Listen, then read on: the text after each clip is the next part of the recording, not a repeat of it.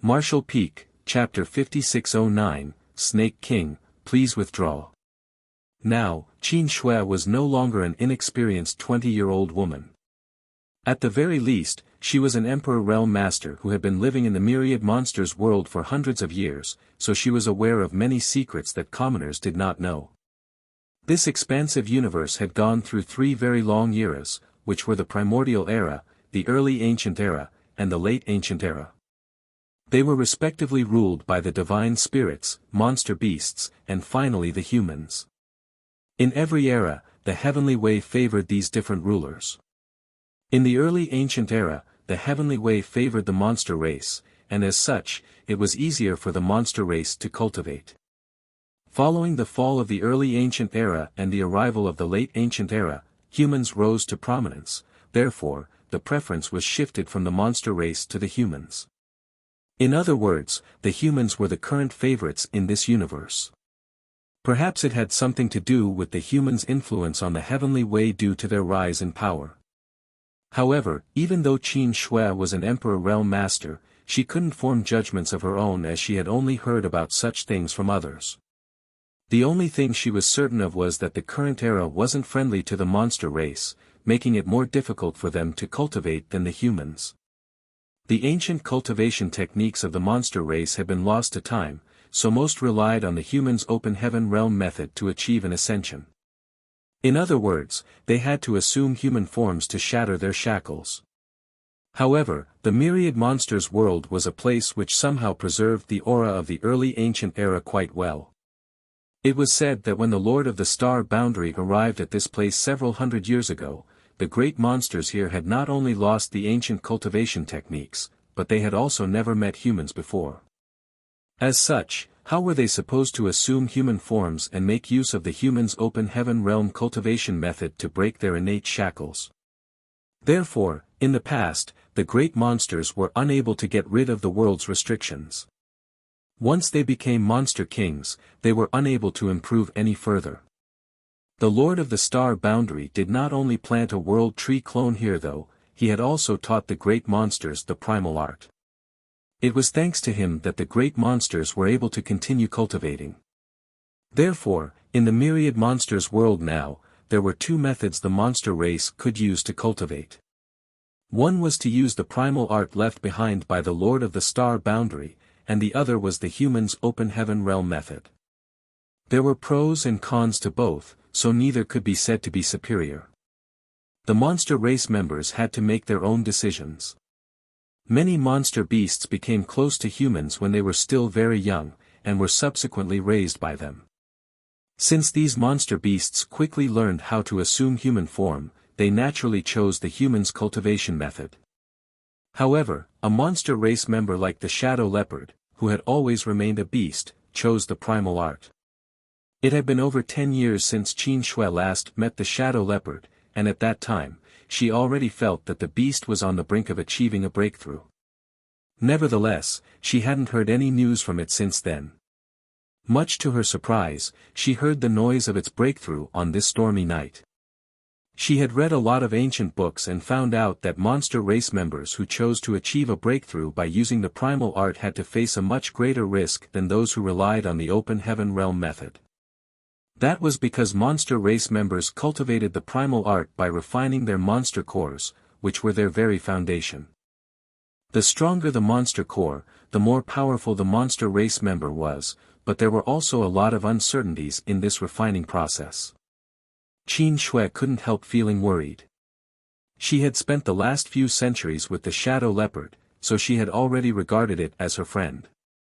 In her heart, this monster race member was just as important as her husband and children. Now that the Shadow Leopard was at the most critical moment of its ascension, it was only natural that she was anxious. Just then, another roar reverberated across the sky. Following the roar, thick monster chi permeated the area as though it had materialized. In an instant, the peak was surrounded by a layer of fog kacha. As though responding to the Shadow Leopard's roar, a bolt of lightning struck from the sky. Qin Shui could faintly see that on the peak, the Shadow Leopard spat out a round object that soon hovered above its head. It was the Shadow Leopard's monster core. A bolt of lightning struck down at the small monster core like it was a long whip. Qin Shui flinched as though she was the one being whipped. She widened her eyes and looked intently at the shadow leopard. The originally still monster core started rotating around after being hit by the lightning. Threads of lightning whirled around the dark monster core and formed some cracks in it. The shadow leopard growled as its monster chi surged to repair its monster core. Just like how the humans had to go through a world baptism when achieving an ascension, monster race members experienced a similar trial. However, the current situation was more dangerous than the trials humans had to face. After all, the heavenly way was in favor of the humans presently. If a monster race member relied on the open heaven method to achieve a breakthrough, they were essentially complying with the heavenly way. However, if they chose the primal art, they were defying the heavens. As such, the wrath of lightning wasn't just a trial, but a heavenly tribulation. It was thanks to the primitive environment in the myriad monsters world that the tribulation was less severe. If a monster race member attempted a breakthrough in such a way in any other universe world, it would face an even more ferocious attack. Everything seemed frail beneath the heavenly tribulation.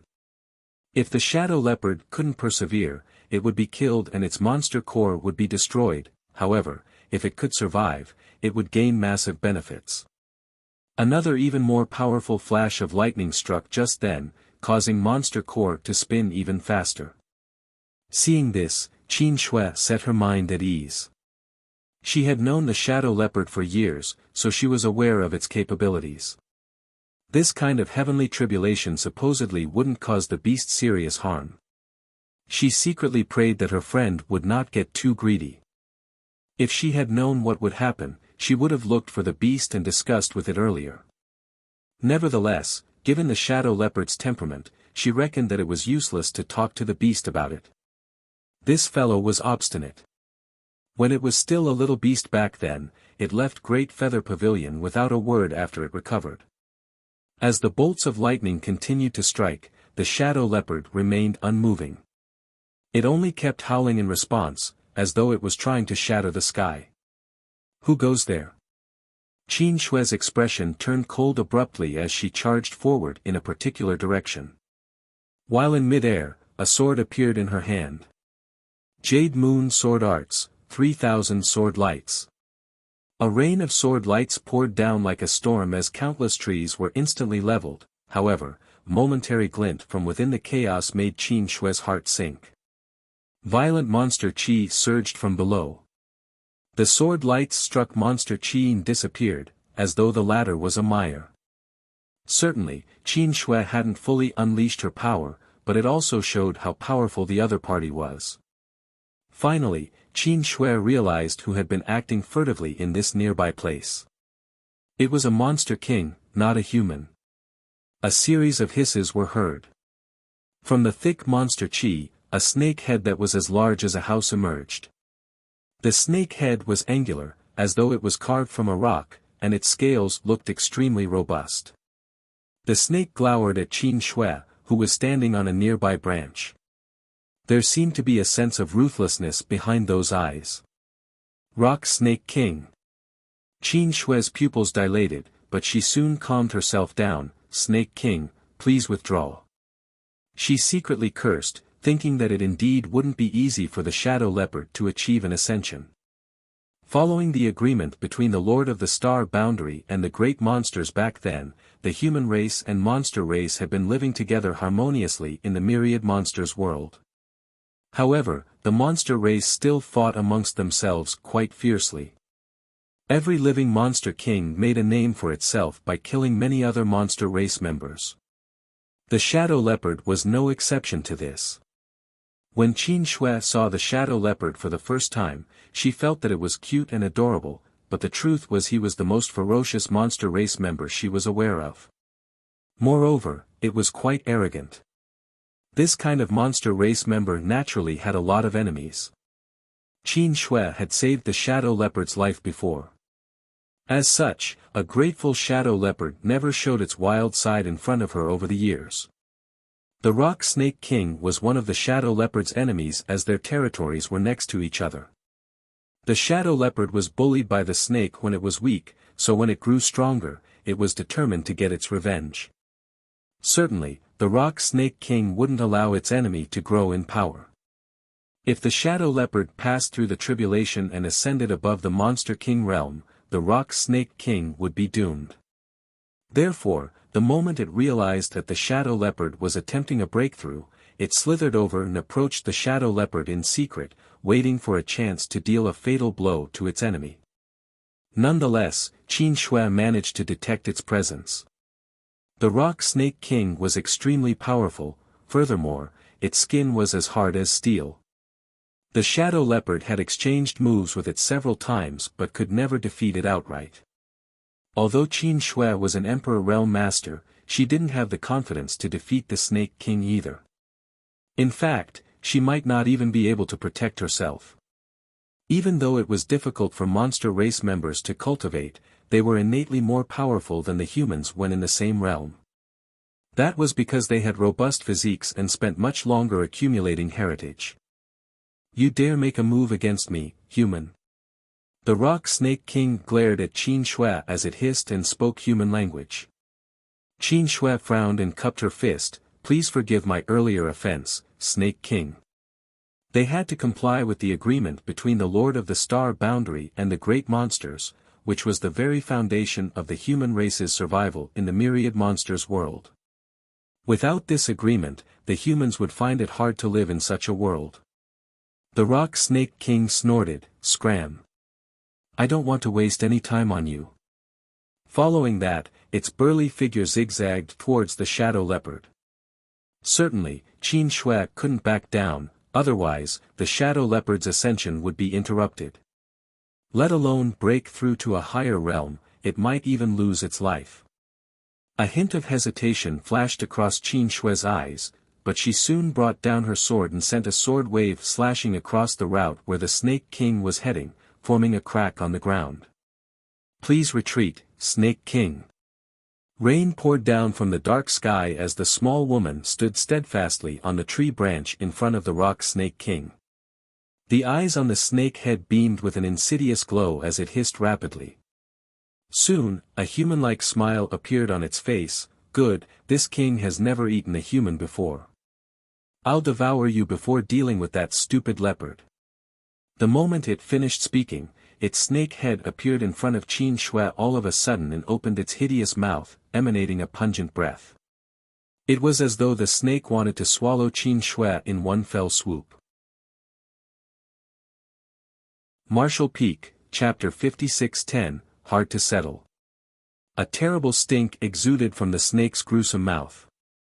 Qin Shui's petite figure was stuck inside the mouth as though she would be devoured at any moment. At the most critical moment, she resisted the snake's teeth with her sword.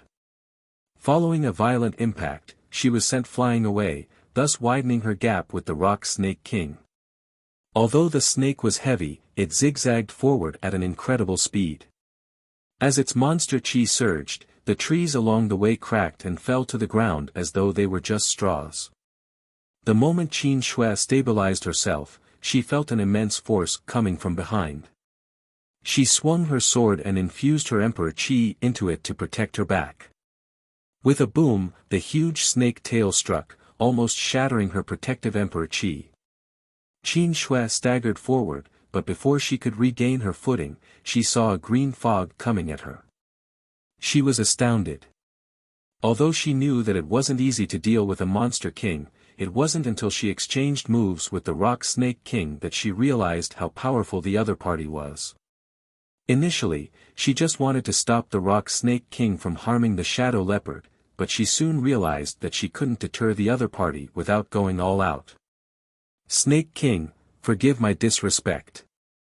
She wielded her sword and cast the fog away with a flash of sword lights that soon formed a light screen and covered the snake. She had used the most powerful method she possessed to strike back. Good. The Rock Snake King was enraged. It let the sword lights rain on it and cut across its robust skin. As its blood streamed down from the wounds, it roared, "Since the agreement has been nullified, what are you all waiting for?" Qin Shui's expression changed drastically. "Snake King, you. The Rock Snake King smiled wickedly, you're the one who broke the agreement first, so it is not our monster race's fault if your sect is destroyed. Several hundred years ago, that master who taught the monster race the primal art agreed with the strongest great monsters of the time, which stated that the two races must not harm each other for no reason. As such, both races had been living together harmoniously for the past few hundred years.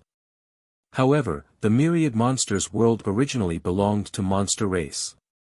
More and more humans appeared in this place with each passing day, and although their existence posed no threat to the monster race, many of these humans had ample vitality in their bodies. Therefore, monster race members coveted them. If they could devour these cultivators, it would be beneficial to their growth. Many monster kings intended to eat these humans as food, however, they were unable to do so since there was an agreement in place. Nonetheless, several hundred years had passed, so the initial fear which enforced the agreement was less oppressive now. The monster race only needed a chance to nullify the agreement. Only now did Qin Shui figure out that the Rock Snake King did not only want to get its revenge, but was also plotting against the humans when it decided to interrupt the Shadow Leopard's ascension. Streams of monster chi started surging from all directions suddenly. They were all monster kings who were just as powerful as the Rock Snake King. These monster kings approached in the rain. Qin Shui was naturally flustered. Many figures emerged from Great Feather Pavilion and looked into the distance. The Shadow Leopard's ascension, the fight between Qin Shui and the Snake King, and the Snake King's roar were by no means quiet, so there was no way those from Great Feather Pavilion didn't hear them. Among the crowd, a young woman, who resembled Qin Shui, exclaimed with a flustered expression, "Mother is over there." Several second-order Open Heaven Realm Masters, who were in charge of the Great Feather Pavilion, sported solemn expressions. Given their strength, they were not afraid of those monster kings. Regardless of how powerful monster kings were, they hadn't broken free from the world's restrictions. On the other hand, even though their order was low, they were still Open Heaven Realm Masters. These monster kings were not comparable to them at all. However, these humans couldn't make a move, otherwise, the peace that had been sustained for hundreds of years in the myriad monsters world would be shattered. When that happened, the entire myriad monsters world would descend into chaos. They couldn't possibly bear the responsibility. How could Qin Shui be so foolish to make a move on a monster king? One second-order master snapped. As he spoke, he took a step forward, "I'll bring her back." The humans were not supposed to meddle in the monster race's affairs. Nevertheless, after the second-order master took 2 steps forward, a figure stood in his way. She was the young woman who resembled Qin Shui, and although her cultivation was low, she still spread her arms and stood steadfastly there. "You can't go, Elder. Leopard King is achieving an ascension, and the Snake King is its enemy. If you bring Mother back, Leopard King will be killed. If I don't bring your mother back, she will die. If she's killed by a monster king, we won't even be able to avenge her death." The second-order elder stared at the young woman, who appeared hesitant. "Step aside," the elder ordered. Tears welled up in the young woman's eyes as she didn't know what to do. After a sigh, a middle-aged man emerged from the crowd. "I'll go over." He was also an Emperor Realm Master. The young woman called out in pleasant surprise, "Father." The middle-aged man lovingly stroked the young woman's head and looked at the second-order master. "Please look after Schwanger, Elder." The elder frowned and said solemnly, "You mustn't act on a whim." The middle-aged man smiled, "Don't worry." The next moment, he turned into a ray of light and charged forward. Meanwhile, a large area of the forest where Qin Shui and the Rock Snake King were fighting had been leveled, covered with a thick green fog. Inside the poisonous fog, sword lights could faintly be seen flickering. The fight between them had reached a climax. Although Qin Shui had condensed her Dao Seal, she still found it hard to deal with a monster king who was only one step away from achieving a breakthrough. Moreover, her Emperor Qi was draining quickly as she needed to defend herself from the poisonous fog and fight at the same time. There was no doubt she was in a perilous situation. Just then, a figure boldly charged into the fog with a sword in hand and joined the fight. As he and Qin Shui joined forces, they were able to fend off the Rock Snake King's violent attacks. There's one more here. Very good. The Rock Snake King guffawed at how foolish these humans were. Since one more human had joined the fight, things would be simpler for Monster Race. It had made the right decision to persuade the other Monster Kings to take action together. The middle-aged man wrapped his arm around Qin Shui's waist and flew backwards for several hundred meters. The moment they left the fog, the man shouted, "Snake King, why don't we stop things here?" "In your dreams." The Rock Snake King shot out of the fog. Although its figure was huge, it was extremely agile. The snake opened its mouth and hissed, "Since you dare make a move, don't even think about leaving this place alive." "So be it," the middle-aged man put on a bitter smile. He knew that they couldn't settle the problem easily, but he still wanted to give it a try. As such, he wasn't disappointed when he failed. Then, he lifted his sword and surged his Emperor Qi before shouting, "I, Ho Qin Hai and my wife will take responsibility for today's matter. It has nothing to do with anyone else. Please abide by the agreement, Monster Kings. Don't be fooled by any unscrupulous villain and risk ruining your futures." His voice traveled for quite a distance, and the Monster Kings, who were crossing the borders and approaching them, were startled for a moment, but they soon shrugged it off. Inside Great Feather Pavilion, the Second-Order Elder sighed. He had already expected this kind of outcome when Ho Qin Hai offered to go, but he was unable to stop him. The young woman cried, "Father! Mother!" Just as she was about to dash forward, the Second-Order Elder tapped his hand on her head, and the young woman collapsed. "Take her inside," the Elder ordered. Some senior sisters who were close to her carried her and entered the pavilion. Several Second-Order Elders looked in the battlefield's direction and sighed. "I'm afraid this issue will be hard to settle. Since we're here, Great Feather Pavilion will be safe. The Monster Kings won't have the guts to attack us. I'm worried today's incident will affect the current affairs in the Myriad Monsters world. If the Monster Race members turn hostile against the humans as a whole, we will be held responsible. We have to inform the High Heaven Palace about this and ask them to help settle this issue. Do we just let Qin Hai and Qin Shui fight on their own? There are monster emperors in the Myriad Monsters world. If we make a move, those monster emperors won't stay silent and do nothing. Unless we're ready to fight the entire monster race, we mustn't act rashly." Someone let out a long sigh. They were powerless to solve this crisis. After all, they were only Second-Order Open Heaven Realm Masters, so they were not powerful enough to suppress all the monster race members in the Myriad Monsters world. It was a pity that two bright disciples were in trouble. Both Ho Qin Hai and Qin Shui had the potential to directly ascend to the Fifth Order. They had already condensed their Dao seals and just had to keep cultivating for another century or two before making that final breakthrough. Although the elders were frustrated, they were unable to stop it. They were aware of Qin Shui's relationship with the Leopard King. Since the Leopard King was attempting a breakthrough, it was only natural that Qin Shui would stand up for it. On the battlefield, Ho Qin Hai and Qin Shui joined forces and finally suppressed the Rock Snake King. However, they were not one bit pleased, for they could feel the streams of powerful monster qi approaching. "I'm sorry for dragging you into this, husband," Qin Shui sent a divine sense transmission apologetically. Ho Qin Hai chuckled as he replied, "What are you saying? Since we're married, we will live and die together, there's nothing for you to apologize about. Moreover, this matter is not irresolvable." "Husband, you mean?" Ho Qin Hai shifted his attention to the Shadow Leopard. "If Leopard King successfully breaks through, it will be able to protect us." Qin Shui's eyes brightened. Earlier, she was too anxious to realize this. Upon her husband's reminder though, she finally understood they were not in a hopeless situation. Indeed, if the Shadow Leopard could achieve a breakthrough and become a monster emperor, it would be able to save them. Following a flash of lightning, a gigantic figure appeared in the sky and let out a high-pitched call. Thick monster Qi was approaching fast from the sky. Ho Qinghai's expression changed as he looked up and saw a huge figure descending. Iron Wing Eagle King. It would take most monster kings some time to arrive, but the Iron Wing Eagle King could move swiftly, so it naturally appeared sooner than the others. Seeing that the Rock Snake King was besieged, the eagle swooped down to lend its aid.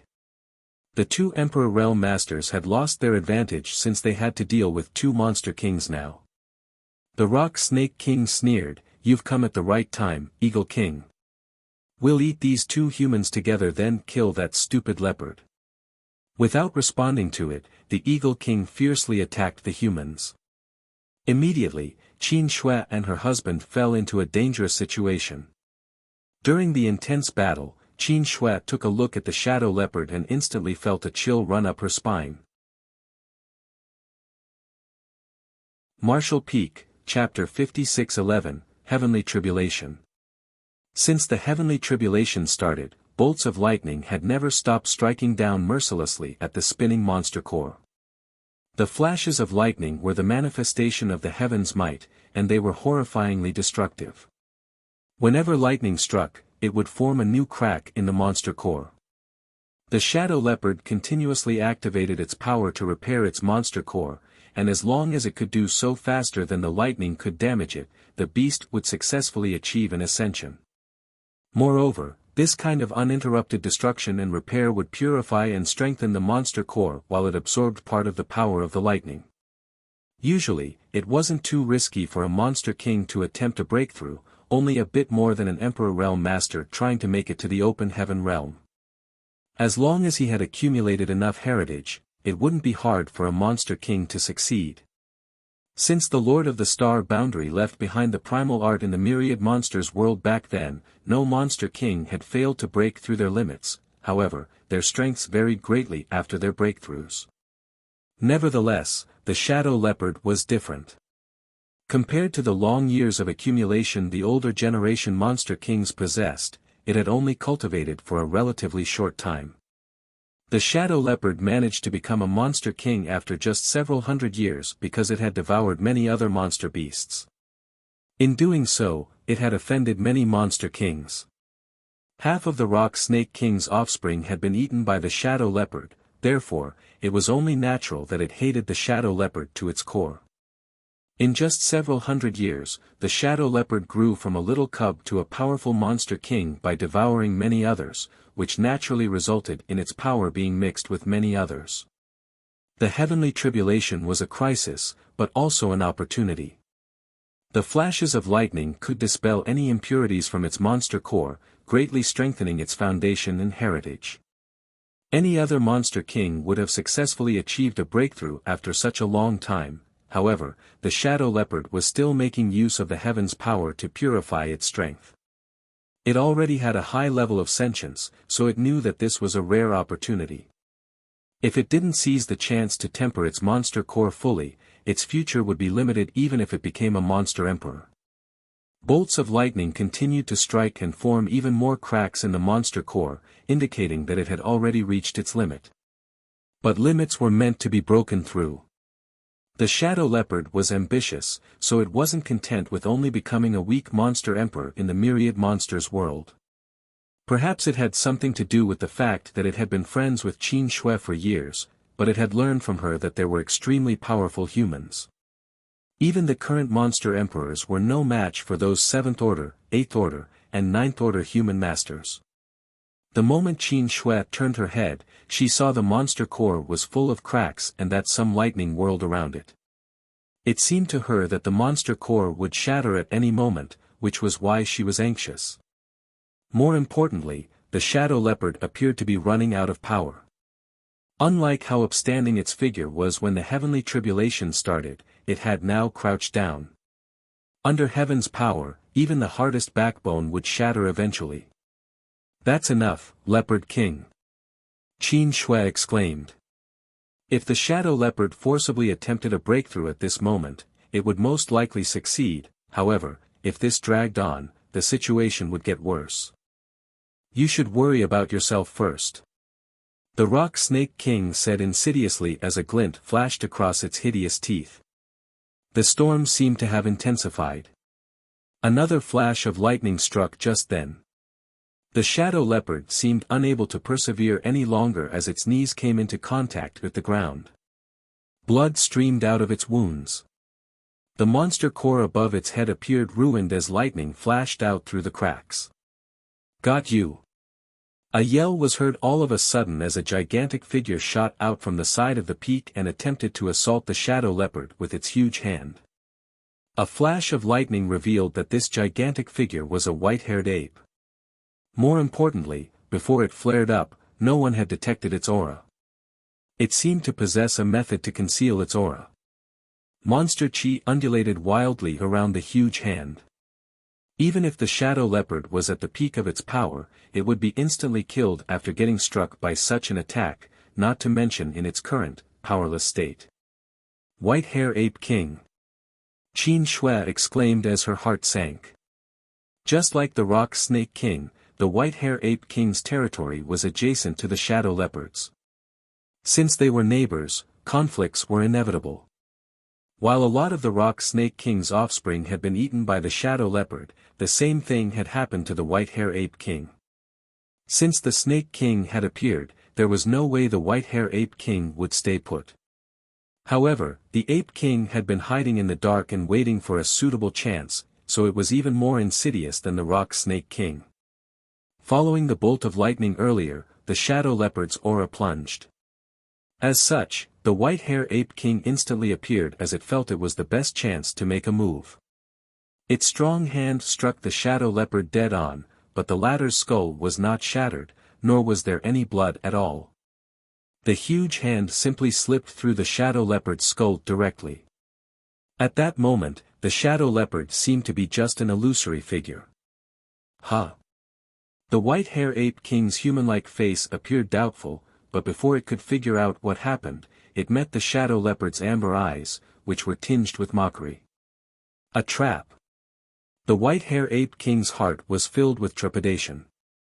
Although he had no idea what kind of divine ability the shadow leopard had used just now, the latter must have hidden it for such a moment. Both monster kings were so close they could feel each other's breath. The shadow leopard's aura appeared weak just moments ago, but now it surged all of a sudden. Its sharp claws accurately ripped open the White Hair Ape King's abdomen, causing blood to splash out wildly. Under normal circumstances, it wouldn't have been possible for the shadow leopard to kill the White Hair Ape King in such a way, not to mention that it was exhausted. However, the White Hair Ape King thought that the shadow leopard was doomed, so it had put down all its defenses when assaulting the latter. That was how the shadow leopard succeeded in one blow. A single moment was long enough to determine the White Hair Ape King's fate. The instant the shadow leopard retracted its claws, a fist-sized monster core was pulled out. Without hesitation, the shadow leopard stuffed the monster core into its mouth and gulped it down. The White Hair Ape King wasn't dead yet, but since its monster core was lost, around 90% of its cultivation was gone for good. Nonetheless, it was a monster race member, so it had intrepid vitality. If it could escape and spend some time recuperating, it might just survive. However, it would take a very long time for it to become a monster king again, if that was even possible. Gotcha. Another bolt of lightning struck. The White Hair Ape King's face filled with terror. The shadow leopard didn't have the spare time to finish its opponent off, but the Ape King couldn't possibly resist the heavenly tribulation in its current state. As lightning hit the Ape King, it exploded and turned into ash. The shadow leopard was at the most critical moment of its ascension and it was initially running out of power, but after it devoured a monster king's monster core, its power had been significantly replenished. Some of the monster core's power was of course wasted since the shadow leopard didn't have time to absorb it properly, nevertheless, it was the last of the beast's concerns. Presently, it surged its monster chi to repair its monster core, healing the old cracks just as more were formed under the heavenly tribulation. The shadow leopard knew that if this dragged on, it would lose its life, so without hesitation, it swallowed the monster core in front of it. At that instant, lightning swirled around its figure.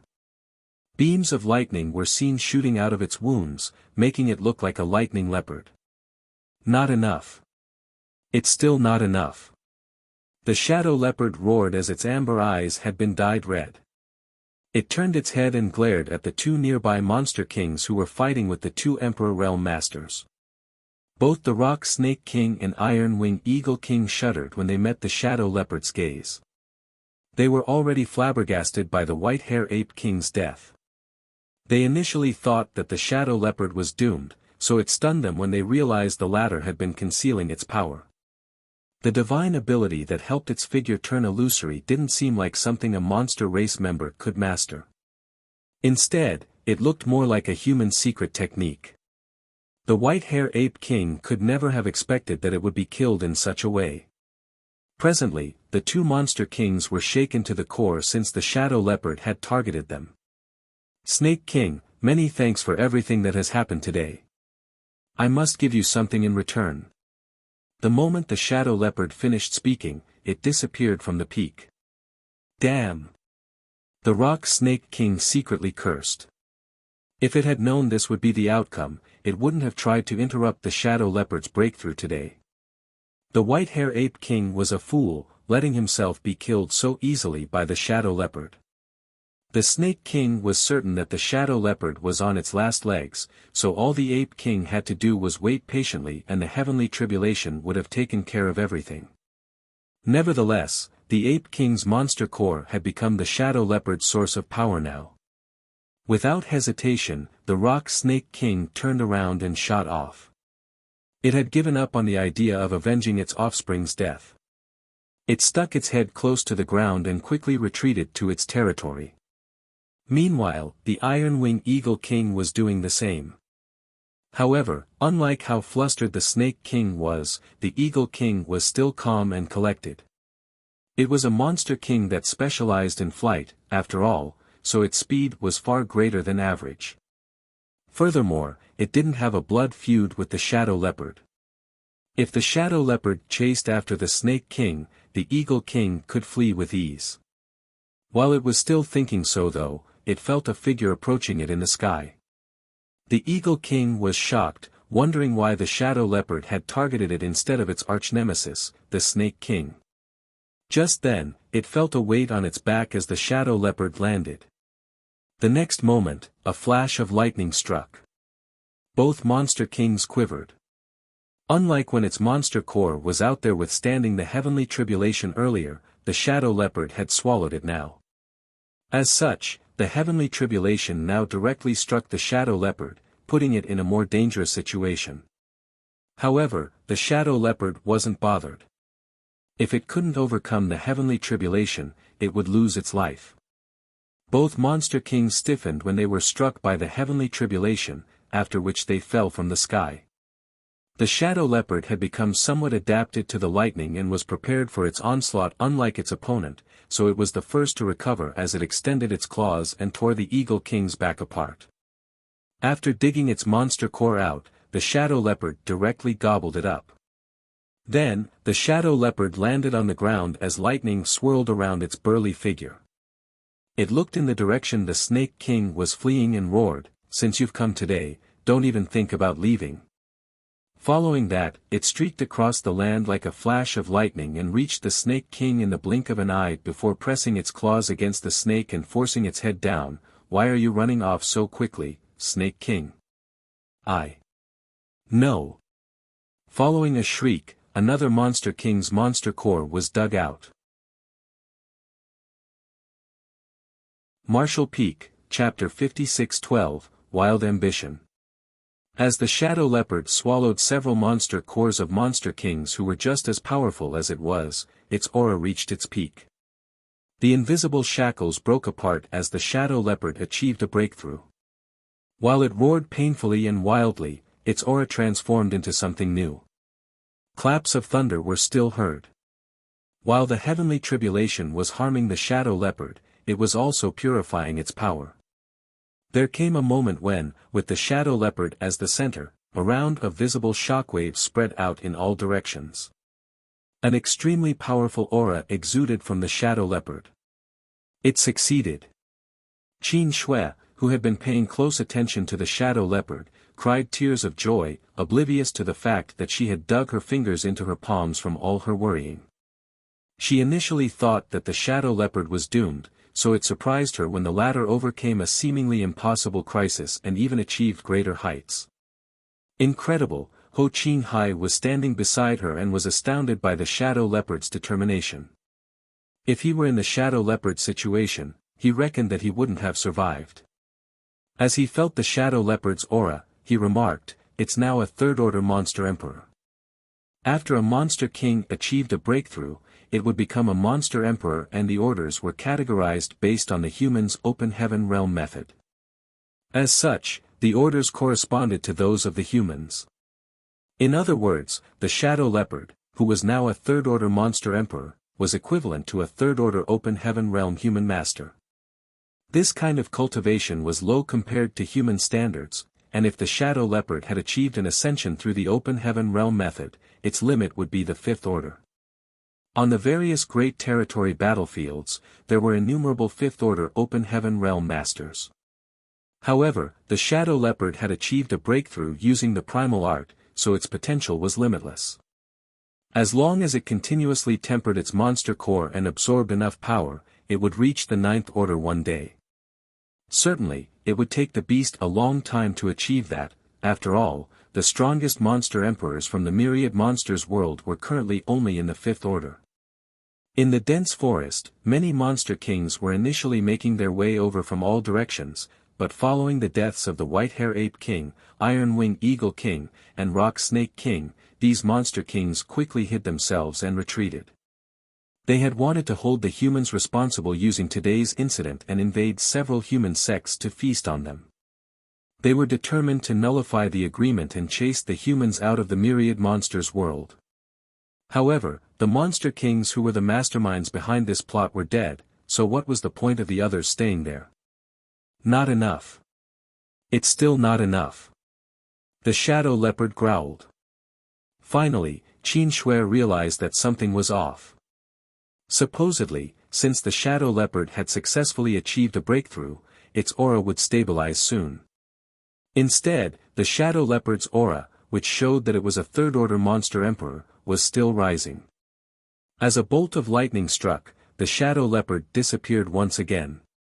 Soon, a shriek was heard from the distance as a monster king questioned furiously, "Why?" Following the monster king's demise, the dark clouds, which were initially fading, returned. The heavenly tribulation seemed to be brewing again in those dark clouds. Another roar was heard moments later. The originally quiet forest became clamorous as though a handful of salt had been thrown into a frying pan full of hot oil. These monster kings seemed to have detected danger, so they stopped hiding and madly surged their powers to retreat to their territories as quickly as possible. A monster king growled, "Leopard King, since you've become a monster emperor, why do you still want to kill us ruthlessly?" The shadow leopard didn't answer the question as it focused on killing and devouring. Qin Shui's face turned pale again as she looked up at the increasingly thick dark clouds and the flashes of lightning. What is it trying to do?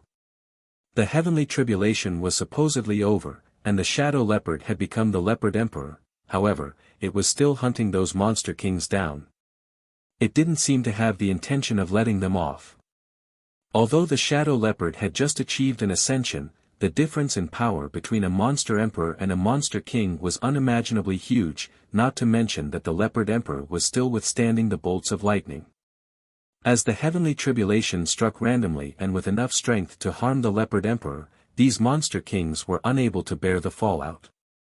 The auras of these powerful monster kings subsequently disappeared, and in the blink of an eye, 4 or 5 monster kings had been killed. The shadow leopard was dexterous to begin with, and now that it had become a monster emperor, it could move even faster. From a bird's eye view, one could see a leopard moving across the land like a flash of lightning. The shadow leopard was badly injured, but it had never felt more alive than it did today. It knew that it had made the right decision. The third-order monster emperor realm wasn't the end of its ascension this time. Ho Qin Hai was dumbfounded, but he soon recalled something. Great Emperor. What? Qin Shui was startled for a moment before coming to her senses. Husband, you mean it is trying to become a great emperor of the myriad monsters world? That's the only possibility. Ho Qin Hai nodded with certainty. Did you tell it about the great emperors? Qin Shui nodded. It did ask me about it once. In fact, most monster kings are aware of the existence of great emperors. When they became monster emperors, they certainly hoped to become great emperors as well. However, none of them have received the acknowledgement of the world's will over the years. As such, there has never been a great emperor in the myriad monsters world. Ho Qin Hai sighed. It seems that the leopard emperor has found a way to become a great emperor. Perhaps the leopard didn't look for the way as it merely conformed to the heavenly way of this world. There was no order to speak of among the monster race. Compared to humans, monster race members lived in a constant state of battle. Furthermore, the myriad monsters world's environment was primitive. Regardless of what the shadow leopard had done, it had undoubtedly garnered the attention of the world's grand Tao. If it succeeded, it would most likely become a great emperor. However, if it failed, it would be doomed. It was a huge gamble. The dark clouds showed signs of dissipating after the shadow leopard first became a monster emperor, but as its aura continued to rise and it relentlessly killed and devoured other monster kings, the dark clouds reconstituted and grew in scale. Flashes of lightning struck down at the shadow leopard like whips, both wounding it while also purifying its aura all at once. The shadow leopard, which was originally a third-order monster emperor, was about to break through to the fourth order. As such, it became increasingly easy for it to kill other monster kings. A monster king that looked like a fox had returned to its territory and withdrawn its aura. While hiding in its den, it shuddered. However, the next moment, the earth was lifted off as a figure with lightning whirling around it appeared above the fox's head. Its eyes were like two blood moons as it glared at the fox. A monster. The fox spoke in human language with anxiety. Its voice was soft and demure, so one could imagine that if the fox assumed human form, it would be a seductive woman. Its mind had turned blank at the most critical moment, so it could only muster such a response. Damn you, Leopard Emperor! You demon! The shadow leopard yanked the fox out of the den and opened its bloody maw to devour its prey. Leopard Emperor, stop! A growl that sounded like it came from a hefty beast was heard at that moment. In the distance, a gigantic figure rushed over and landed in front of the shadow leopard. It was a monster with an ox head and a human body. The two horns on its head made it look intimidating, and scorching breath was seen puffing out from its nostrils. Given its power, it was already able to assume a full human form. Nevertheless, it seemed too lazy to do so and only took a half-human form to move around more easily. Save me, sir! The fox exclaimed. You're finally here. The shadow leopard directly stuffed the fox into its mouth and chewed it as blood spilled through its teeth. There was no doubt the beast was cruel and merciless, its eyes appearing nonchalant, as though it had just killed an ordinary monster beast instead of a powerful monster king. Bolts of lightning continued to hit the shadow leopard which made it quiver. The ox-head monster emperor was both shocked and furious as he roared, "You dare!" The fox was the ox's favorite concubine as it knew many tricks to infuse some fun into its boring life. The ox was shocked to see the fox being killed right before its eyes. The shadow leopard's voice sounded like a sneer, "So what if I've killed her? Do you want to avenge its death?" The breath emitted from the ox-head monster emperor's nostrils seemed to have materialized, which showed how incensed it was. Nevertheless, it forced itself to calm down and nodded. "Leopard Emperor, since you're also a monster emperor now, you should comply with the rules in this world and mustn't kill monster kings as you please." No one had set such rules, but a tacit agreement had been passed down over the generations. The ox-head monster emperor initially thought that since it had personally shown up to deal with the matter, the shadow leopard would give it some face, but much to its surprise, the shadow leopard didn't show any regard for it at all. If the shadow leopard were any other monster emperor, the Ox-Head Monster Emperor wouldn't have let it off so easily. Monster race members loved fighting, after all, and it had been a monster emperor in the myriad monsters world for 300 years, so it wasn't afraid of anyone. However, the Leopard Emperor's aura showed that it was about to reach the Fourth Order, and heavenly lightning continued to strike it. As such, the Ox-Head Monster Emperor wasn't willing to get into a conflict with it. It hoped that the Shadow Leopard would be killed by the lightning. "Why don't you finish your heavenly tribulation first? We can talk after that." "Cut the crap. Do you think this emperor doesn't know that you're the one behind all this? That slut must have instigated you to do this as well. I was going to look for you anyway, but since you're here already, it saved me some trouble." "You wanted to look for me?" The Ox-Head Monster Emperor widened its eyes and looked at the Shadow Leopard in disbelief. The Shadow Leopard laughed cruelly, "Give me your monster core and I'll spare your life." The moment it finished speaking, it turned into a flash of light and charged towards the Ox-Head Monster Emperor. The heavenly tribulation still hadn't ceased, and the Shadow Leopard wasn't so foolish as to think that the other party would agree to its demand, so it struck first.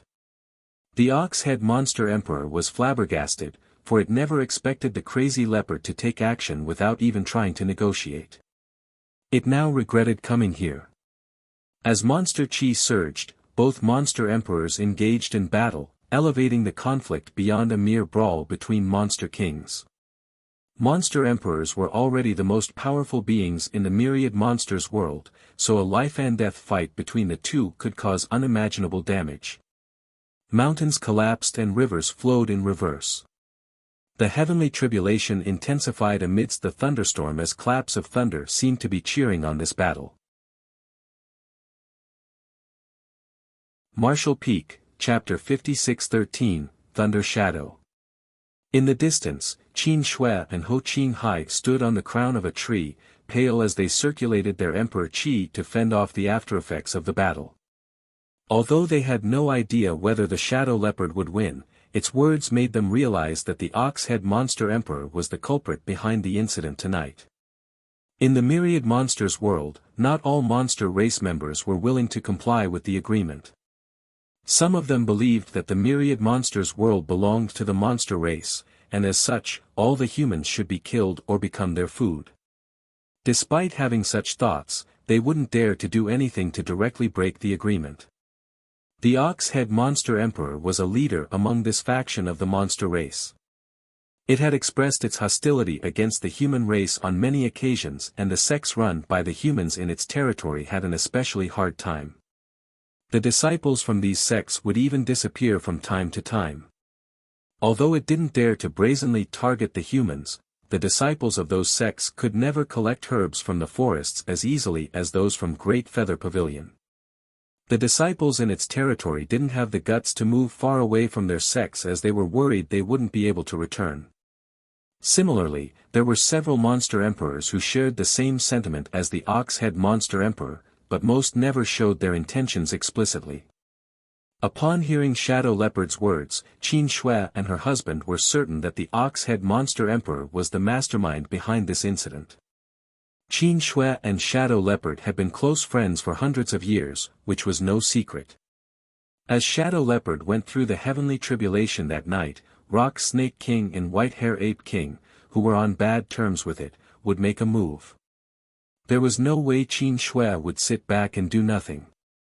Once she decided to meddle though, it was no different from destroying the agreement. As such, there wouldn't be a problem for those of the monster race to flare up and retaliate. It was hard to imagine that a monster race member could come up with such a vicious plan. After all, the Ox-Head Monster Emperor looked like a forthright being. Nevertheless, monster emperors were no less intelligent than humans. Everywhere in the myriad monsters world, some monster race members were secretly paying close attention to the battle between these two monster emperors. They were not monster kings, who were unable to have a hand in the battle between two monster emperors. Those who could watch this fight were all monster emperors in the myriad monsters world. This single breakthrough had affected the entire myriad monsters world. Qin Shui was worried that if Shadow Leopard lost the fight, the myriad monsters world would descend into turmoil. She wasn't certain if Shadow Leopard would win. Although its aura suggested that it was only one step away from becoming a fourth-order monster emperor, it was badly injured because of the heavenly tribulation. Moreover, it had just achieved a breakthrough, so no one knew how much of its power it could utilize. On the other hand, even though the Ox-Head Monster Emperor was only a third-order monster emperor as well, it had been 300 years since it entered that realm. Not only did it have ample heritage, it was also steady and obstinate. There was no doubt it was a formidable opponent for Shadow Leopard. Shadow Leopard's growls and Ox-Head Monster Emperor's bellows reverberated across the sky. These two gigantic figures crashed into the ground, causing a radius of 10,000 kilometers around them to tremble. Lightning continued to strike Shadow Leopard, increasing its wounds. Presently, it was fighting against the heavens and a monster emperor, making this the greatest crisis it had ever faced. However, it was the Ox-Head Monster Emperor who felt increasingly terrified. Although the heavenly tribulation mainly struck Shadow Leopard, its fallout was giving the Ox-Head Monster Emperor a hard time. Although it was a third-order monster emperor, such fallout was still deadly to it, and as more time passed, the impact would only become more pronounced. The Ox-Head Monster Emperor was also astonished that instead of plummeting, Shadow Leopard's aura continued to rise. "Just die already!" Shadow Leopard roared. The Ox-Head Monster Emperor was both terrified and furious. It had already regretted making use of the Shadow Leopard's ascension to deal with the humans. Initially, it was worried that the stronger Open Heaven Realm Masters might intervene to ruin its plan, but it never crossed its mind that before it could even carry out its plot, it would be destroyed by Shadow Leopard. Another bolt of lightning struck, as though responding to Shadow Leopard's roar. The Ox-Head Monster Emperor widened its eyes in disbelief because it realized that Shadow Leopard had broken through to the fourth-order Monster Emperor realm. Such an incident was simply unheard of. Usually, when a Monster King became a Monster Emperor, its order would be fixed. It was inconceivable that even though Shadow Leopard had become a Monster Emperor, it could still ascend to the next order during its heavenly tribulation. Initially, both of them were third-order Monster Emperors, so the Ox-Head Monster Emperor had the confidence to oppose Shadow Leopard since it had been hundreds of years since its own ascension. However, the moment Shadow Leopard became a fourth-order Monster Emperor, the Ox-Head Monster Emperor knew that it was doomed. What's more, it felt uneasy because the myriad monsters world seemed to be favoring Shadow Leopard. Presently, Shadow Leopard was no longer defying the heavens, instead, it was harmonizing itself with the will of the myriad monsters world. The Ox-Head Monster Emperor suddenly realized that this was the true grand Tao of the monster race. If it could survive this day, it would only take a short time to make it to the fourth order, and in the future, it would probably have great achievements. However, could it escape from death's door? Its epiphany at this point seemed laughable. It's incredible. Good. Great. Shadow Leopard seemed to have gone mad as its amber eyes were filled with ecstasy when all of a sudden, it stepped backwards. The Ox-Head Monster Emperor, who had been bearing the storm of attacks, could finally take a breather. Although it had no idea why Shadow Leopard suddenly retreated, it did not question this unexpected reprieve. While panting, it took a look at Shadow Leopard, but just as it was ready to say something, it saw Shadow Leopard's robust figure crouching down. One of its paws was in front of the other while it bent both of its back legs. The leopard looked like a bow that was ready to shoot. The Ox-Head Monster Emperor felt a chill running down its spine, for it was most familiar with Shadow Leopard's posture. The posture showed that it was ready to take down its prey. "Hear me out, Leopard Emperor." The Ox-Head Monster Emperor exclaimed despite feeling embarrassed. An unfazed Shadow Leopard roared, "Block my move, and I'll spare your life." Upon finishing its words, it seemed to draw in all the lightning around it before vanishing into the darkness. However, the Ox-Head Monster Emperor wasn't elated at all as it felt the aura of death coming right at it. Faced with the leopard's glare, it involuntarily stiffened. As the lightning struck, the shadow leopard's figure was illuminated. It leaped into the air and pounced on the ox-head monster emperor. As it opened its hideous maw, lightning flickered in it. It was as though the leopard had bolts of lightning in its mouth. Thunder bite. Following a flash of lightning, a low shriek was heard reverberating across the myriad monsters world. Upon hearing the shriek, all monster race members shuddered and remained silent in their dens. A powerful aura died out in the next instant. It had been 800 years since the myriad monsters world opened up to the outside world, but the ox-head monster emperor was the first monster emperor to pass away on it. Following the use of Thunder Bite, the ox-head monster emperor didn't even have the strength to counterattack. It stiffened after the lightning struck its figure.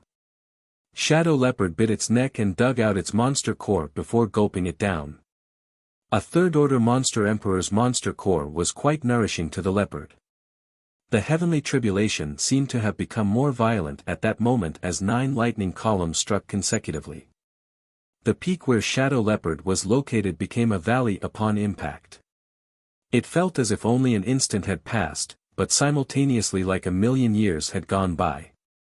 Dark clouds continued to gather in the sky, but there was no more lightning. In the mountain valley, a battered Shadow Leopard got up with difficulty and roared at the sky, after which the dark clouds dissipated. In the void, the figure of a sturdy black leopard was reflected. The figure looked exactly like Shadow Leopard, right down to its fur. Throughout the entire myriad monsters world, wherever the humans and monster race members were, as long as they looked up, they could see this magnificent figure. The world hummed as it seemed to be filled with joy. The Shadow Leopard's illusory figure in the sky warped before transforming into 2 ancient characters. The language didn't belong to the humans or the monster race and seemed to be a direct manifestation of the heavenly way. They represented the world's will, so everyone could recognize their meaning in an instant. Thunder Shadow.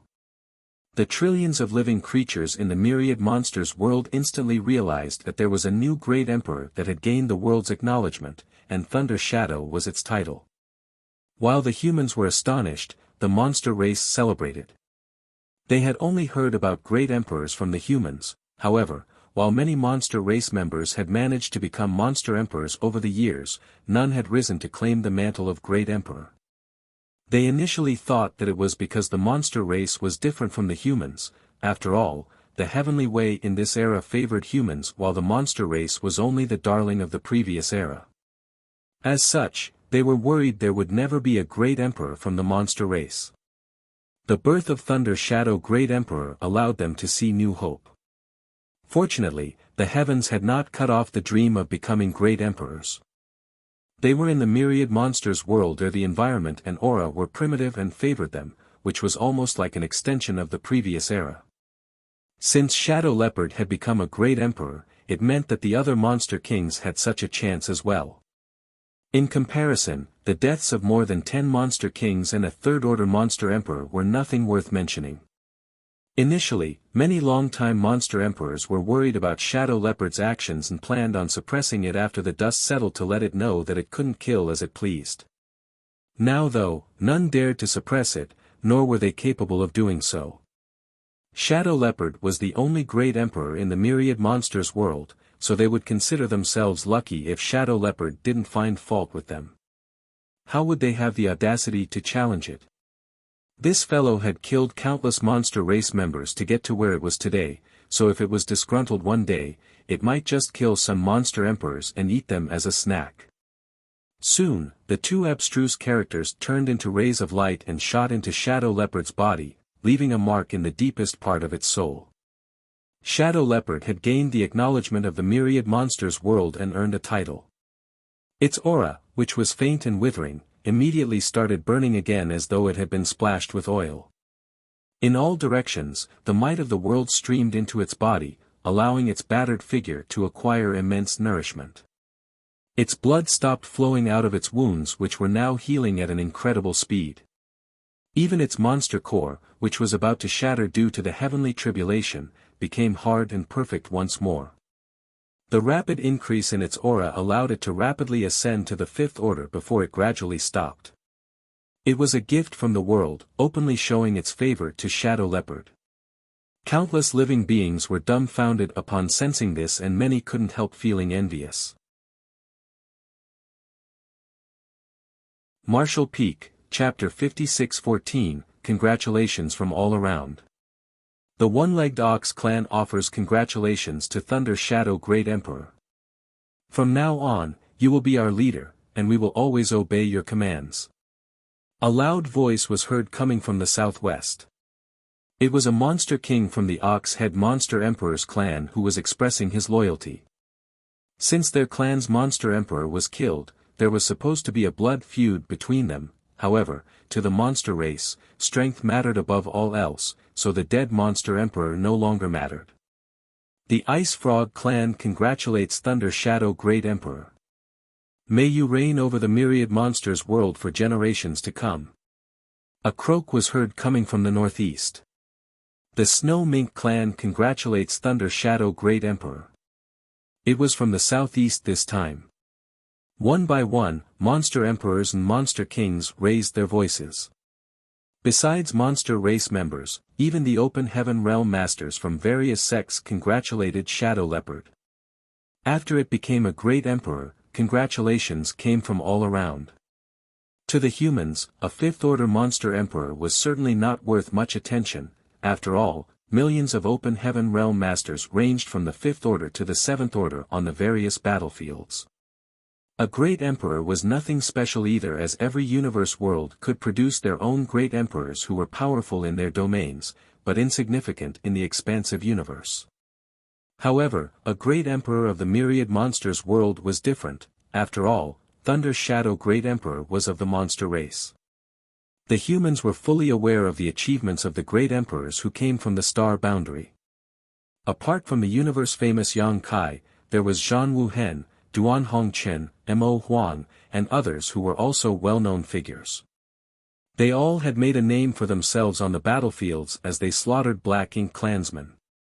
These great emperors only directly ascended to the 6th Order when they made it to the Open Heaven Realm in the past, but now, most of them were already in the 8th Order. 2 or 3 of them were still in the 7th Order, but it wouldn't be long before they made it to the next order. The key was that it had only been about 2,000 years since they first ascended to the Open Heaven Realm. It would take the average person 2,000 or more years just to ascend from the 6th Order to the 7th Order, while it should be impossible to make it to the 8th Order no matter how many resources they had available. After all, it took time to refine resources too. However, by relying on their identities as great emperors or the star boundary, they were able to take advantage of the abundant world force drawn in and purified by the world tree clone to shorten the time they needed to cultivate, allowing them to create countless miracles. Unfortunately, every universe world had its limit. The world's bottle in the star boundary was already full, and all the positions had been occupied. Unless a great emperor fell, there wouldn't be new ones rising up. Hence, no one else could enjoy this advantage. Perhaps the capacity in the star boundary would increase in the future, but that would take a long time, and there would surely be fierce competition for any newly opened spot. In the beginning, the world's bottle of the star boundary could only accommodate 10 great emperors, but that number had expanded to 12 now. Apart from the star boundary though, there was also the myriad monsters world. The first great emperor from the monster race was born in the myriad monsters world today. Although it was currently only a 5th Order monster emperor, everyone knew the monster emperor titled Thunder Shadow would be able to grow in power at an unimaginable pace. If the Shadow Leopard had used the Open Heaven Realm method to achieve its ascension, its limit would be the 7th Order since it was now in the 5th Order. However, it had achieved a breakthrough by relying on the primal art. As such, it had a chance to make it to the 8th Order or even the 9th Order. Once it became a 9th Order monster emperor, given how fierce the monster race was, perhaps no human 9th Order Open Heaven Realm master would be a match for it. Certainly, the humans wouldn't dare to disregard such a rising star, not to mention that it was the only great emperor in the myriad monsters world for now. In other words, the entire universe world was its territory. Since the humans wanted to make a living in this world, they had to give face to the Shadow Leopard. At that instant, many people shifted their attention to the Great Feather Pavilion. They were aware the Great Emperor was good friends with a woman from the Great Feather Pavilion. It was a well-known fact that it was hard to get along with the monster race, but they reckoned that they could try approaching those from the Great Feather Pavilion. As long as they could strike up a relationship with Thunder Shadow Great Emperor through Great Feather Pavilion, that would be beneficial to their sects. Currently, the sects found in the myriad monsters world were all smaller great forces. The truly powerful great forces of the 3,000 worlds had already settled down in the star boundary. The disciples from these smaller great forces wouldn't dare to ignore a great emperor's influence. This was destined to be a restless night.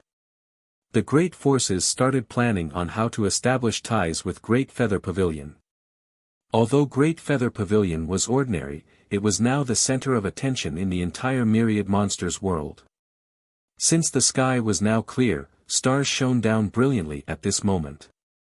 The heavenly tribulation was over as the dark clouds had dissipated. However, Thunder Shadow Great Emperor had fallen into a deep slumber.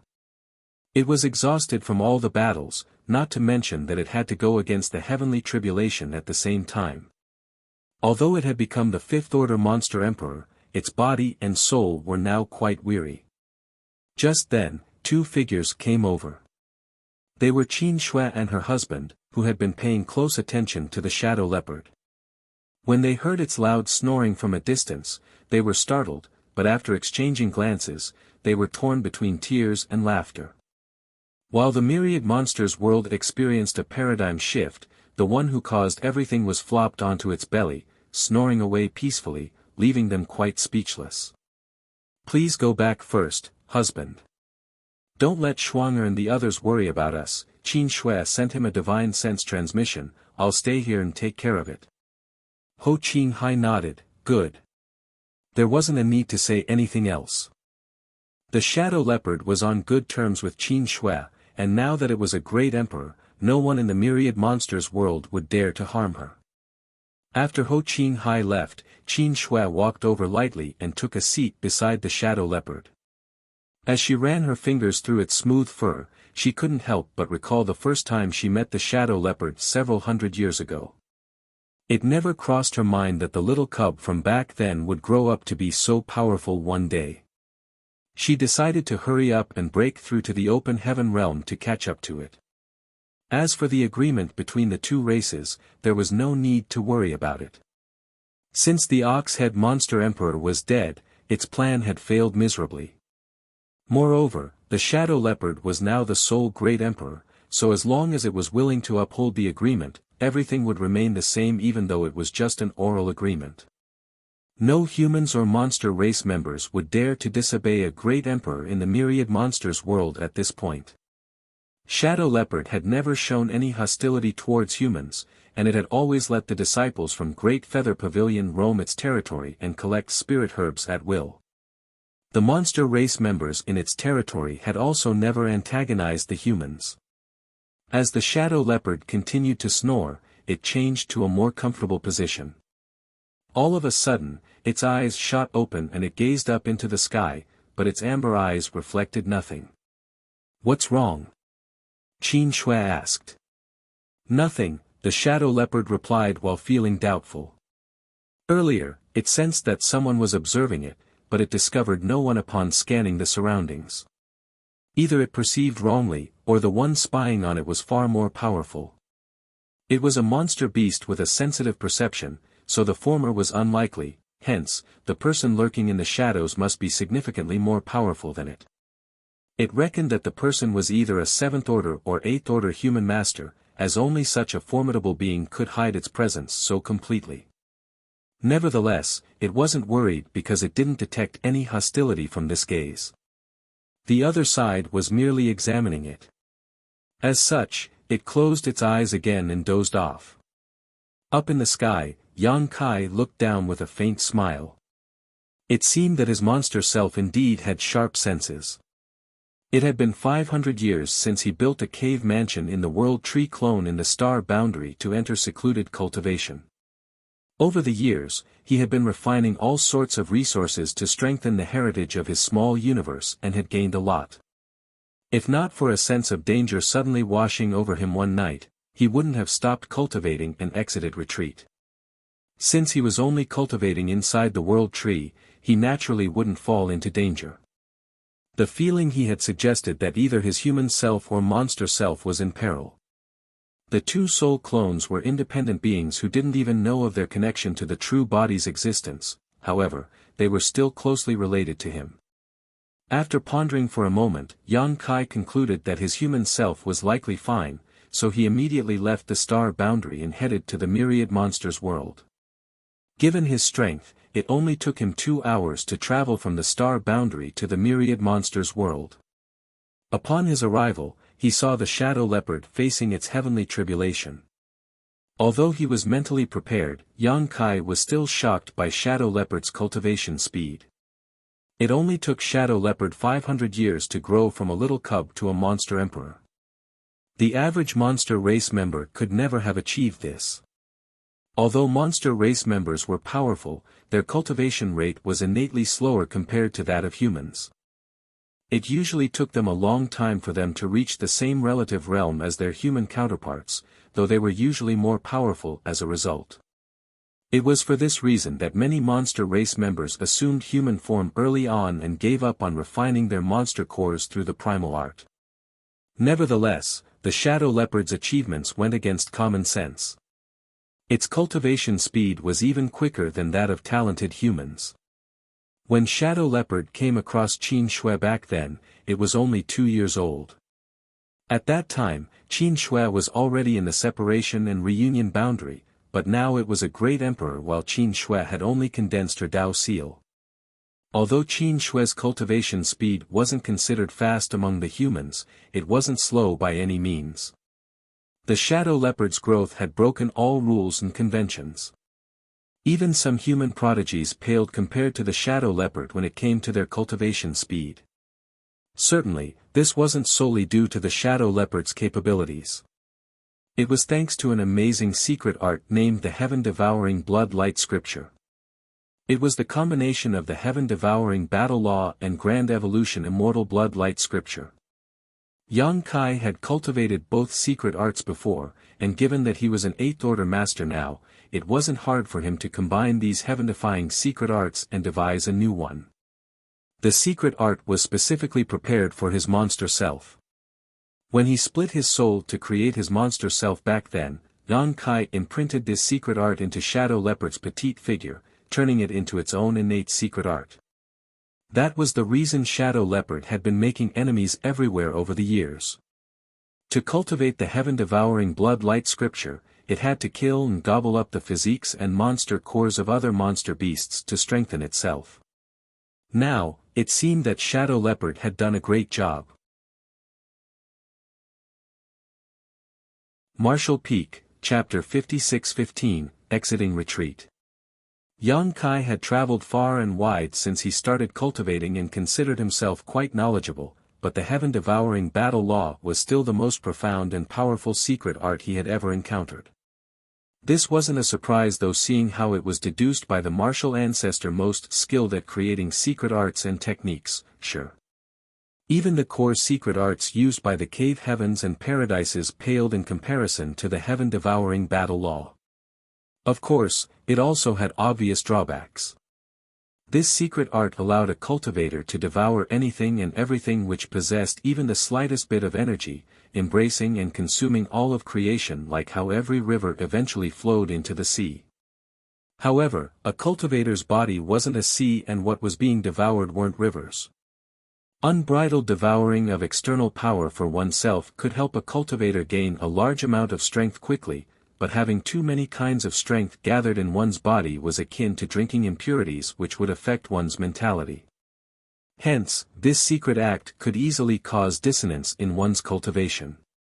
Since Wukong had the flawless purifying golden lotus, which kept one's physical body completely free of all impurities, he could safely practice the heaven-devouring battle law while others couldn't. Only one heaven-devouring great emperor had ever existed since ancient times for this exact reason. In truth, the ones who were the most suited to cultivate this secret art were the Stone Spirit clan members. The Stone Spirit clan possessed the innate ability to extract and purge all impurities, so it was a perfect match for them to practice this secret art. Embodiment, who Yang Kai retrieved from the demon realm, had cultivated using the heaven-devouring battle law. Compared to the heaven-devouring battle law, the Grand Evolution Immortal Blood Light scripture didn't have as many drawbacks. However, it had a huge limitation because it could only devour blood essence. Yang Kai merged the advantages of the two secret arts and deduced the heaven-devouring blood light scripture. Though it wasn't as profound as the heaven-devouring battle law or even the Great Evolution Indestructible Blood Light scripture, it was incredibly well suited for his monster self. The growth of the monster race had always been accompanied by bloodshed. After a battle, the victorious monster would devour the losing monster's physique and monster core. This sort of devouring was instinctual, so Yang Kai only turned that instinct into an innate secret art which greatly accelerated his monster self's growth rate. This only worked because devouring and refining power from a monster beast's physique and monster core wouldn't have large drawbacks compared to the heaven-devouring battle law. Since the power contained in a monster beast's physiques and monster cores was already compatible with other members of the monster race, even without the flawless purifying golden lotus, a monster race member's body could naturally expel any impurities, while this new secret art helped it far more efficiently and effectively refine that strength for its own use. Now, there were clear results. In just a short 500 years, his monster self advanced to the Monster Emperor realm and rose to claim the mantle of Great Emperor. Yang Kai only felt a bit remorseful now because his monster self would no longer be able to kill other members of the monster race recklessly and devour their monster cores and essence. Now that his monster self was a Great Emperor, the entire Myriad Monsters world was its territory, and all monster race members looked up to him, so if it did start a massacre, it would break the balance and might even lose the acknowledgement of the Myriad Monsters world. Fortunately, Yang Kai's monster self didn't necessarily need to use such methods to gain more strength. Moreover, there weren't many monster emperors in the Myriad Monsters world in the first place, so even if it killed them all, it wouldn't gain much growth. His monster self was now the Myriad Monsters world's only great emperor and could follow the example set by Zhan Wuhen and the others by absorbing world force directly from the world itself to cultivate. In that sense, it could use the entire Myriad Monsters world's power without having to share it with any others. Unless a second great emperor rose up, Yang Kai's monster self could easily break through to the 6th order, 7th order, or even the 8th order monster emperor realm extremely quickly. In this way, its growth rate would greatly surpass even Zhan Wuhen and the other star boundary great emperors. His human self had a world tree clone inside his small universe, while the title of Great Emperor gained by his monster self allowed it to cultivate the power of the world tree clone in the Myriad Monsters world. Both his soul clones had promising futures. Currently, the humans and Black Ink clan were maintaining a delicate balance. The agreement between the two races stated that besides the 6 great territories where any form of war was permitted, the 8th Order Masters and Territory Lords were not allowed to interfere in the ongoing battles. However, no one could be sure when this balance would be broken. After a rough estimation, Yang Kai realized that it had been about 1,000 years since the great armies had retreated from the barren territory battlefield. During this millennium, the human race had seen the rise of many talented individuals, but so had the Black Ink clan. Even though Yang Kai was in retreat inside the World Tree, it didn't mean he didn't know what was happening outside. He was a great emperor of the Star Boundary, so nothing that happened in the Star Boundary escaped his senses. There were also reports coming in from the 13 battlefields, so Yang Kai knew the humans had gained several rising stars that shone brightly in each of the great territories. Of course, many highly regarded and aspiring youths had also died in battle. On the other hand, the Black Ink clan had successfully nurtured a new batch of territory lords. Though these territory lords weren't as strong as innate territory lords, they symbolized infinite possibilities as they could one day become royal lords. With how much territory and resources the Black Ink clan had conquered, they could nurture quite a lot of royal lords if they were willing to dedicate all their resources to this pursuit. Both races were gathering their strength for the future, so the relative calm they were maintaining was just an illusion. Once one of the clans gained enough of an advantage to wipe the other out, the final battle would commence. How long would that take? 2,000 years? 3,000? No one could say for certain. However, Yang Kai knew that there wasn't much time left. Judging by the situation on the battlefields, the human race didn't have much of an advantage. Many aspiring individuals had directly broken through to the 6th Order and 7th Order Open Heaven realm, saving them a lot of cultivation time. However, these individuals still needed a long time to enhance their heritages before advancing to the 8th and 9th Order Open Heaven realms. On the other hand, with their Black Ink nests, though the Black Ink clan had to steadily rise up from the very weakest as well, they could still advance quicker than the humans. Therefore, it could be estimated that when a new 9th Order Open Heaven realm master appeared among the humans, the Black Ink clan would also see the birth of new royal lords. After returning to the star boundary, Yang Kai threw himself into his secluded cave mansion and started another round of cultivation. Years went by. Yang Kai had completely lost track of time and his secluded cave mansion had slowly been covered in a thick layer of green leaves. Now, if passing Open Heaven realm masters didn't look closely, they would never notice that there was a tree cave here. A full 1,200 years later, the sealed-up cave mansion opened again, and Yang Kai emerged. After more than 1,000 years of seclusion, and adding on the time from before he was interrupted by his monster self's advancement, Yang Kai's retreat lasted for 1,700 years. This wasn't the longest time Yang Kai had ever spent cultivating. That distinction belonged to his stay in the temporal rivers inside the Great Sea Celestial Phenomenon, where from his perspective he had secluded himself for some 4,000 years. Since he had spent so much time in retreat though, Yang Kai had depleted all the resources he had gathered. One had to know that the number of resources he had collected was simply unfathomable as he had huge piles of various valuable things he had gained through various exploits over the years, but now, all of that was gone. Of course, with such a huge expenditure, he had achieved equally great results. Though he hadn't reached the peak of the 8th Order Open Heaven realm, he was not far from it. Also, his small universe now had countless living beings inside, which would constantly bring him more benefits. Even if he didn't enter retreat ever again, he would have still reached the peak of the 8th Order Open Heaven realm in short order. That was also his limit in this lifetime. Yang Kai gently clenched his fists as he felt the majestic strength inside his small universe. If he encountered an innate territory lord now, he was confident that even without using a soul-rending thorn, he could kill the other party within 10 moves. This was something impossible for him 1,700 years ago. After nearly 2,000 years of retreat, Yang Kai was eager to find some ignorant innate territory lord and test his current strength. Unfortunately, that idea could only exist in his head, for if he took action, it would violate the peace deal. For now, the human race wasn't ready for a final battle with the Black Ink clan, and neither was Yang Kai. A shadow flashed before Yang Kai's eyes at that moment as a slender figure landed nearby. The woman had a surprised expression as she exclaimed, "Palace Master." Looking at the familiar face, Yang Kai nodded lightly, "You've worked hard." Hua Qingxi had already broken through to the 7th Order Open Heaven realm. After all, many years had passed, and the High Heaven Palace didn't lack cultivation materials, so it wasn't hard for her to break through from the 6th Order to the 7th Order. However, the 7th Order Open Heaven realm was her limit because her aptitude back then was average and she only made her initial breakthrough to the 5th Order.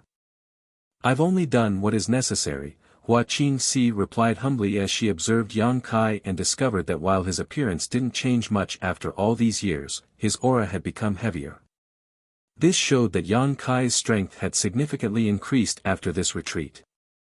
"I have something for you to do." While Yang Kai spoke, he casually waved his hand, and in the next instant, 800 people appeared before them. All of them were at the peak of the Emperor realm, and judging by their auras, they had all condensed their Tao seals and refined all sorts of materials. They were now just one step away from breaking through to the Open Heaven realm. These people were naturally the disciples gathered in the Void Dao Temple over the years. While looking at the situation, Hua Qingxi understood what Yang Kai meant. After all, it wasn't the first time she had seen this scene before. As such, she simply nodded, "Palace Master, please rest assured that I will make the necessary arrangements." After that, she addressed these Emperor Realm Masters, "Follow me."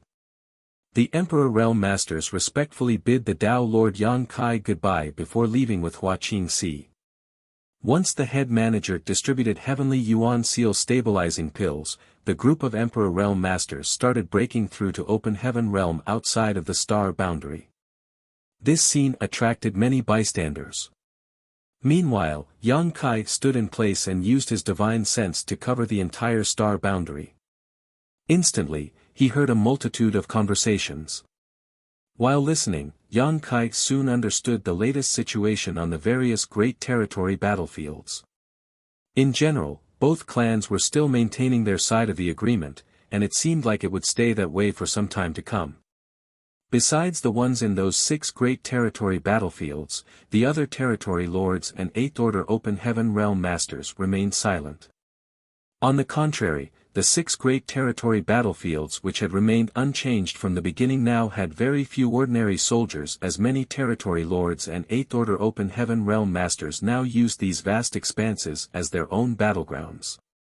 While quite a number of new territory lords had appeared in the Black Ink clan, the humans also had many new 8th Order Masters, all of whom swarmed into those 6 Great Territory battlefields, intending to temper themselves while weakening the enemy's strength by killing their top masters. It could be said that the intensity of the battles in those 6 Great Territory battlefields vastly exceeded all others. There were constantly 8th Order Masters and territory lords dying in battle, which was very tragic news. After 1,700 years of retreat, Yang Kai was now eager to move his body. Moreover, he had long decided to search for the first primordial light after finishing his latest retreat. To his knowledge, the primordial light was the only instrument capable of completely wiping out Mo, therefore, after gathering some intel, Yang Kai flew up to the sky and soon left High Heaven territory. Martial Peak, Chapter 56-16, One Punch. Now that nearly 2,000 years of changes had passed, the situation in Azure Sun territory had already changed. Originally, the humans and Black Ink clan in Azure Sun territory were engaged in a massive total war with battles of all sizes never ceasing. But as time passed, such sights became rarer. This place was now the battlefield where only the strongest masters battled each other.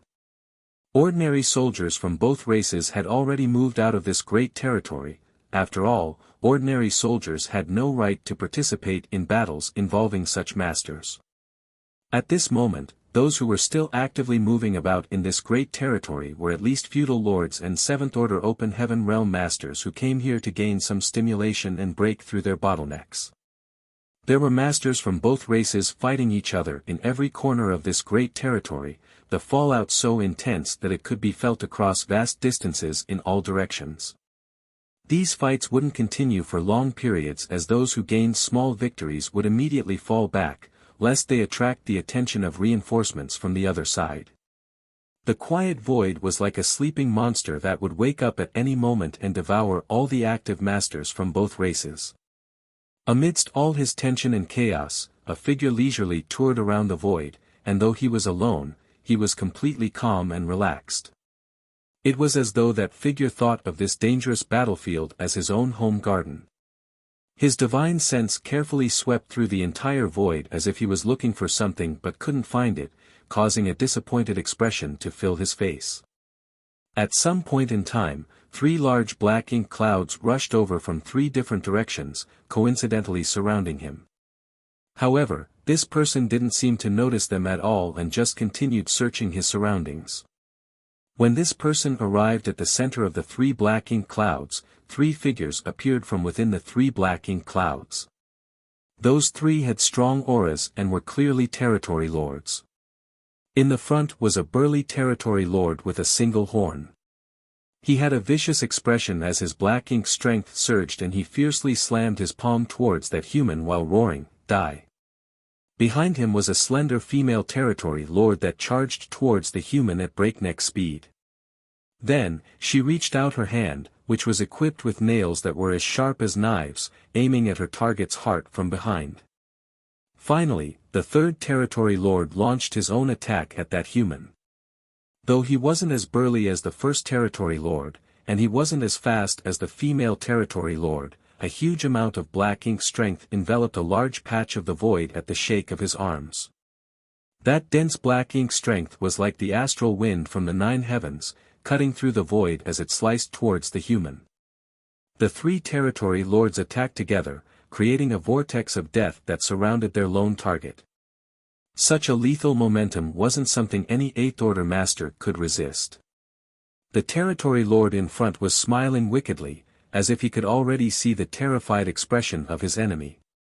I wonder where this 8th Order human came from.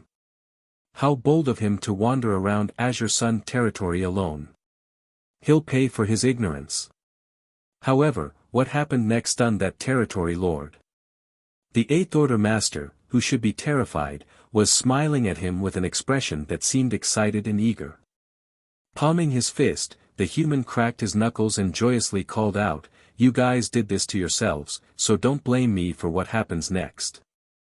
The gleeful expression on the human's face looked like he had just received a huge gift and was celebrating his good fortune. Something's not right. However, it was too late to turn back. Since the 3 territory lords had already surrounded the human, they didn't care that something felt off and decided to kill first before figuring out anything else. Instantly, all 3 territory lords arrived before the lone 8th Order master, and the first burly territory lord threw a punch as a violent wave of black ink strength surged out. The next moment, however, his expression froze and the look of determination and resolve on his face quickly warped with confusion and doubt. It was because that 8th Order master had also thrown a punch. Even though this punch seemed small and weak, it shattered his own attack. The burly territory lord clearly saw how the other party's fist seemed to vaporize his arm as it advanced towards him, an overwhelming strength surging behind it. The next moment, this seemingly slow punch moved upwards unimpeded and landed on his head. Like an exploded watermelon, the burly territory lord was instantly turned into a headless corpse. The 8th Order human turned around abruptly, his bright eyes coincidentally meeting those of the female territory lord attacking him from behind. Both of them were so close their faces were practically touching. The female territory lord felt her body tremble as she suddenly felt as though she wasn't facing an 8th Order human, but some ancient ominous beast that had been caged for countless eons. The shocking and terrifying murderous intent that radiated from this human gave the female territory lord chills as her heart continuously sank.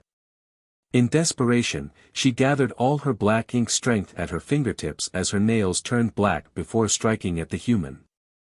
To her astonishment though, rather than the feeling of her nails sinking into flesh, she felt a tight grip around her wrist, clearly indicating that the enemy had somehow caught her. A low whisper sounded from beside her ear, causing her heart to clench, "You're next." Suddenly, there was a sharp pain in her abdomen, followed by a violent energy that resembled a volcanic eruption exploding inside her. She felt like her enemy had punched through her body and completely broken her spine. The violent energy then surged out and attacked her strong body, and in less than a breath's time, the female territory lord exploded into a mist of blood. It was only after the death of the first 2 territory lords that the violent black ink strength wave created by the 3rd territory lord reached its target.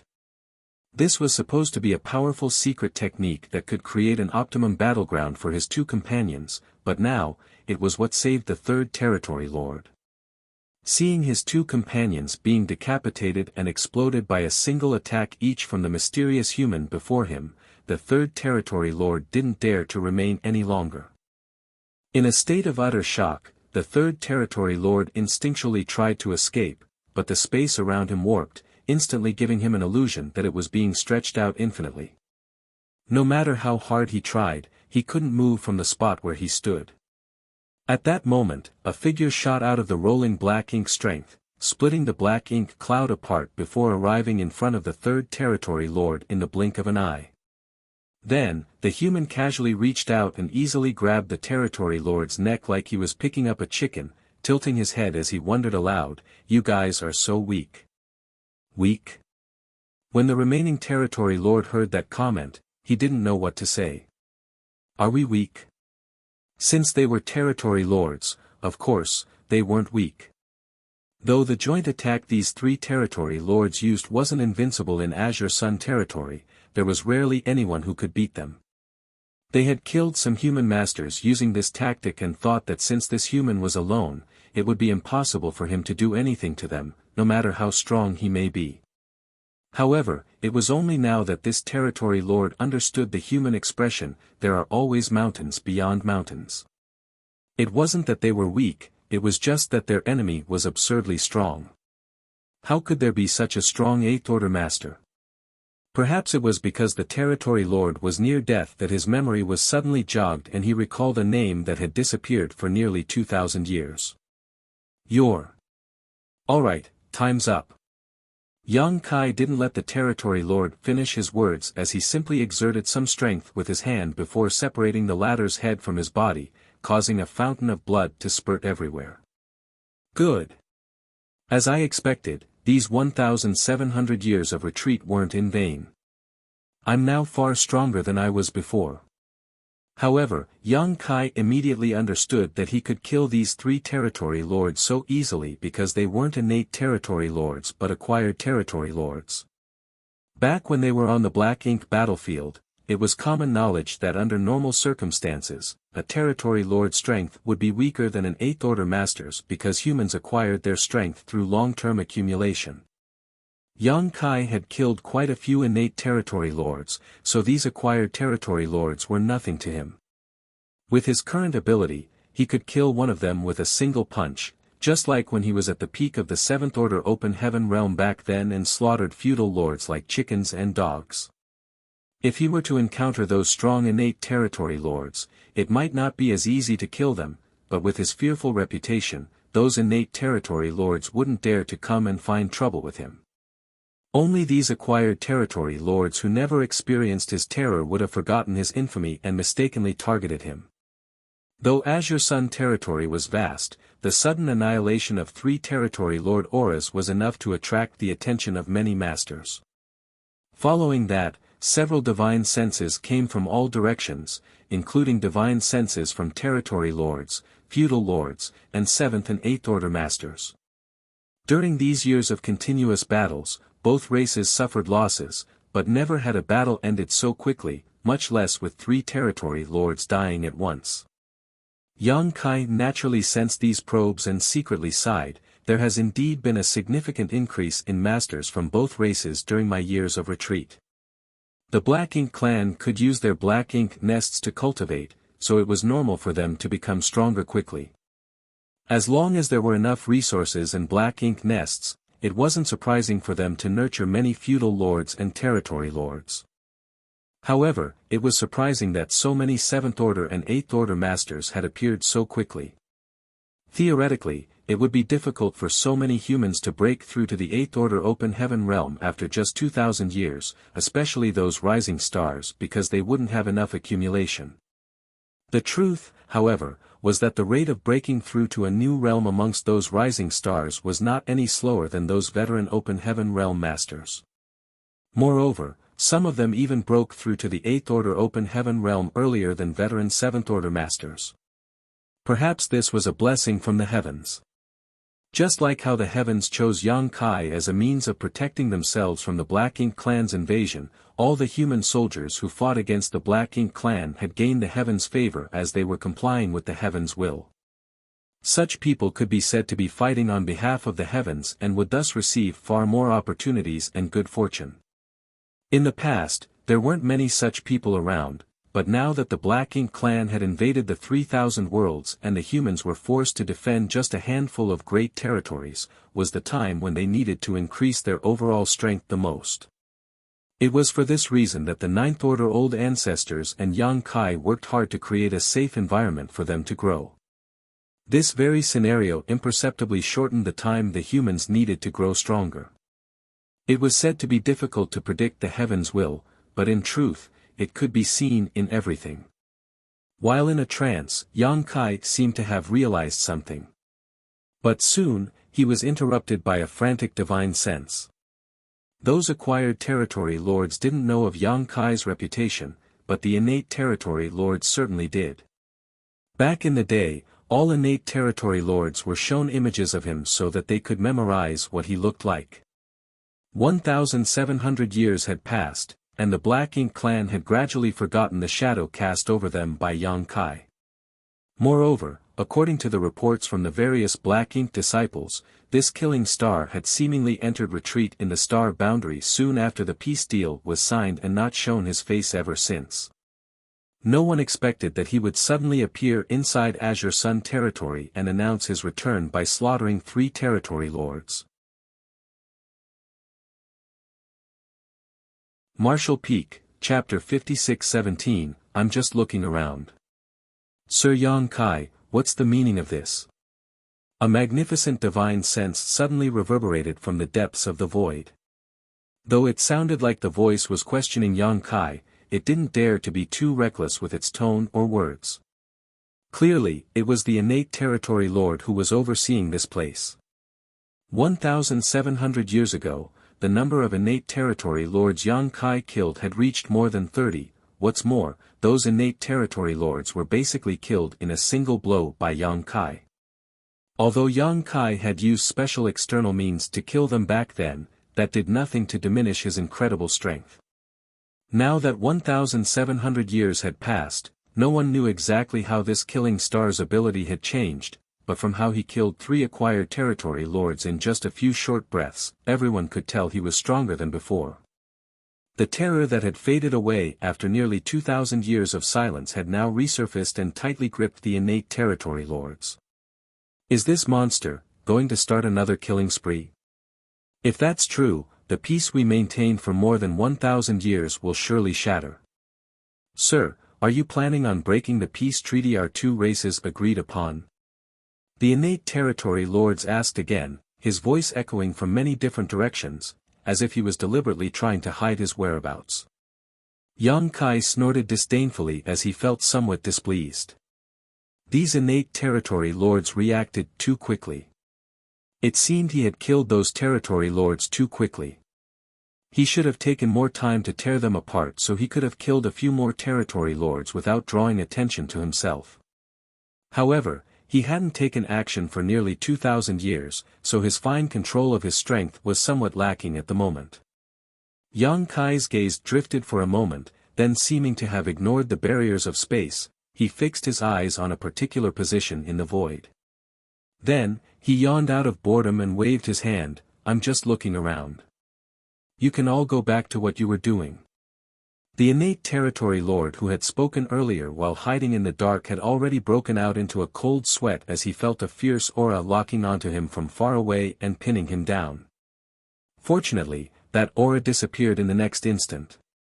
Knowing that his position had been exposed and that his tricks to hide his whereabouts meant nothing before Yang Kai, the innate territory lord realized that if the latter wanted to kill him, Yang Kai could have arrived in front of him within a couple of breaths.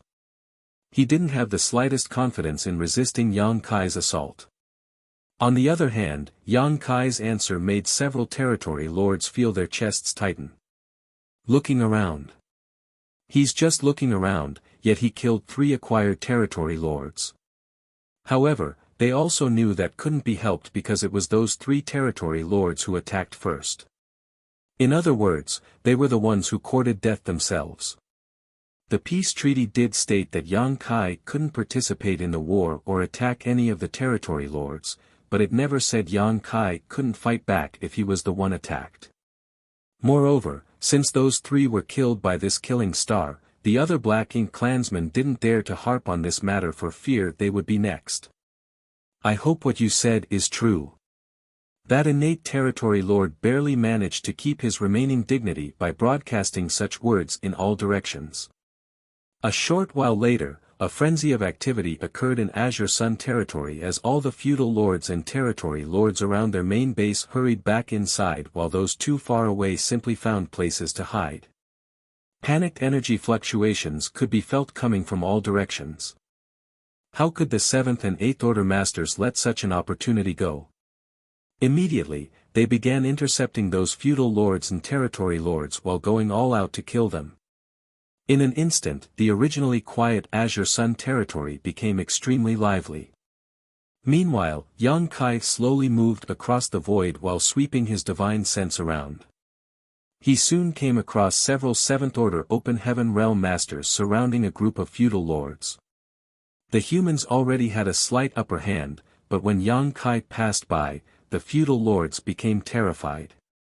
Even though Yang Kai didn't even glance at them, those feudal lords felt like death itself was stalking them, causing their strength to plummet by some 30 or 40%. Before Yang Kai even left, the feudal lords, who had barely maintained a balance before, were now at a total disadvantage. It was only a matter of time before they were killed by those 7th Order Masters. A while later, Yang Kai came across another battlefield, but this time he stopped to take a look. There were 3 8th Order human masters currently battling a single innate territory lord. Though it was 3 against 1, the humans didn't hold much of an advantage. Besides the fact that an innate territory lord was already a very powerful foe, these 3 8th Order Masters had clearly broken through to their current realm not long ago, so they didn't have much heritage. However, the 3 8th Order's Masters were able to work together seamlessly and were proficient in many kinds of divine abilities and secret techniques. Despite not having an overwhelming advantage in this battle, they were still able to surround and pin down this innate territory lord. The space around this battlefield was warped, especially at its center, and rays of bright light and murderous intent flared wildly. Yang Kai's arrival had naturally attracted the attention of these 4, and the terrified innate territory lord couldn't help bellowing, "Sir Yang Kai, are you going to attack?" Yang Kai chuckled, "No. I'm just having a look. You guys can continue your fight." Then, his expression turned grim as he reprimanded those 8th Order Masters, "You 3 little brats, what have you been cultivating for all these years? It's 3 against 1, and this is the best you can do. If word of this spread out, my reputation would be completely ruined." A young man with an innocent expression immediately wore a bitter look on his face as he complained, "Honored Master, we only broke through to the 8th Order 300 years ago, and this guy is an innate territory lord. If their opponent had been an ordinary territory lord, their fight wouldn't have been nearly this difficult, but innate territory lords were far more powerful than the current generation of acquired territory lords." Yang Kai's face darkened, "You dare talk back to me? Has this honored master's teachings been in vain for all those years?" He then raised his head slightly and spoke in a sorrowful tone, "Didn't your honored master ever tell you that he killed a royal lord just after breaking through to the 8th Order Open Heaven realm?" Among those 3 8th Order Masters, the young man with a bowl cut pursed his lips, "Honored Master, all you know is how to boast about your achievements." They would have believed Yang Kai if he had said he killed an innate territory lord, as they had heard about how powerful he was for many years. However, killing a royal lord? Even they, Yang Kai's legacy disciples, wouldn't believe him, let alone others. All 3 of them were silently complaining about how they never knew their honored master was so shameless. "How could you all get distracted during a battle? Do you want to die?" Yang Kai scolded them. The only female 8th Order Master amongst them gripped her spear and swept it out fiercely with an angry roar, "Kill!" Yang Kai applauded, "Yi Bai, you should learn more from your junior sister. How can a man not have any murderous intent? When fighting an enemy master, it's either you die or they do, so if you don't give it your all, you won't be the one to laugh in the end." "Yes." Zhao Yi Bai's expression became stern as his murderous intent surged. The innate territory lord was already afraid that Yang Kai would suddenly make a move and kill him, but now he felt completely hopeless after listening to this conversation. "Honored Master. Yang Kai is these 3 8th Order Masters' honored master. What the hell am I supposed to do now?" If these 3 had been any other 8th Order Masters, it wouldn't have mattered if he killed them, but these were Yang Kai's disciples. Once he made a killing attack, would Yang Kai really just stand there and do nothing? Even if Yang Kai killed him today, the Black Ink clan would not bring up the peace agreement for discussion and would just let the matter slide. At that instant, the innate territory lord fell into a dilemma. Meanwhile, the 3 Eighth Order Masters had been through many battles, so they wouldn't show any mercy to their enemies when given such a good opportunity. Now that the innate territory lord could only defend himself and had no way of striking back, the 3 redoubled their assault, sending out all sorts of divine abilities and secret techniques which illuminated the entire void. Yang Kai nodded lightly. You 3 can barely achieve 1 or 2 parts of my strength back then. Hearing that, Zhao felt her veins bulging and couldn't stand it anymore, so she spoke while thrusting out her spear. Honored master, why don't you go look around somewhere else? We 3 senior brothers and sister are fighting a life-or-death battle. It's fine if this old fart can't help us, but can he not just stand there boasting shamelessly while making sarcastic remarks? Yang Kai raised his hand and knocked her head. What's wrong? Don't you want me here? Zhao felt aggrieved, but at the same time, she was secretly astonished at her honored master's ability. Although she didn't have her guard up against him and was fully focused on fighting the innate territory lord, she was still an Eighth Order Master, after all. However, she didn't even notice when her honored master arrived beside her. While thinking of that, she couldn't help but exclaim inside, indeed, old ginger is spicier than young ginger. Boasting might be a habit every man has, but this old man does have some skill it seems. I guess I'll just let him continue to boast. As such, she didn't say anything. Why is it only the 3 of you? Where's that little bastard Yang Xiao? Yang Kai looked around curiously. If he remembered correctly, his 3 disciples should have been with Yang Xiao because they seemed to have formed a group called the 10 Directions Supreme and had also made a name for themselves. But now, there were only the 3 of them, and Yang Xiao was nowhere to be seen. Su Yi used time principles to disrupt the innate territory lord's senses while finding a moment to answer. These years, our fellow brothers and sisters have broken through to the 8th Order Open Heaven realm one after another, so it's not suitable for us to stay in a single squad and kill enemies together anymore.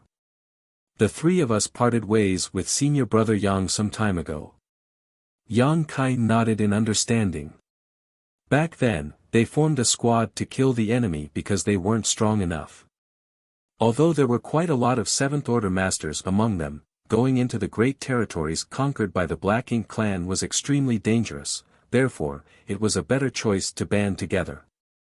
But now, these little ones had all broken through to the 8th Order Open Heaven realm, so there was no need to act as a unit anymore. Also, this was a wise choice because only in this way could they continue to break through their limitations by exposing themselves to dangerous situations.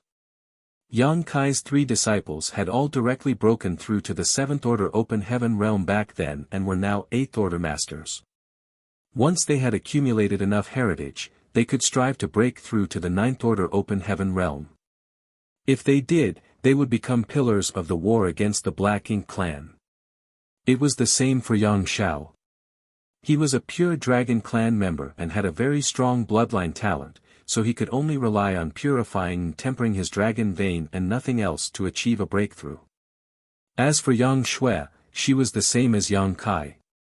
The 8th Order Open Heaven realm was her limit. Die! A fierce roar suddenly sounded as Zhao Ye pierced the innate territory lord's chest with her spear. Violent energy exploded, directly opening a huge hole in the enemy's chest.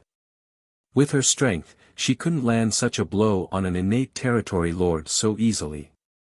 The best outcome for today's battle would have been both sides suffering injuries or both sides retreating on their own.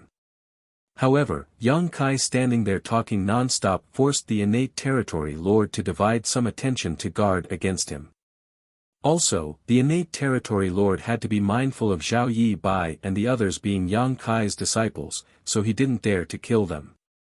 Since the innate territory lord couldn't escape or pay full attention to fighting his opponents, he naturally wouldn't have a good end. Senior brother. Su Yi bellowed.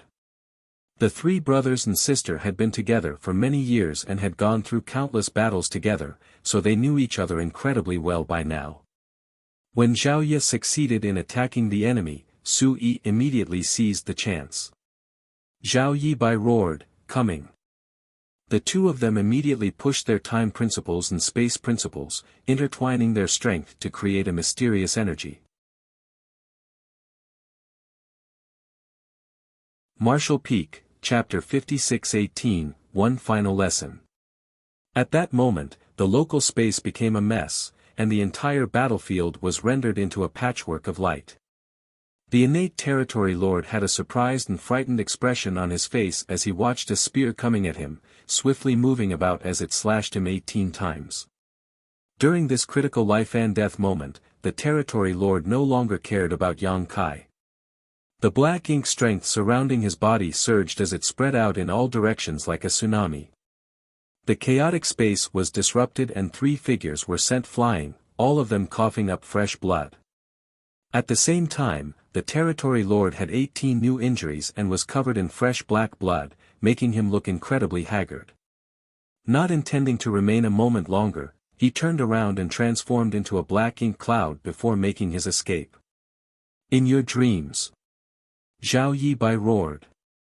The trio had exerted a lot of effort to heavily injure their enemy.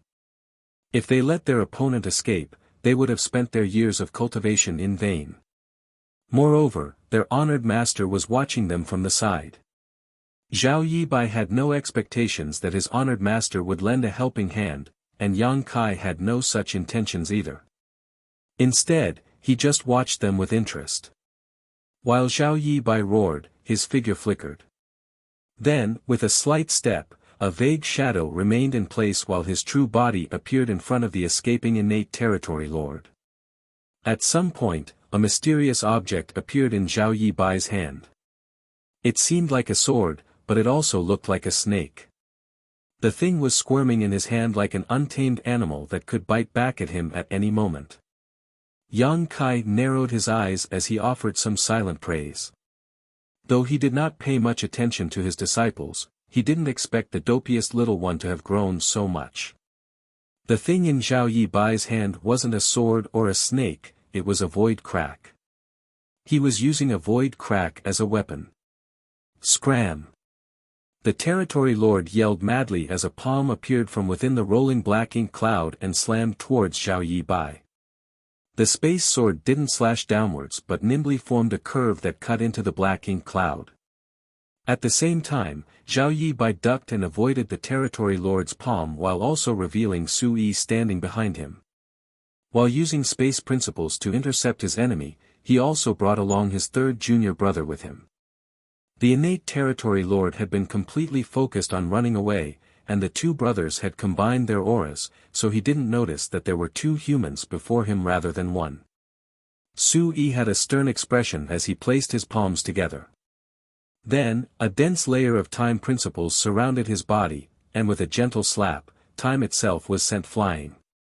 As this palm struck, the surrounding void seemed to pass through countless years in an instant. When the innate territory lord's attack reached Su Yi's palm, only half of its power remained. With a shake of Su Yi's body, the innate territory lord was sent flying, and Zhao Yibai's space sword slashed downwards. The huge black ink cloud roiled and split, revealing the territory lord's figure with a large wound at his waist that was gushing out blood. The wound didn't look like it was from a sharp object piercing him, instead, it was as if some beast had ripped a chunk of his flesh out. Before the territory lord could steady himself, an intense murderous intent struck him from behind. Zhao Ye had harnessed the essence of the supreme limitless spear art and transformed her weapon into a giant phantom image that swiftly enveloped the innate territory lord. At that moment, the innate territory lord could no longer escape. "Kill!" Su Yi called out and charged forward with his eldest senior brother. However, the trio didn't dare to be reckless and the fight with the innate territory lord lasted another half an hour before they finally took him down with great difficulty. After Zhao Ye used her spear to blast the innate territory lord's head off, she withdrew it while all 3 of them looked pale and panted heavily. However, they were feeling indescribably happy inside. This was the first innate territory lord they had killed. Even though they had fought innate territory lords before, it would always end with them suffering a loss and the three of them escaping under their eldest senior brother's lead. There were also some rare times when both sides suffered heavy losses and mutually withdrew, but never had they imagined killing an innate territory lord so soon. Yang Kai overseeing the situation might have contributed to their win, but during the latter half of the battle, the innate territory lord had gone all out and no longer restrained his attacks. This life-or-death battle was certainly beneficial to them. Once they had absorbed the experience from this fight, they were confident that they wouldn't be in such a wretched state when encountering another innate territory lord in the future. Honored Master, please give us some guidance. After steadying his breath, Zhao Yi Bai looked at Yang Kai and cupped his fist. Yang Kai smiled, your master simply shows you the path, how you walk it is up to you. Your honored master has no more advice for you. I only have one comment. Well done. Although he felt that the three little ones still had a few rough edges while battling their opponent, and many opportunities weren't grasped perfectly, nothing was truly perfect in this world. Even he had times when he made mistakes and misjudgments. Moreover, the situation on the battlefield was constantly changing, and only by continuously overcoming their limitations could they grow strong. Also, Yang Kai noticed that they had adopted an original approach when using their martial daos, especially when Zhao Yi Bai and Su Yi combined both time and space principles, allowing them to display a kind of space-time strength. Yang Kai could summon the Sun and Moon Divine Wheel and use space-time strength because he was proficient in both the Tao of space and the Tao of time. It was like a person's left and right hands working together seamlessly and not too difficult to achieve. However, Zhao Yi Bai and Su Yi were two different individuals. When one person's left hand had to work with another person's right hand, it didn't only require perfect timing but also absolute trust in each other. As Yang Kai thought of that, he couldn't help but sigh. It seemed like the young eagles had grown their feathers and were able to soar in the sky. He suddenly understood how Ouyang Lai and the others felt back then. Each age offered new talents, and those new talents would surpass the older ones. The veteran 8th Order Open Heaven Realm Masters might have had high hopes and felt like they had passed their prime when looking at the young and active him back then. After so many years, Honored Master has never taught you anything in detail, but since we've encountered each other today, I will give you one final lesson. Yang Kai wore a kind smile on his face. The three disciples looked serious as they felt inexplicably sad. Though their honored master didn't seem old and could even be considered young when compared to other veteran 8th Order Open Heaven Realm Masters, they knew that the 8th Order Open Heaven Realm was their honored master's limit in this lifetime. That was undoubtedly a ruthless fate for a cultivator who used up all his life to pursue the peak of the martial Tao. Though their honored master's appearance would not age for tens of thousands of years at least, his ambition to pursue martial Tao would no longer be as strong as it once was. Zhao Ye's eyes reddened slightly as she remembered how Yang Kai had taken such gentle care of them when they were young. All these years, they seemed to have never been filial to their honored master, so she secretly decided that if they could wipe out the Black Ink clan, they must stay beside their honored master and take care of him. However, while such thoughts flashed across her head, Yang Kai raised his fist to his lips and coughed twice before suddenly shouting, "This king's 3 legacy disciples are right here. An eye for an eye, a tooth for a tooth. If any of you territory lords have a grudge against me, feel free to target them. If you manage to kill them, that just proves your capability, and this king will not avenge them in the future." The 3 disciples slowly widened their eyes as their sadness instantly disappeared while looking at their honored master with stunned expressions. Yang Kai then winked at them. "The final lesson is that your honored master can't protect you for a lifetime, so you have to learn how to fend for yourselves."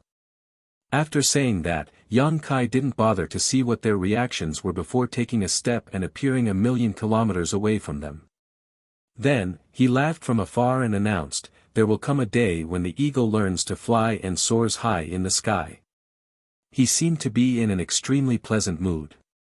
In just a few short moments, his aura disappeared from Azure Sun territory, obviously indicating that he had left through one of the territory gates. At that instant, many divine senses swept towards Zhao Yi Bai and the others from all directions, and the trio felt like countless pairs of eyes were now staring at them from the dark. Run!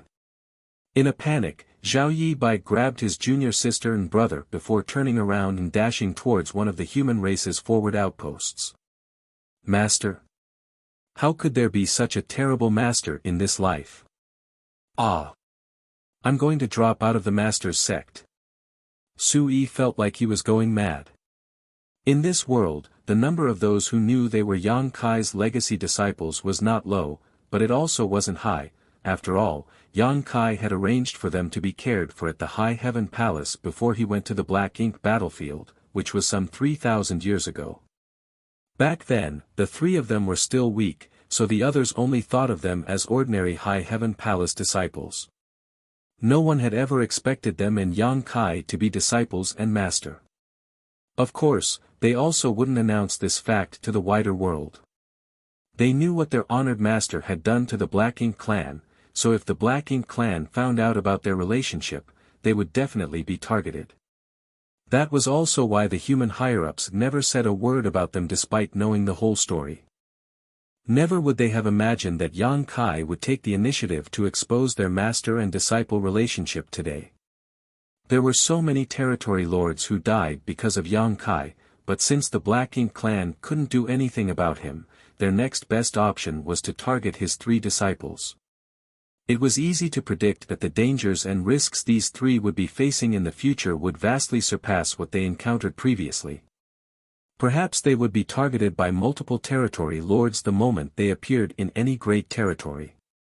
Zhao Yi bit her lips as her eyes reddened even more. She had secretly decided that once her honored master turned old, could no longer move about, and was bedridden, she would show him the real meaning of filial piety.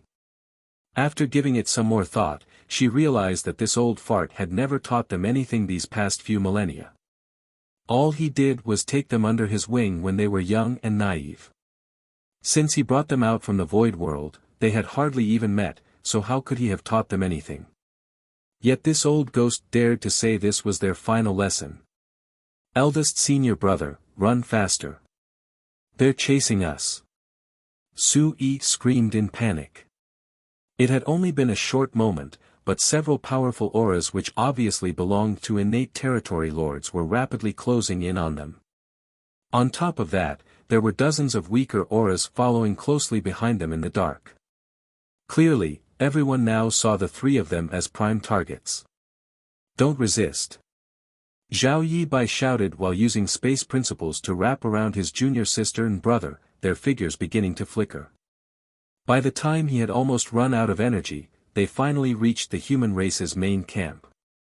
Zhao Yi Bai fell to the ground, feeling like he didn't even have the energy to move a finger. While he looked up at the jet-black void, he only had one thought in mind. Honored Master is definitely trying to screw with us. Marshall Peak, Chapter 56-19, The Search Continues. After nearly 2,000 years, the human race's biggest killing star, Yang Kai, had emerged from retreat. Then, he appeared in Azure Sun territory and killed 3 acquired territory lords. When the news spread out, the Black Ink clan was terrified. Acquired territory lords were also territory lords, and although they weren't as powerful as innate territory lords, or even ordinary 8th Order human masters, they weren't easy to kill by any means.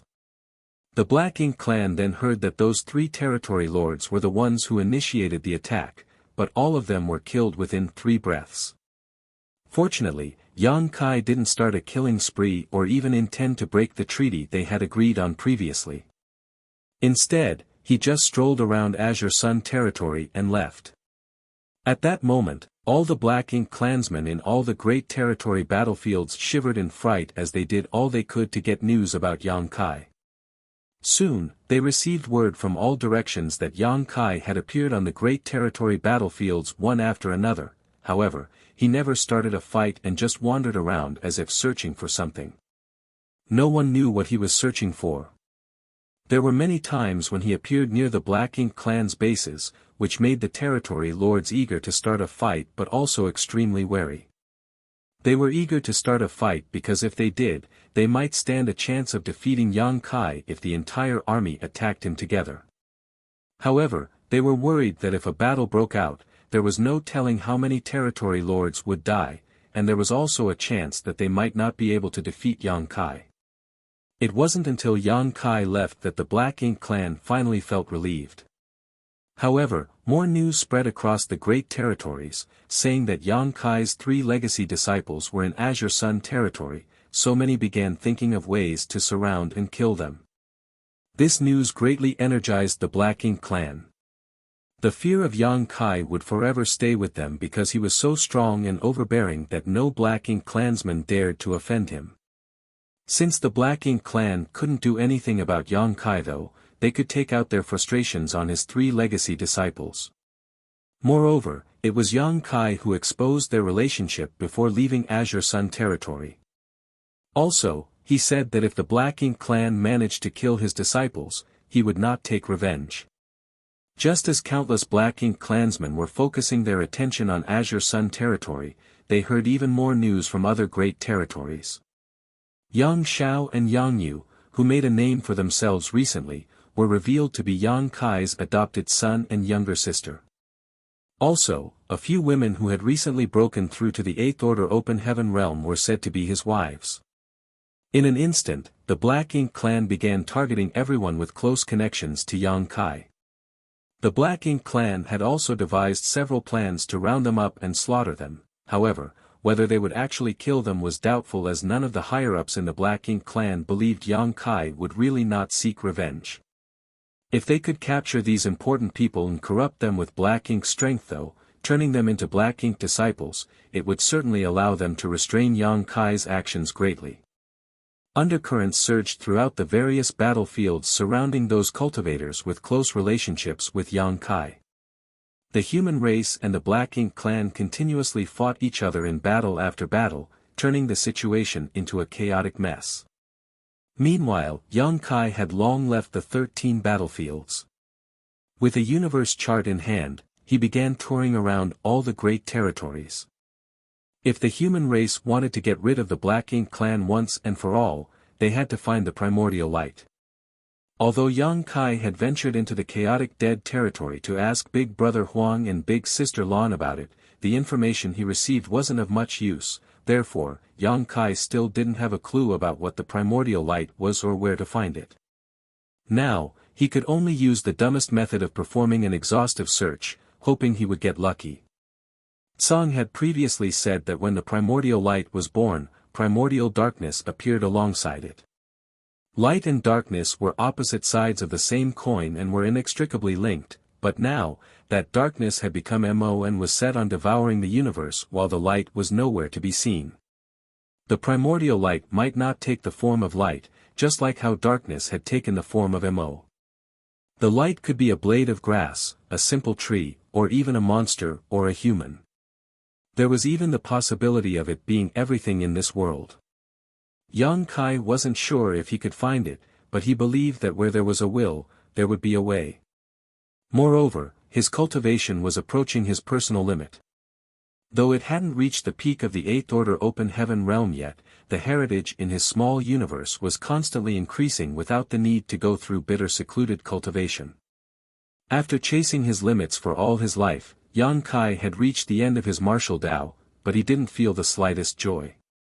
That was because he knew that this wasn't the peak of the martial Tao. This knowledge was undoubtedly the greatest despair to a cultivator. Since he didn't need to cultivate and couldn't head to the battlefield to fight the enemy, Yang Kai couldn't stay idle. If he were an ordinary man, he could stay with his family and be filial to his parents, or spend the rest of his life in peace, but he wasn't an ordinary man. It would be best if he could find the primordial light, but if he couldn't, he would take this journey as a trip to reorganize his mind and calm his spirit. His divine sense was constantly surging like the tide, leaving no stone unturned.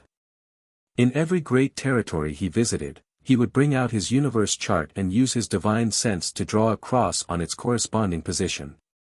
Now, most of the great territories in the 3,000 worlds were conquered by the Black Ink clan, and the universe worlds that used to be flourishing and filled with vitality were now dead because they were depleted of world force and had their grand Daos destroyed.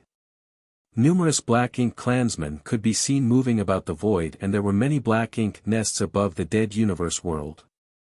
Back when the Black Ink clan had just started invading the 3,000 worlds, Yang Kai had also visited many great territories, but back then, he was rushing about refining the universe worlds in an attempt to save as many living beings as possible. That journey was frantic and brief. This time, his journey was more deliberate as he performed a thorough search of every corner of each great territory, including all the dead universe worlds and universe fragments. In comparison to back then, the great territories were now undoubtedly duller. Even the void was permeated with the extremely wicked and loathsome aura of black ink strength. The dead universe worlds were like decaying corpses. Black ink strength had swept through the universe. No one could avoid their personal responsibility when faced with such a tragedy. During his journey, Yang Kai met quite a few hunters.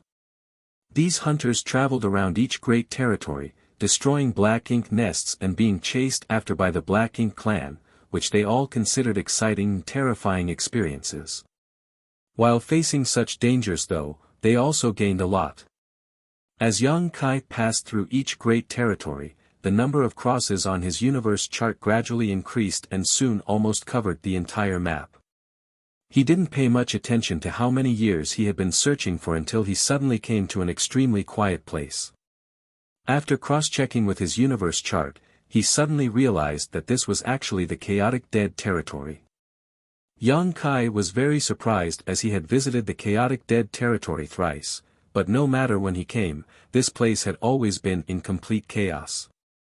Big Brother Huang and Big Sister Lan were extremely powerful but couldn't control their own strength. Therefore, wherever they were, the violent might of Yang and Yin they possessed shattered the void.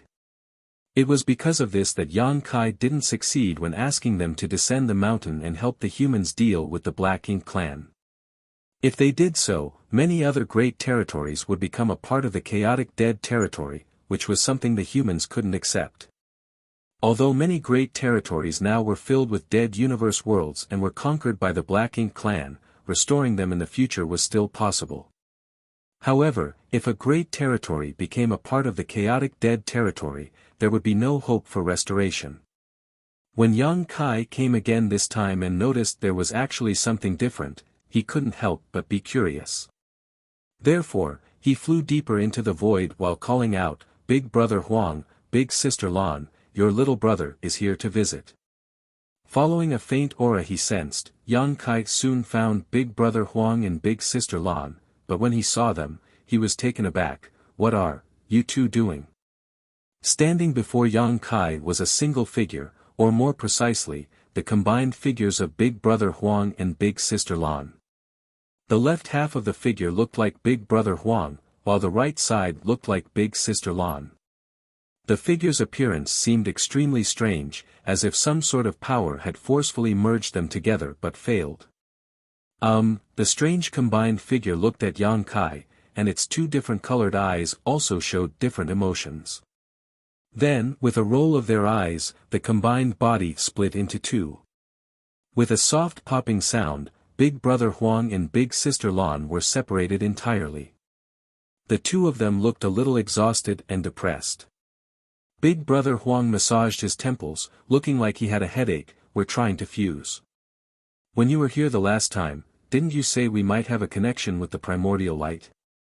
We thought about it after you left and thought perhaps you were right, so we gave it a try. What's the result?" "The result is what you just saw." Big Brother Huang spread his hands. "It's your fault. If you hadn't tried to gain control, I wouldn't have fought with you because I was afraid to get devoured," Big Sister Lan complained. Big Brother Huang looked aggrieved. "How can that be my fault? You initiated it. How could I comply silently? As a proper little brother, you should carry out your big sister's will," Big Sister Lan chastised. "Nonsense," Big Brother Huang jumped 1 meter high. "I'm the big brother, so you should listen to me." Then, Big Sister Lan grabbed Big Brother Huang's collar and threatened angrily, "Say that again. Big Brother Huang looked down at her and repeated arrogantly, "I'm the big."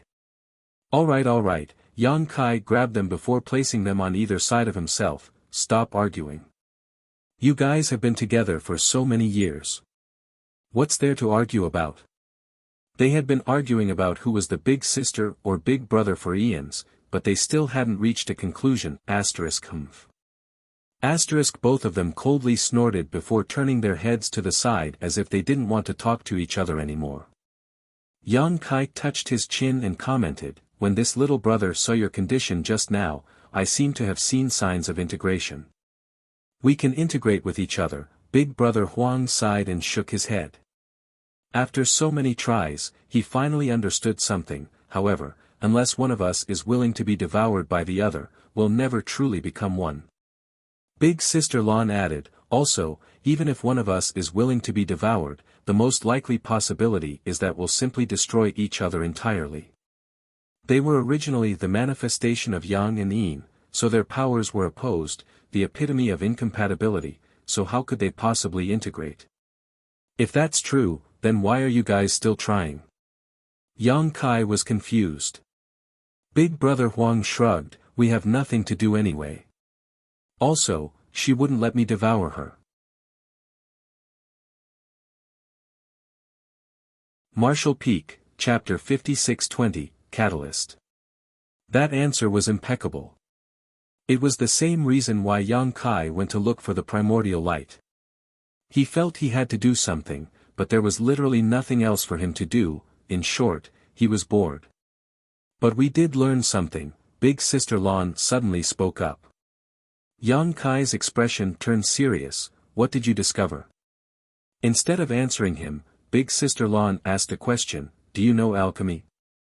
Not knowing what alchemy had to do with this situation, Yang Kai still answered honestly, "I know a little." He had some alchemic Tao essence inside his small universe. Though he wasn't as proficient in it as his three primary grand Taos, his accomplishments weren't low either. If he was willing, Yang Kai figured he could easily become an alchemy grandmaster. Moreover, he actively cultivated the alchemic Tao in his youth. Since there were many cultivators in his small universe, they were able to benefit from this, and some became quite talented in the alchemic Tao. Big Sister Lon continued, "Since you know alchemy, you should know that there are many times when herbs that have opposing natures are put together inside the same furnace, but not only do they not destroy each other, they enhance each other's medicinal efficiency." Nodding, Yang Kai replied, "Indeed. The alchemic Tao is profound and boundless, and what it focuses on is the ratio of herbs and how they counteract and enhance each other." After thinking about it, he questioned, "Are you saying, if you think of me and Big Brother Huang as counteracting herbs, what would you do to blend our medicinal efficacies?" Yang Kai's eyes lit up, "A catalyst." It wasn't true that two counteracting herbs couldn't be placed in the same furnace, one only had to add a suitable medicinal catalyst, and disaster could be turned into a miracle. Not only could a catalyst help maximize the two herbs' medicinal efficacies, but it could help them fuse together and produce new and astonishing effects. "I understand now." Yang Kai was elated, like a terminally ill patient who suddenly found a cure after searching for so long. He was acting almost epileptic. The last time Yang Kai came to the chaotic dead territory and talked with these two, he realized that they had a huge connection with the primordial light, and perhaps were even part of it at one point. That was because Big Sister Lon previously said that she vaguely remembered being abandoned. Who would abandon them? And what kind of being could abandon them? The answer to that was undoubtedly the primordial light. Although Yang Kai didn't know the reason behind all of this, the primordial light did separate from the yang and yin that eventually became the sun's burning light and moon's serene glimmer. That was why they vaguely remembered feeling like they were abandoned. They were originally the same being but were separated by a powerful force. If they wanted to fuse, they would have to reverse what happened. So, there must be a special existence in this world, and that existence was the medicinal catalyst to help Big Brother Huang and Big Sister Lon reintegrate with each other. If he could find that catalyst, perhaps they might be able to recreate that glorious light.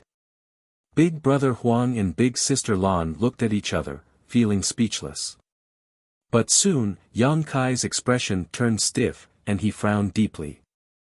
It only took a moment for his happy expression to disappear. He managed to figure something out, but it all seemed meaningless. Would he be able to find the catalyst when he couldn't even find the primordial light? He had been searching around so many great territories, but so far hadn't found anything at all. Even if he searched every great territory, there was still a chance that he wouldn't find what he was looking for. Logically speaking, Mo was born at the same time as the primordial light, so if the latter hadn't separated from Big Brother Huang and Big Sister Lan, it might also have become a sentient existence in the 3,000 worlds that was equally strong by now. However, the primordial light separated Yang and Yin eons ago, and now no one knew what it looked like. Even the world tree had no idea.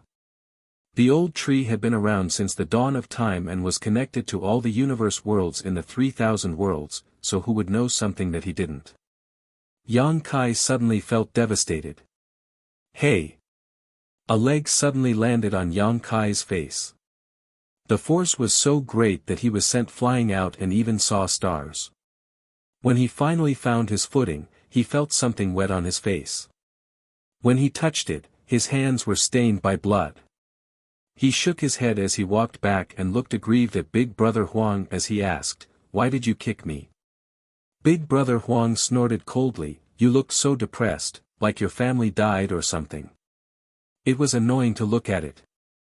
Smiling bitterly, Yang Kai asked, "Is it that obvious?" Big Brother Huang and Big Sister Lan nodded in sync. Then, Big Brother Huang jumped up and slapped his small hand on Yang Kai's shoulder while speaking like an elder, "Little brother, there is no difficulty that can't be solved. If you admit defeat before even starting, you'd be better off dead. At least you could have some peace and quiet that way." Feeling aggrieved, Yang Kai argued, "I'm not admitting defeat. I just thought." "Don't think," Big Brother Huang interrupted Yang Kai, "all beings have their own fate. Don't put everything on your shoulders because you can't bear that weight. This tragedy that is happening, it's the whole world's tragedy, not just yours. If the world would be destroyed without you, so be it." Yang Kai lowered his head, suddenly reminded of all he had done all those years ago. Back then, he was invincible on the battlefield. With the soul-rending thorn and his various divine abilities and secret techniques, he killed so many territory lords in profound nether territory that the enemy became traumatized by his mere mention. However, even with such a huge advantage, Yang Kai still chose to make peace with them. Didn't he do that because of this exact reason? This war wasn't solely his struggle. No matter how strong a person was, there was a limit to their strength. This was the human race's war, and only by the constant strengthening of their successive generations could they have hope of defeating the Black Ink clan. How could he have forgotten his original intention after so many years? Yang Kai suddenly turned serious and nodded, "Big Brother Huang, you're right." Also, he saw a new side to Big Brother Huang as he didn't expect this little guy to have such insight after having stayed in the chaotic dead territory for such a long time. When Big Brother Huang heard Yang Kai compliment him, he eagerly added, "Don't worry.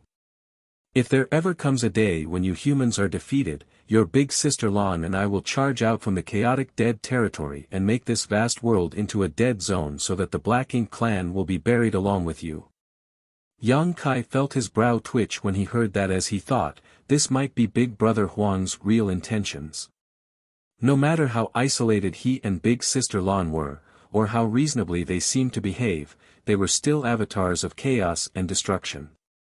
When the humans were in charge of the universe, they could still stay here peacefully, but if the humans disappeared from existence, nothing would be restraining them anymore. At that point, charging out of the chaotic dead territory wasn't just talk. "Can the two of you stand against Mo?" Yang Kai felt doubtful. According to what he knew, these two might have abilities that were on par with a giant spirit god or stronger. However, was that enough to rival the strength of Mo? When he thought about it, Mo created Black Ink giant spirit gods while the primordial light created the burning light and serene glimmer. therefore, the primordial light might have been in the creation realm as well. After pondering for a moment, Big Brother Huang replied, "We aren't his opponent, but nothing will happen if you don't act. Besides, we can't just sit here and wait for death." Yang Kai exhaled lightly before sighing, "That's right. We can't just give in and wait for death to come." No one knew whether they could find the proper catalyst, but they had to try before knowing the answer. Slapping his cheeks, Yang Kai thought, "Cheer up, the future is full of difficulties, but you can't let that stop you from forging ahead." Suddenly, he thought of something. Since these two represented chaos and destruction, how could they have peacefully stayed in the chaotic dead territory for so many years? Shouldn't they be freely roaming around the 3,000 worlds and releasing their strength? When Yang Kai unconsciously asked that question, Big Brother Huang and Big Sister Lan looked at each other and saw the confusion in each other's eyes. "You're right." Big Brother Huang was puzzled. "This is a good question. Why do we have to stay in the chaotic dead territory?" Frowning, Big Sister Lan said, "But we don't have the urge to wipe out the humans and destroy this world. What's more, I think staying here is quite good." Could this be the thoughts left by the primordial light? Yang Kai asked. The two couldn't answer him. At that moment, Big Brother Huang suddenly felt frustrated. "Hey! Why do you have so many questions? There aren't that many whys in the world." For so many years, they had been living their lives this way and didn't find it unusual, but this annoying little brother kept coming over and asking them so many questions that left them confused. "Is there anything else? If not, please leave." Big Brother Huang had no trace of politeness when he said that. Ugh, Yang Kai was speechless and thought about it before saying, "Please bestow me some yellow and blue crystals. Also, after so many years, the small stone race." Although Yang Kai had brought away a huge batch of yellow and blue crystals and a massive small stone race army from the chaotic dead territory, so many years of war with the Black Ink clan had consumed many of the yellow and blue crystals, while few small stone race were remaining. The small stone race soldiers still remaining were mostly the ones who had strength on par with the 7th Order and 8th Order Open Heaven Realm Masters, but thanks to their low sentience, they couldn't exert nearly as much power as the humans. "You're so annoying." Big Brother Huang felt a headache. "You've already taken away everything the last time you were here, yet you're doing it again." Even though it had been nearly 2,000 years since Yang Kai's last visit, that wasn't actually a long time from the burning light and serene glimmer's perspective. But despite Big Brother Huang's complaints, he and Big Sister Lan had already prepared a huge pile of supplies for Yang Kai. It didn't matter if Yang Kai didn't mention it, but now that he did, they wouldn't be stingy with him. Therefore, Big Sister Lan waved her hand, and a giant mountain-sized pile of yellow and blue crystals floated over from deep inside the void. Then, she shouted out an order, and several small stone race armies charged out from all directions in the chaotic dead territory. Yang Kai happily opened his small universe, and under Big Brother Huang's constant grumblings, he put away the huge pile of materials and small stone race armies. After that was done, burning light and serene glimmers, nearly 2,000 years of accumulation were gone. Such a huge pile of materials and reinforcements were enough to influence the final result of the war between the two races. Without mentioning anything else, if Yang Kai distributed the small stone clan armies he received to the various battlefields, they could deliver a huge blow to the Black Ink clan, as those small stone race armies had many that were on par with 8th Order Open Heaven Realm Masters. Once Yang Kai was done, he respectfully thanked the two. Since the two races still wanted to maintain their current situation of the war, Yang Kai wasn't in a rush to head back and distribute these small stone race armies. Also, he had to start his search for the medicinal catalyst. "I think you should try visiting the Divine Spirit's ancestral land." Before he could go though, Big Sister Lan suddenly made this suggestion. Marshall Peak, Chapter 56-21, Thieves. According to ancient stories, the sun's burning light and moon's serene glimmer were the ancestors of all divine spirits. The various divine spirits only appeared after these two, followed by the primordial era and the glorious days when divine spirits ruled the universe. During that era, all sorts of different divine spirits were found throughout the 3,000 worlds. It was a pity that a brutal war that went on for millennia caused the extinction of many divine spirit clans. Today, only a handful of divine spirits remained, and many of those divine spirits that managed to survive were on the verge of disappearing. The undeniable fact was that divine spirits were incredibly powerful, and every mature divine spirit was equivalent to a seventh-order open heaven realm master at least. What's more, all they needed to do was constantly refine their bloodline, and their strength would increase until one day they stood on par with ninth-order old ancestors, if not higher. However, according to the information Yang Kai received from Big Brother Huang and Big Sister Lan, the rumor about them being the first ancestors was made up. Since they first gained sentience, the only matter that had concerned them was deciding who was the elder sibling. Moreover, Yang and Yin were counteracting forces, so how could they produce so many divine spirits? The only real joint creation of these two supreme beings was when Yang Kai used the great sun and moon marks to fuse their power to create purifying light, which was the most effective method the humans currently had to restrain black ink strength. Before purifying light appeared, the only thing that could restrain black ink strength was the power of divine spirits. Of course, the divine spirit's power wasn't as effective as purifying light, but it was still far better than what mere humans were capable of. Ancestral strength from the divine spirit ancestral land was particularly good at this and could be thought of as a purer, stronger version of the divine spirit's power. At the end of the early ancient era, a black ink giant spirit god was suppressed and sealed in the demon sealing land by the dragon emperor and phoenix empress of that generation with the help of the sacred treasures from 16 powerful divine spirit clans and more than half of the ancestral strength of the ancestral land. After so many years, even the black ink strength inside that black ink giant spirit god had been continuously ground away by the ancestral strength. When Yang Kai opened the demon sealing land back then, the black ink giant spirit god was only an empty husk. If Mo's soul clone hadn't been injected into the dead black ink giant spirit god, it would have been impossible for it to be revived. The primordial light was the opposite of the initial darkness, and both the burning light and serene glimmer were separated from it. That was why the combination of Big Brother Huang and Big Sister Lan's strength could perfectly counter black ink strength. If that were true though, why could the divine spirits also resist black ink strength? Did the divine spirits really have no connection with the primordial light? Now, the divine spirits were on the brink of extinction, and there weren't many of them still alive. Only a few divine spirit clans were left, but even they were no longer as glorious as they were during the primordial era. However, the divine spirit ancestral land endured, so even if Big Sister Lan didn't suggest this to Yang Kai, he was already preparing to head over there as he might find some clues. The Shattered Heaven was the land of exile in the 3,000 worlds. It was where the wicked gathered, so there had been all sorts of characters living there in the past. Back then, those open heaven realm masters who wanted to break through to the seventh order open heaven realm, but weren't from any cave heaven and paradise would head to the Shattered Heaven. That was because even the cave heavens and paradises couldn't control that place. They could peacefully break through to the seventh order open heaven realm without having to worry about being besieged by the masters from the cave heavens and paradises. Of course, looking back now, the cave heavens and paradises did have the ability to wipe clean and control the Shattered Heaven, they simply chose not to because the world needed a place to hide its dirty and dark secrets.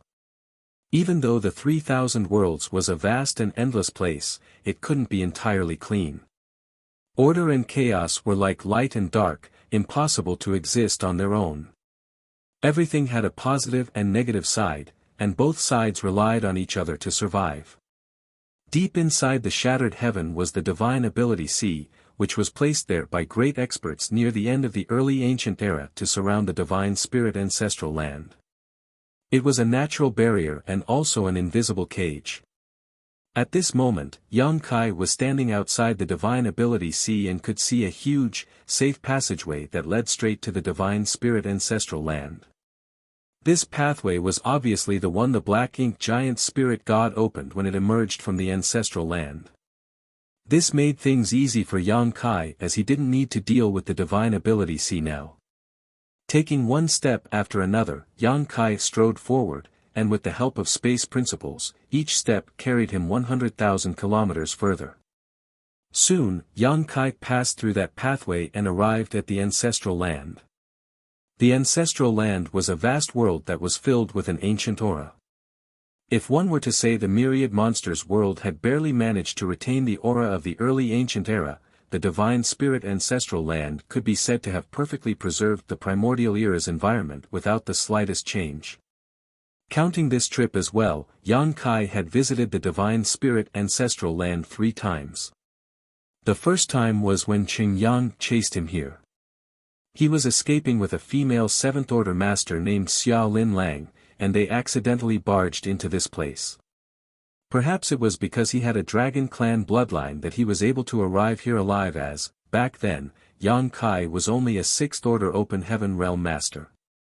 The second time was when he came to prevent an 8th Order Black Ink disciple from reviving the Black Ink giant spirit god. Unfortunately, he was too late and was forced to personally kill a respected senior, Luan. Then, he personally witnessed the revival of the Black Ink giant spirit god. That Black Ink giant spirit god was the one that charged out of the demon sealing land to the ancestral land and then out through the shattered heaven before arriving at the barren territory battlefield. This was Yang Kai's 3rd visit to this place.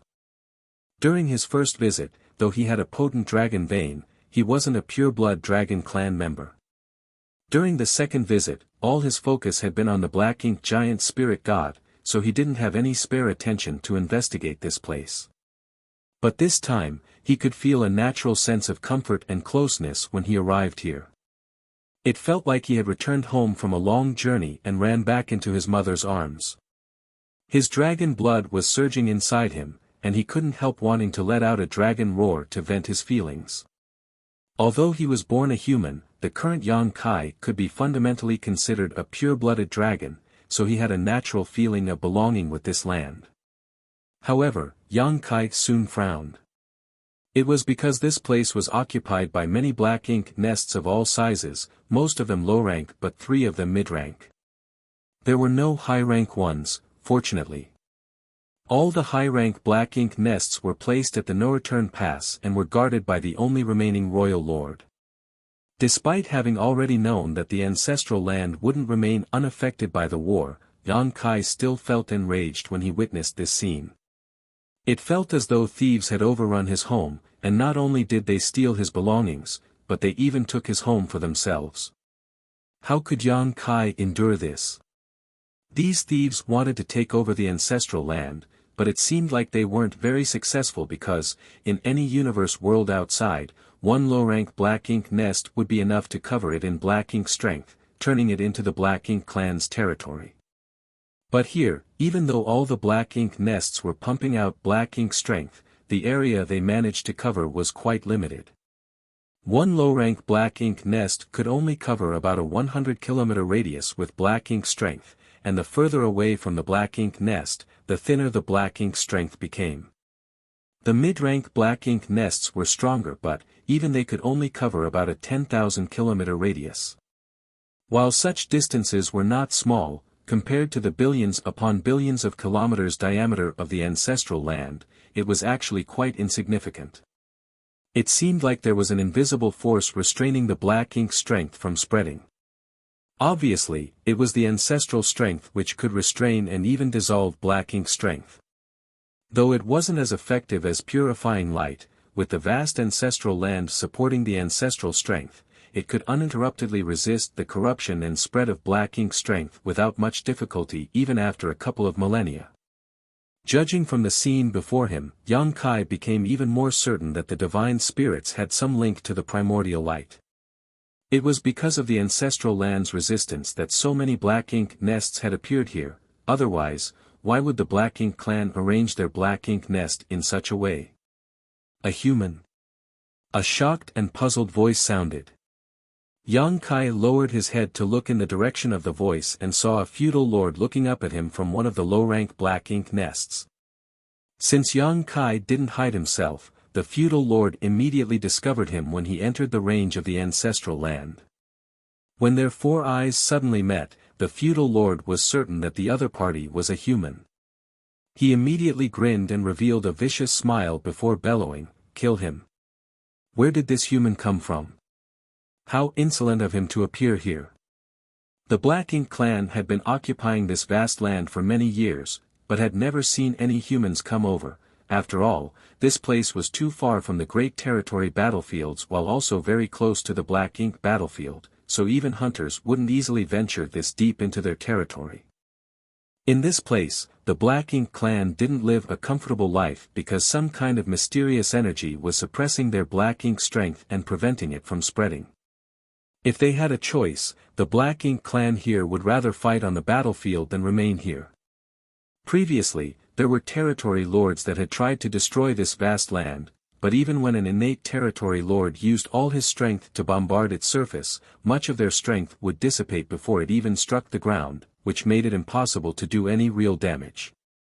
Unfortunately for them, their progress was still very slow despite their long years of effort.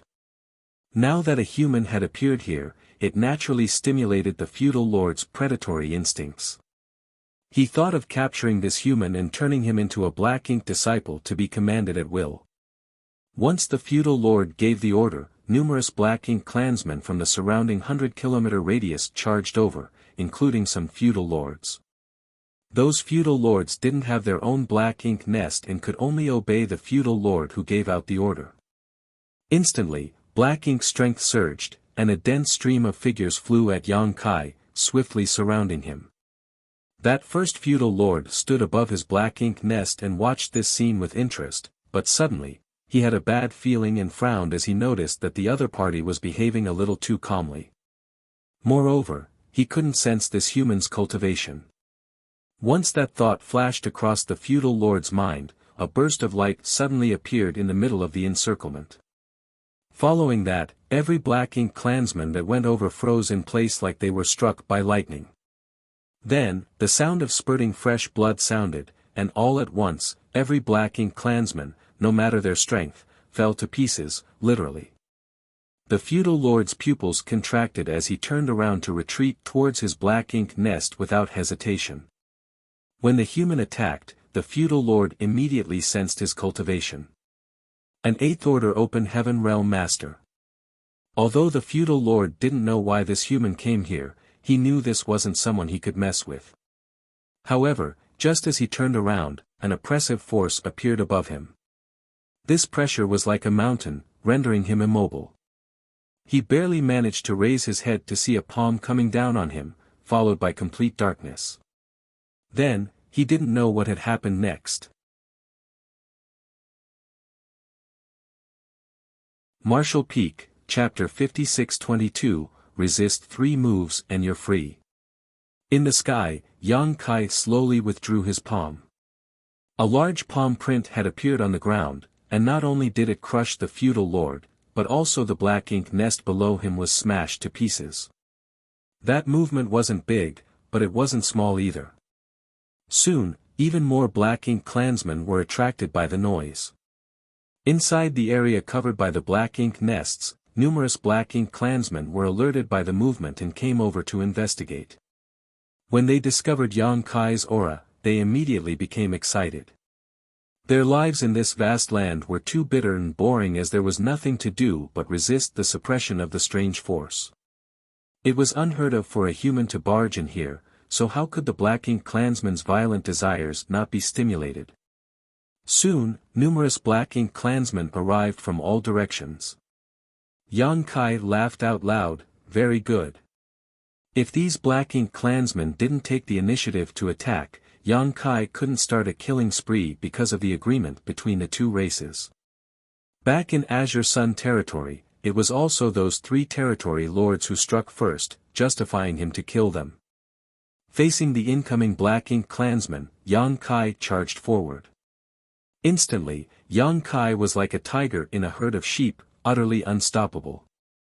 Though he was surrounded by countless Black Ink clansmen with Black Ink strength surging everywhere, none of them was his match. In a blink of an eye, Yang Kai had moved thousands of kilometers away from his original spot, and unleashed a reign of terror in his wake, destroying low-rank Black Ink nests and leaving fresh corpses. Although Yang Kai didn't exert too much of his strength, he could still kill these Black Ink clansmen with a single punch or palm. He was almost at the peak of the Eighth Order Open Heaven realm, and the strongest among these Black Ink clansmen were feudal lords, so how could they hope to stop him? To put it bluntly, Yang Kai could ruthlessly kill all these Black Ink clansmen with a single sweep of his dragon breath. The huge difference between their strength was not something these Black Ink clansmen could make up for with numbers alone. A loud roar suddenly came from the distance. "Yang Kai, stop!" Yang Kai was instantly frustrated. Did my identity get exposed so quickly? It wasn't because Yang Kai didn't take care to hide his strength, but that the Black Ink clan had been tracking him. Before this, he had been visiting one great territory after another in search of the primordial light. He didn't even leave out the universe worlds taken over by the Black Ink clan and personally went over to investigate each and every one of them. It could be said that the Black Ink clan knew his whereabouts at all times because everywhere he went, the Black Ink clan in that territory would use their Black Ink nests to report it as soon as possible. This meant that it was only after Yang Kai entered the chaotic dead territory that the Black Ink clan lost track of him. The Black Ink clan seemed to know that he had been searching for something recently, but they had no idea what it was. Also, orders had been passed down from the no-return pass saying that the Black Ink clan was not to interfere no matter what Yang Kai did. History had proven that if not provoked, Yang Kai would maintain the agreement, so the best option was to just let him be.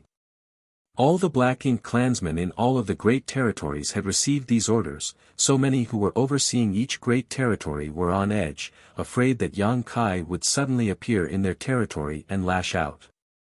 Of course, the ancestral land had received the order from the royal lord as well.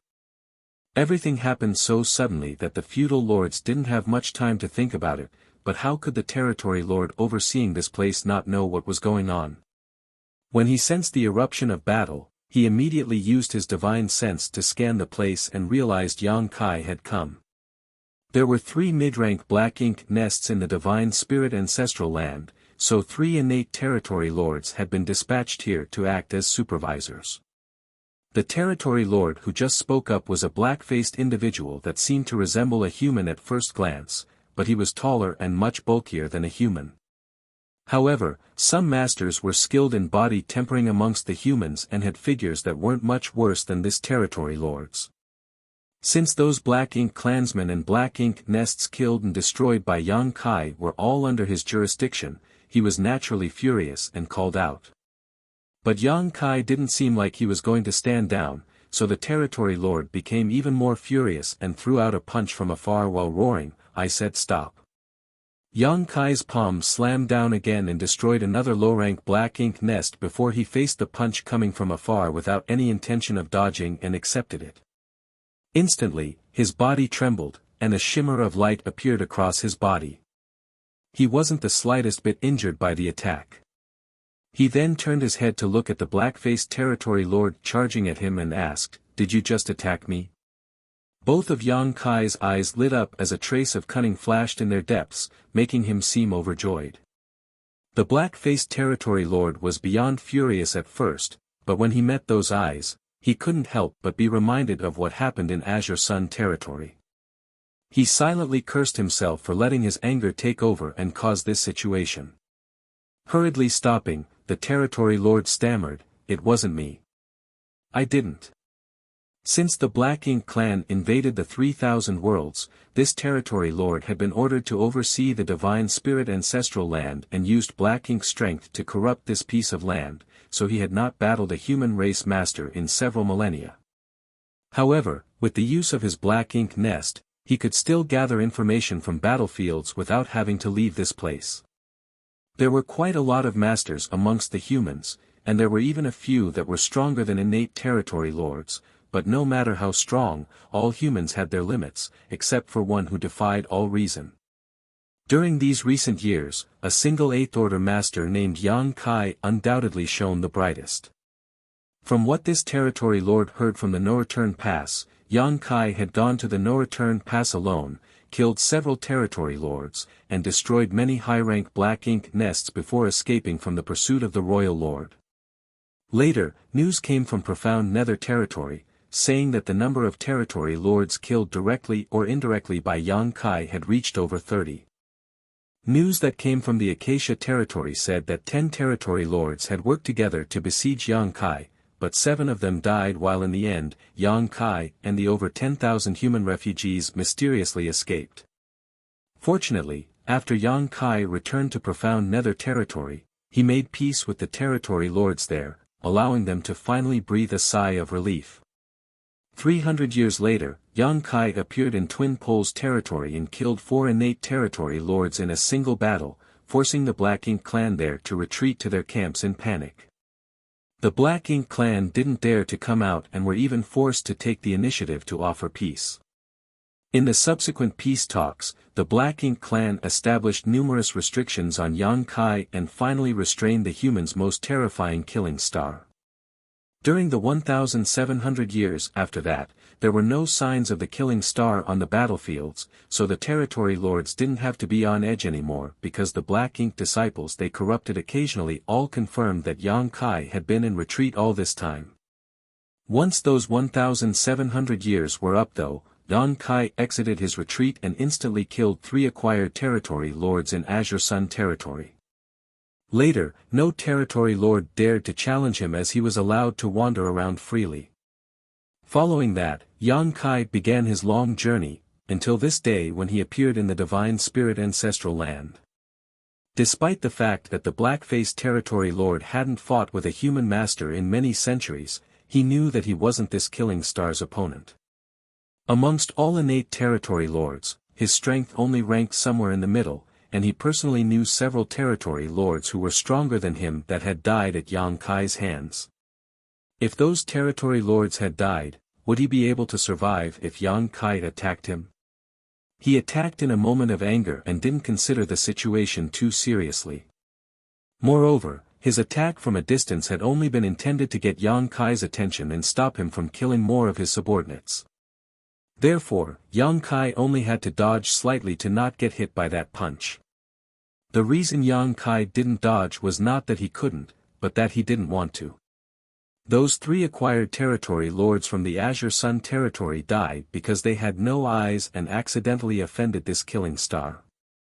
I have also offended him today. The black-faced territory lord instantly felt chills enveloping his whole figure. You dare to attack me? Good, very good. Then I'll attack you too.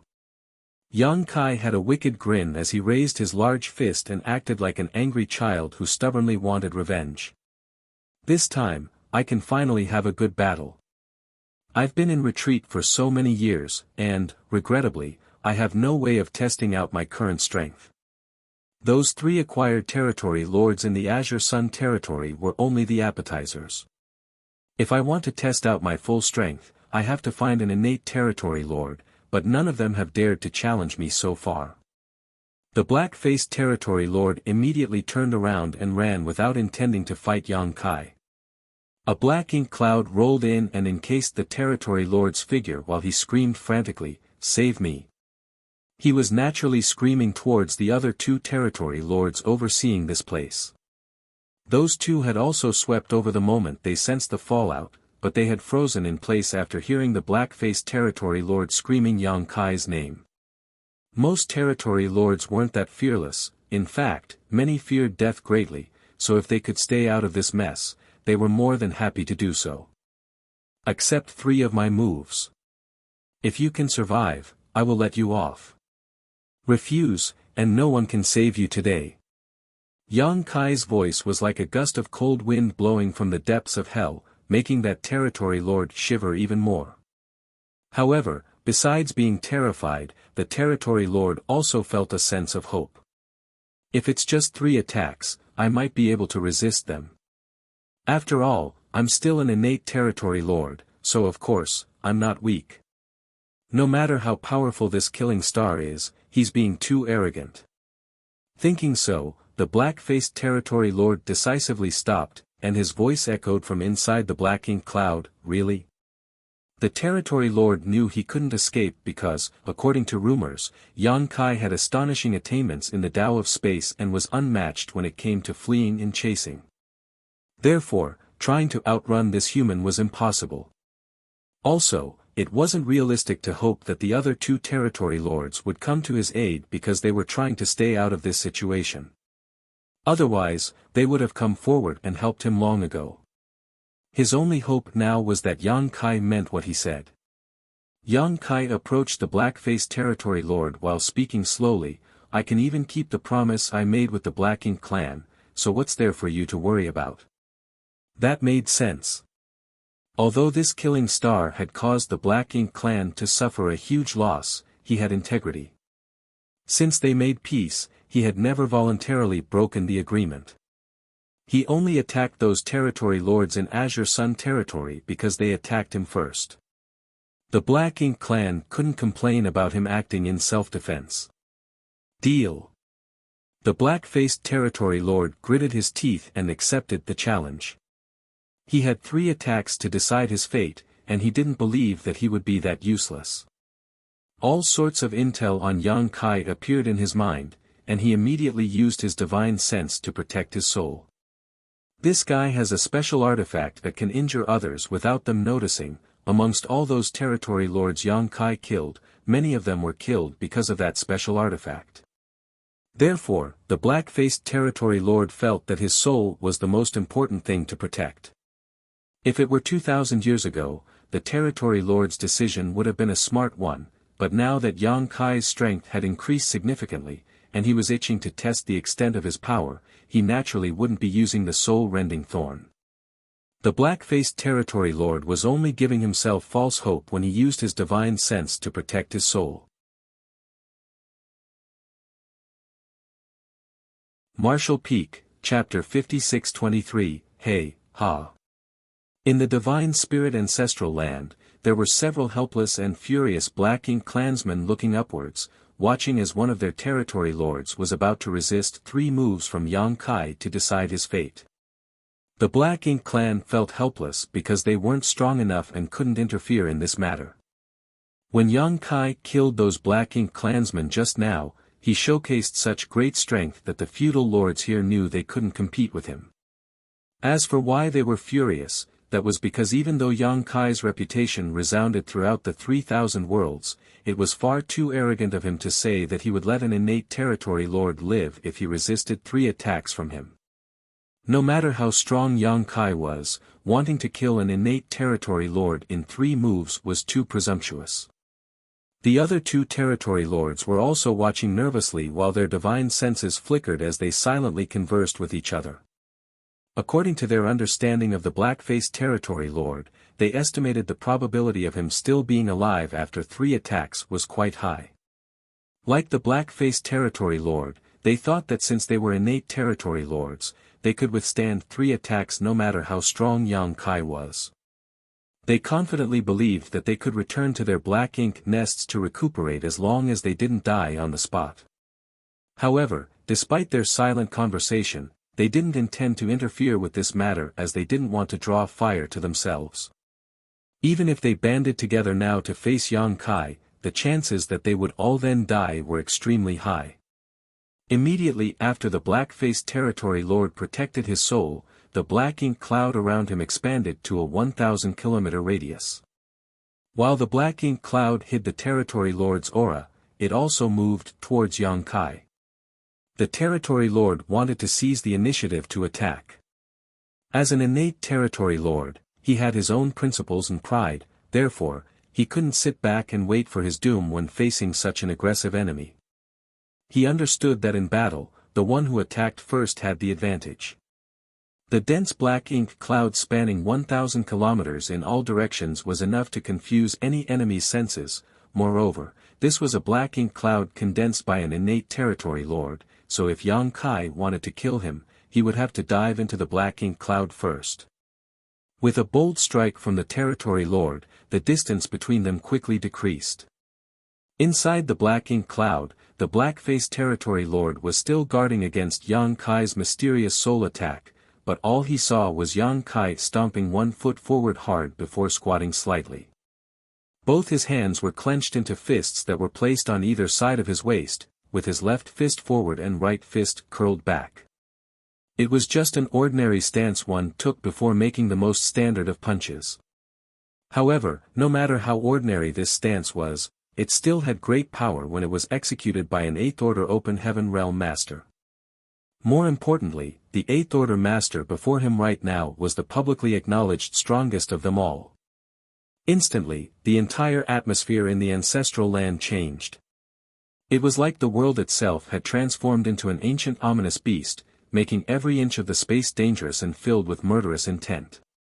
The Black Ink clansmen below instantly felt chills as though there was a sword hanging above their heads, ready to drop at any moment.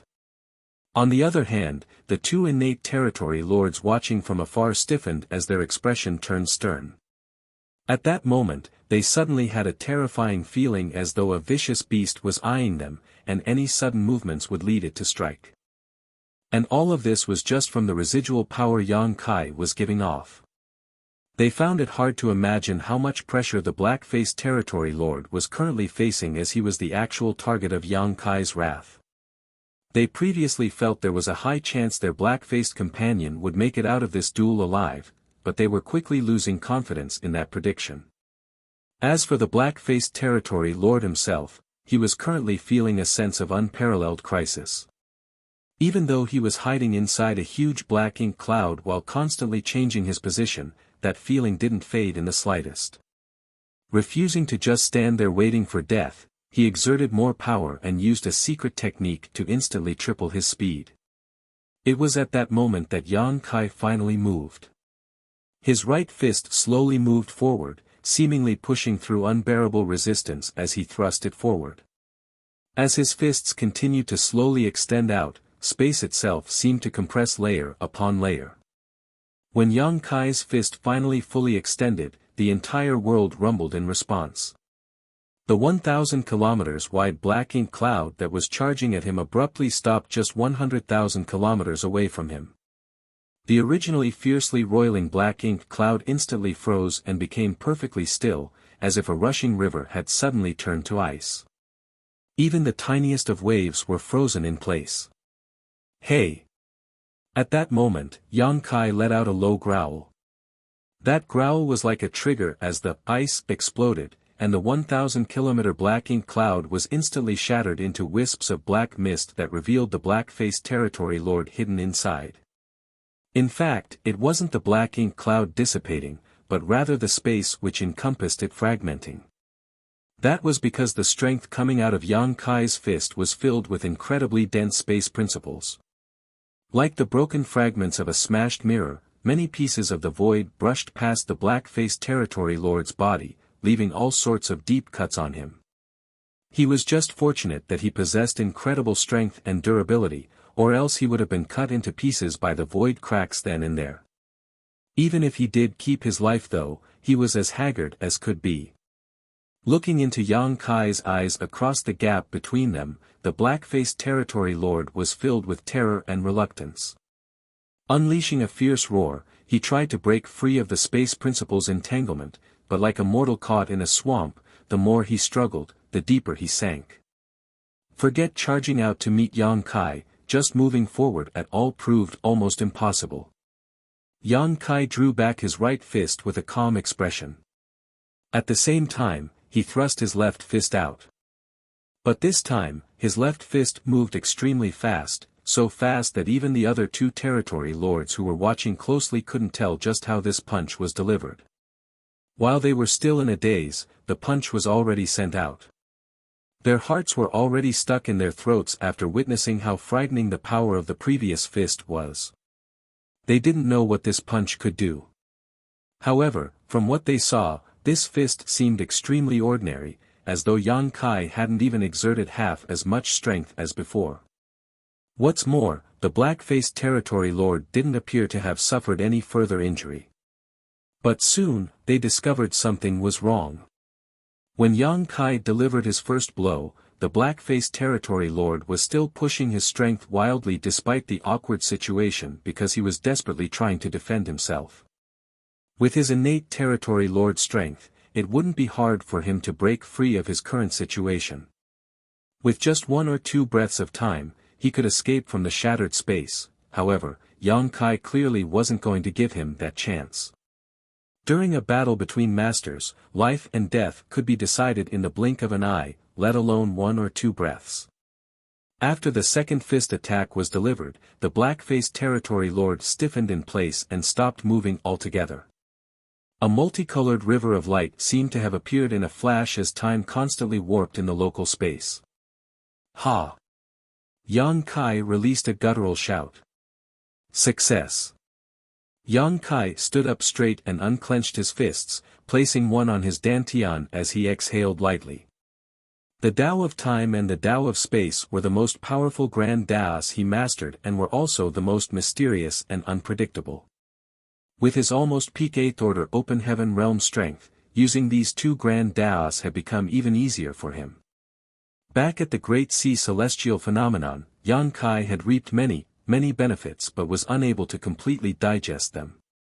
If the 3-attack challenge hadn't restricted that black-faced territory lord, he wouldn't have been in such a haggard state.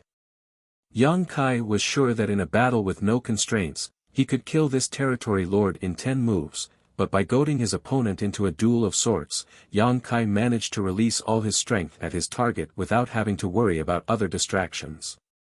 Though it seemed like a good plan, it was actually quite foolish. Moreover, this was the divine spirit ancestral land.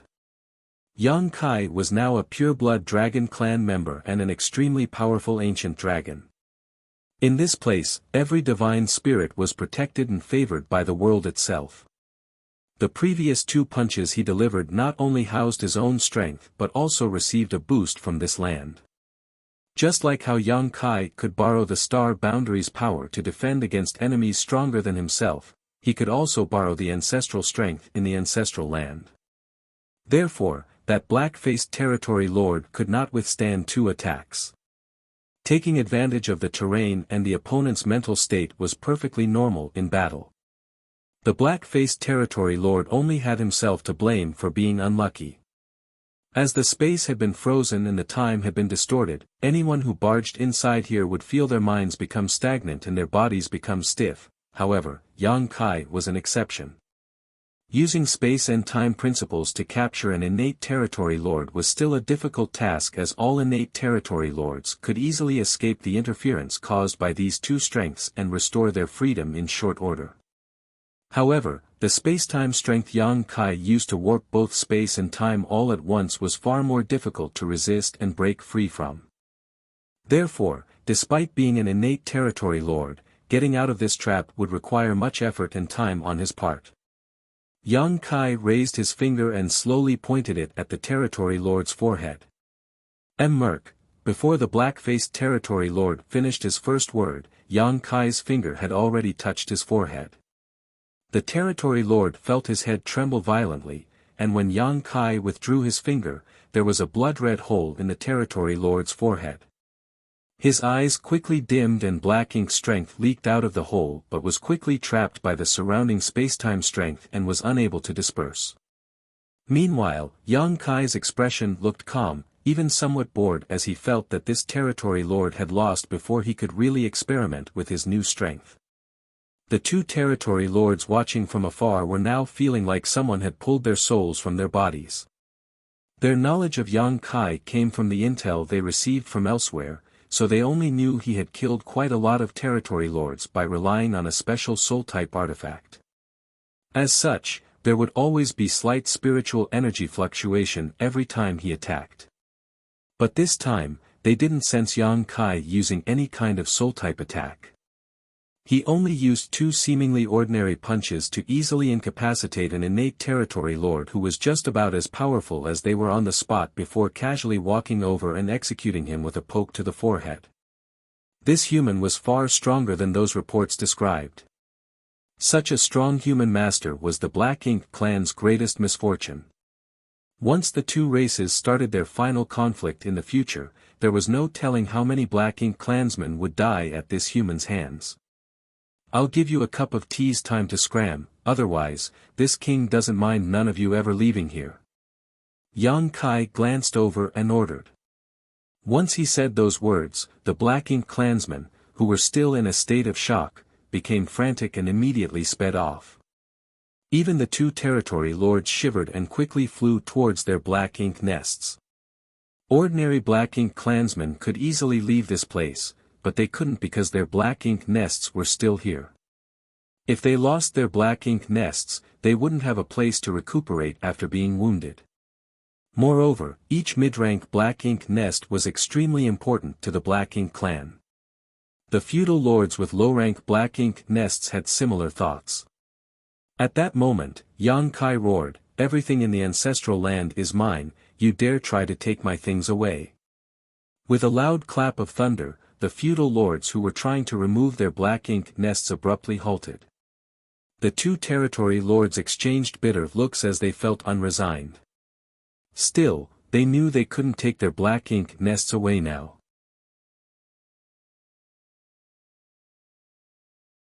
Marshall Peak, Chapter 56-24, From Adopted to Favorite Son. Soon, all the Black Ink clansmen in the ancestral land had curried away, leaving only their Black Ink nests of various sizes behind.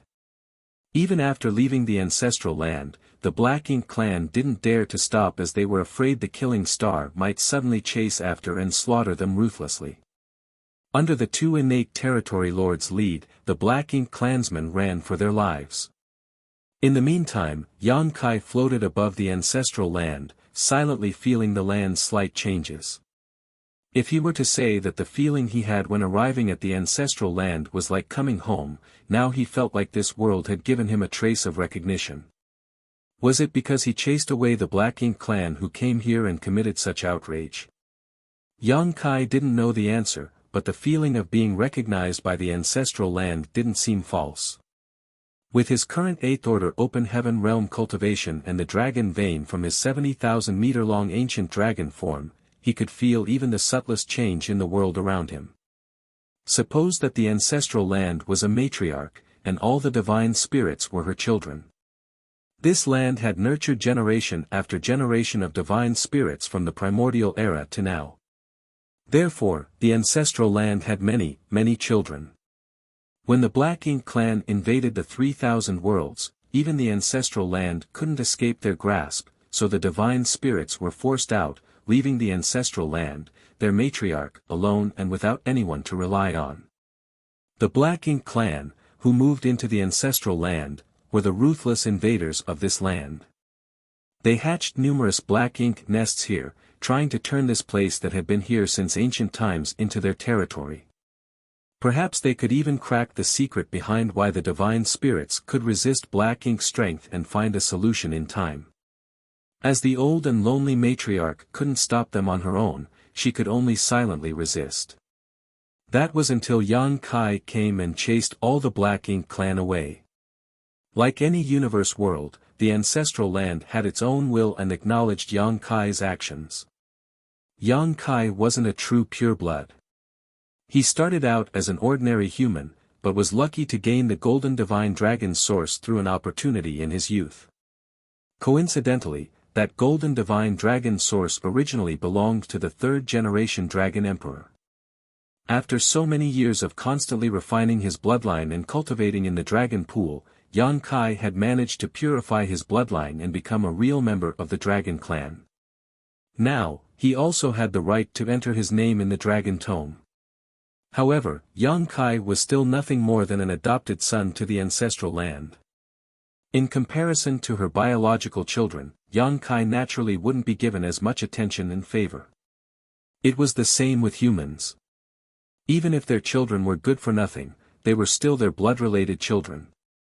What Yang Kai did today successfully helped him move closer towards the biological son level from the adopted son level.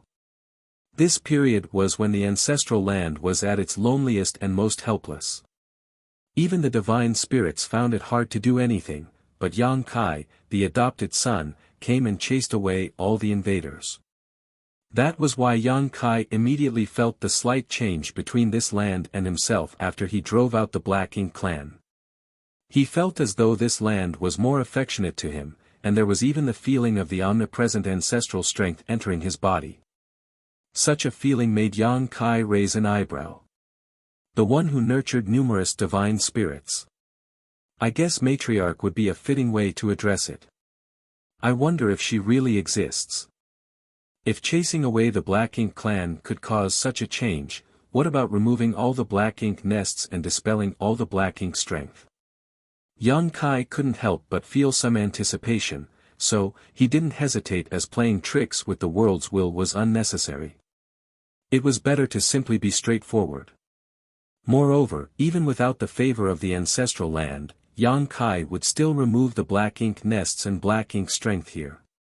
With a wave of his hand, all the Black Ink nests were uprooted from their positions and thrown inside Yang Kai's small universe to be suppressed and sealed.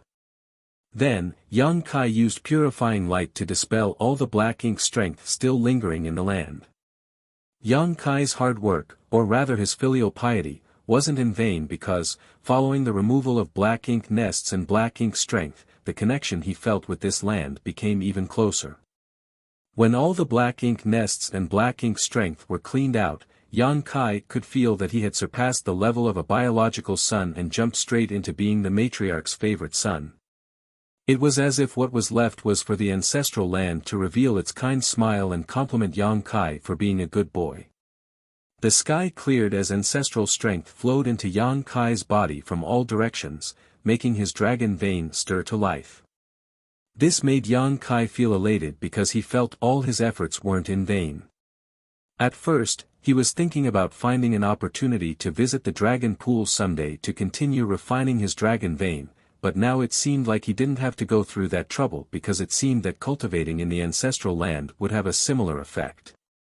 The ancestral strength inside the ancestral land was the most primitive divine spirit power that any divine spirit could absorb and refine, just like how any cultivator could refine world energy.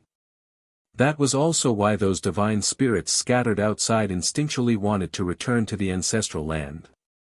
While being here, they could greatly improve their strength and bloodline. It was especially so for young divine spirits because living in the ancestral land could greatly shorten their growth period. Yang Kai wasn't in a hurry to cultivate though, because the aim of his journey here wasn't to refine his dragon vein but to find clues about the primordial light. Now that he was here, he still didn't have any idea about how to find those clues. Worse, looking around probably wouldn't be of much use because the clues about the primordial light couldn't be seen. After 1 month, Yang Kai had almost circled the entire ancestral land, but still couldn't find anything. But that was reasonable because, if there were any unique clues, it was impossible for those divine spirits living here not to know about them. Yang Kai couldn't help but feel defeated, and wondered if his approach was all wrong. While strolling around, Yang Kai suddenly came to a huge empty area. This was where the ancestral strength was the strongest, seeming to be the center of the entire ancestral land. It wasn't the geological center, but rather the core of its power. Also, this was the exact place where the third-generation Dragon Emperor and Phoenix Empress sealed that Black Ink giant spirit god. They had even sacrificed half of the ancestral land's territory and used the sacred treasures from 16 of the divine spirit clans to form a grand array to transform this place into one giant seal. This place continuously extracted ancestral strength to grind away the Black Ink giant spirit god's Black Ink strength, therefore, this place was considered the center of the ancestral land, making it the optimal location to suppress the Black Ink giant spirit god. Yang Kai sat down cross-legged, thinking of whether it was plausible to put his hopes on the primordial light to defeat the Black Ink clan. According to what he knew, the burning light and serene glimmer certainly had a high possibility of being forces separated from the primordial light. The divine spirits might also have a connection to the primordial light, but Yang Kai had no clue about what that connection was. The primordial light no longer had the same appearance as before, and no one knew what was left of it after separating the burning light and serene glimmer. Yang Kai estimated that he had to find something like a medicinal catalyst to help Big Brother Huang and Big Sister Lan fuse together and rebuild the primordial light. Without even mentioning whether he could find a catalyst he had no clue about, even if he did somehow accomplish that, would he really be able to use that to fuse Big Brother Huang and Big Sister Lan back together? And if he was, would Big Brother Huang and Big Sister Lan still exist in this world? That thought had been on his mind since he left the chaotic dead territory. Big Brother Huang and Big Sister Lan had been nothing but good to him. Purifying light was something essential for the humans to defend against the Black Ink clan, and the small stone race soldiers nurtured by the two of them had provided the humans enormous help during many instances. In the humans' eyes, even though those two had been living in the chaotic dead territory all this time, and never descended the mountain to directly help them, they had still made massive, irreplaceable contributions to the war effort. If wiping out Mo required sacrificing Big Brother Huang and Big Sister Lan's lives, Yang Kai would never agree to it, no matter the reason. He never had a chance to think carefully about this matter before, or perhaps he had unconsciously been avoiding doing so, but now that he calmed down and began to ponder the issue, he suddenly felt as though he had betrayed Big Brother Huang and Big Sister Lan. Could those two not have thought of what would become of them if Yang Kai ever found the fusion catalyst? Of course they had. When Yang Kai went over and saw them trying to fuse together, though it seemed like they were playing around, would they have even attempted such a monumental thing without considering the consequences? They had provided so much assistance to the human race, but never asked for anything in return, so how could Yang Kai just discard them after all they had done? If the only way for the human race to survive was to betray their greatest benefactors, repaying kindness with enmity, would they even be worthy of continuing to exist? Once Yang Kai changed the way he thought about this matter, the issues that had been plaguing him for so long melted away. Relying on external forces and the benevolence of others to end this tragedy was not but an act of desperation born from weakness. Even without the primordial light, was there really no other way to completely eradicate Mo? Tsang and the others could use the primordial heaven's source grand restriction to seal Mo, which meant that Mo wasn't omnipotent.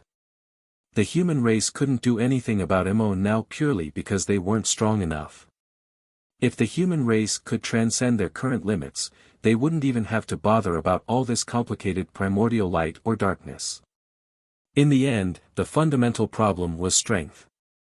It wasn't enough to be in the 8th order or 9th order open heaven realm. Humans had to at least reach the creation realm, like Mo, to be able to defeat it. Tsang and the others couldn't reach that peak, but that didn't mean that he couldn't. New talents appeared in each generation, and though the great achievements of their forefathers were admirable and worthy of praise, that did not mean the descendants should stop striving to outdo them. Perhaps the ancestral land felt her favorite son's strong desire for power, or maybe realizing it could not escape unscathed from a disaster that threatened her whole family, the matriarch who had always been fair to every divine spirit, finally revealed her doting side to Yang Kai. The entire ancestral land suddenly began shaking, and an unimaginable amount of ancestral strength from all directions flowed towards Yang Kai like a torrent and poured into his body. Yang Kai's figure trembled, but he was only surprised for a moment before calming down.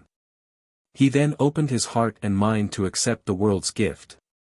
He was currently almost at the peak of the 8th order, but ancestral strength wasn't of any help to his open heaven realm cultivation. Instead, it was extremely beneficial to his strength as a divine spirit. Yang Kai could feel his dragon veins surging. Following the ancestral strength entering his body, he felt like he had lost control of the suppressed dragon force within him, and tiny dragon scales began appearing on his outer skin.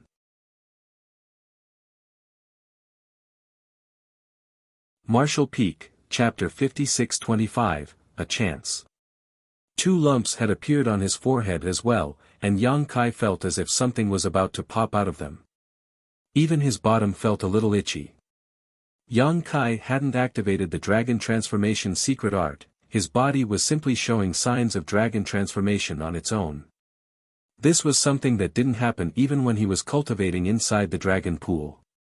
The dragon pool was the dragon clan's origin and sanctuary, and was useless to other divine spirits besides the dragon clan. However, ancestral strength was an energy that could benefit any divine spirit.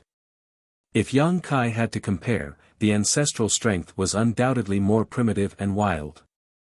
With a loud dragon roar and a bright golden flash, a 70,000-meter-long giant golden dragon suddenly appeared where Yang Kai had stood. Since he couldn't suppress it, he would just allow nature to take its course. Instantly, ancestral strength began flooding in more rampantly. The golden dragon shook its head and flicked its tail while its dragon scales trembled as it felt its whole body itching. It could also clearly feel its size increasing rapidly, and following that increase, it felt elated.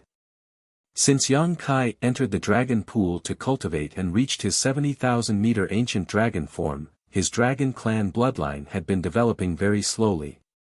It had been nearly 3,000 years since then, but his dragon form hadn't even grown another 1,000 meters. The main reason was that he had no time to purify his dragon vein. Also, besides cultivating inside the dragon pool, it was extremely hard for a dragon to continue growing after its dragon vein reached Yang Kai's level. Previously, Fu Guang was healing his injuries inside the dragon pool, and after he came out, Yang Kai was still in his retreat, therefore, he didn't have the time to head over to the dragon pool. Now that ancestral strength was pouring into his body, Yang Kai's dragon form was clearly growing, and at breakneck speed just like when he was cultivating in the dragon pool back then. Though this didn't help him in increasing the order of his open heaven realm cultivation, the increase of his dragon vein was also an increase in his strength. Yang Kai instantly felt like this trip was worth it, and he finally stopped obsessing over finding the primordial light. While the wind was blowing and the ancestral strength was surging inside the ancestral land, two innate territory lords led the large group of Black Ink clansmen that had escaped back to the no-return pass. Sitting on a tall throne was the only royal lord of the Black Ink clan. His face was pale and colorless, which gave others a demonic but also feminine feeling. He had his chin propped on his hand while listening to the two territory lords' fearful and trepidatious report. Huge bones formed the throne he was sitting on, and every one of them was glowing with colorful lights and flowing with various Tao strengths. These weren't any ordinary bones, but rather the bones of divine spirits. After so many years of battles, the divine spirits also suffered casualties. Some of those dead divine spirits would have their corpses collected and buried by their allies, but some would be taken away by the Black Ink clan and have their bones extracted to add to the royal lord's throne. Building such a huge throne must have taken over 10,000 large bones, so one could guess how many divine spirits had died in battle during these years. Even many Dragon and Phoenix clan members died in battle, especially during the battle when the no-return pass was breached. During the final battle in the Barren territory, even the Dragon and Phoenix clan leaders had perished. Although the royal lord didn't release his aura and was simply listening quietly, the two territory lords below felt like they were standing on pins and needles. Retreating without a fight was considered a dereliction of duty. They were responsible for guarding the ancestral land, but after one of their fellow innate territory lords was killed, they chose not to fight with Yang Kai, and ran away, instead. They even discarded their mid-rank Black Ink nests. Such crimes were enough for them to lose their heads. Of course, an innate territory lord was a precious asset to the current Black Ink clan, and many of them had died in battle over the years, so there was a huge decrease in their numbers. The royal lord wouldn't easily execute these two and would most likely just send them to the 6 battlefields that had masters from both races so that they could atone for their sins. On the two sides of the main hall were 2 rows of innate territory lords. Though the Black Ink clan had quite a lot of acquired territory lords now, they were either battling the human race masters on the battlefields to fine-tune themselves, or devouring Black Ink strength inside Black Ink nests as they cultivated their strength. The only ones free were the innate territory lords because their abilities were fixed right after birth. At this moment, most of those territory lords had sympathetic expressions on their faces. They had also heard of Yang Kai's reputation during these years, so they knew that it was already lucky to be able to survive after an encounter with that killing star. Of course, it was also because that fellow was worried about the agreement between the two races and didn't dare to break it easily, otherwise, these two territory lords might have already been killed. Once the two territory lords finished their report, they looked up at the throne, waiting nervously for their fate to be decided. After a long time, the royal lord asked, "What you mean to say is, Yang Kai has entered the divine spirit ancestral land, yes?" "Indeed, a territory lord with two large wings on his back, which made him look like a huge bat," answered respectfully. "Why did he go there?"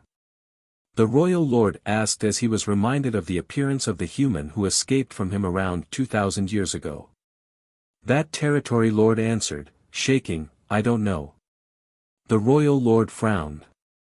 To think of it, he had encountered Yang Kai twice. The first time was when Yang Kai led the remnant army to attack the No-Return Pass. During that time, he used the Azure Void Pass Old Ancestor's corpse and the strength of the Ox Monster to forcefully kill many Black Ink clansmen to open a bloody road and send the remnant humans to the barren territory. The other time was when Yang Kai came back from the Black Ink battlefield alone. That time, he destroyed 7 high-rank Black Ink nests, killed numerous innate territory lords, and finally escaped all on his own. Back then, the royal lord flew into a rage because of that, but couldn't do anything about it. He soon heard the news about Yang Kai from the frontline battlefields and knew that Yang Kai had killed numerous territory lords. That fellow was now the biggest hidden trouble for the Black Ink clan. If the royal lord hadn't learned that Yang Kai could never break through to the Ninth Order Open Heaven realm, he would have ordered his death no matter the cost. That was because Yang Kai was already such a menace when he was an 8th Order master, so how terrifying would he be if he managed to reach 9th Order? Perhaps by then, even the royal lords might not be his opponent. It was because the Black Ink clan knew that Yang Kai was destined to be unable to reach the Ninth Order Open Heaven realm that they slightly suppressed their intentions to kill him and maintain their peace agreement with the human race, though the bigger reason was that both sides needed time to accumulate strength. Once the Black Ink clan had nurtured enough royal lords, Yang Kai would no longer be able to affect the overall situation despite being a menace. Of course, the Black Ink clan wouldn't give up a chance to kill Yang Kai either. Therefore, when the royal lord heard that Yang Kai had entered the ancestral land, which the Black Ink clan previously controlled, he thought that this might be an opportunity. During these recent years, Yang Kai seemed to be searching for something which had brought him from one great territory to another. However, neither the Black Ink clan nor the humans knew what he was searching for. But no matter what it was, it would surely be bad news for the Black Ink clan. If they could besiege and kill Yang Kai in the divine spirit ancestral land, his plans would all be in vain, and he would no longer restrict the Black Ink clan. At that moment, they could boldly break the treaty between the two races and restart the wars in every great territory. They had to reduce the human race's territory so that they wouldn't have the ability to accumulate more strength. That way, the Black Ink clan could wipe them out someday. No matter how strong that 8th Order Open Heaven Realm Master was, he couldn't defeat a royal lord. Unfortunately, Yang Kai was proficient in the Tao of space and was unmatched when it came to escaping. He would run away when he knew he couldn't win, which made others unable to do anything to him. That was how he escaped from the royal lord. When dealing with such a person, the royal lord understood the need for a heaven-sealing earth-locking technique to block all escape routes before going for the kill. Suddenly, the royal lord thought of something and looked down at the two territory lords before ordering, "Return there and see what he's up to." The two innate territory lords felt bitter hearing this order, but although they were frightened, they didn't dare to disobey the royal lord's command, so they could only master up their courage and head back the way they came. 1 month later, the two territory lords appeared outside the ancestral land. They had bitter expressions as they hesitated, secretly hoping that Yang Kai had left, otherwise, they didn't know how to explain their appearance if they bumped into him. They couldn't say that they were here to visit him, right? Even though they were nervous, they weren't too afraid because if Yang Kai wanted to maintain the agreement between the two races, he wouldn't openly attack them. Therefore, this trip might be dangerous, but it wasn't life-threatening.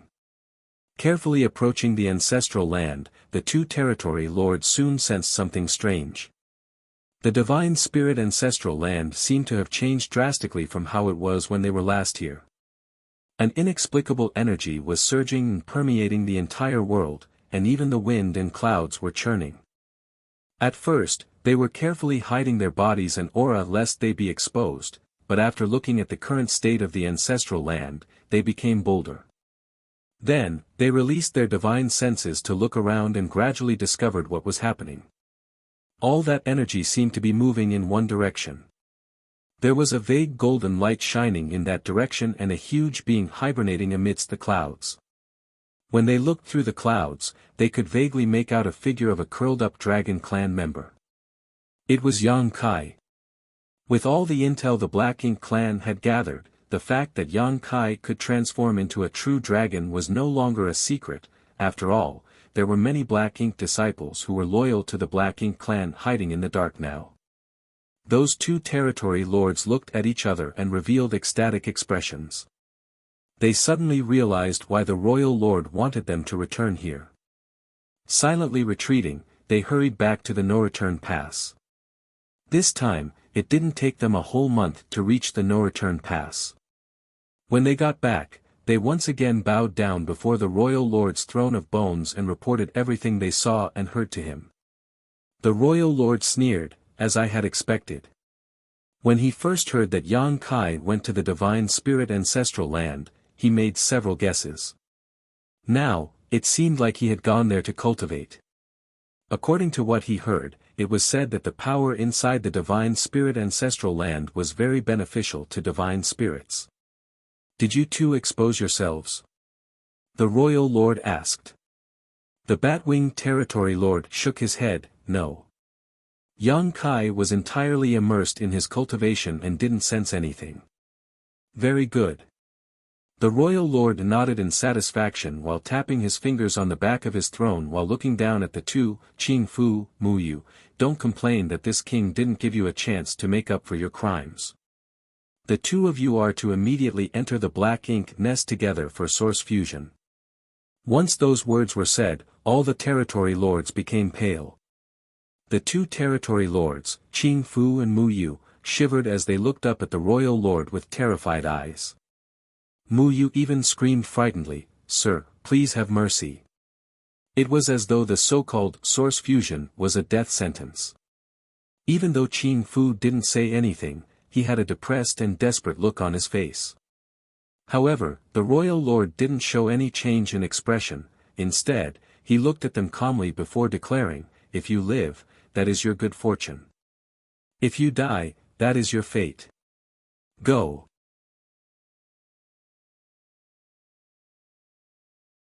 Marshall Peak, Chapter 56-26, Source Fusion Technique. The humans had many sayings for when one returned home, each describing it as something glorious after enduring difficulties or achieving something astonishing that brought honor to the family. However, source fusion in the Black Ink clan had nothing to do with returning with honor.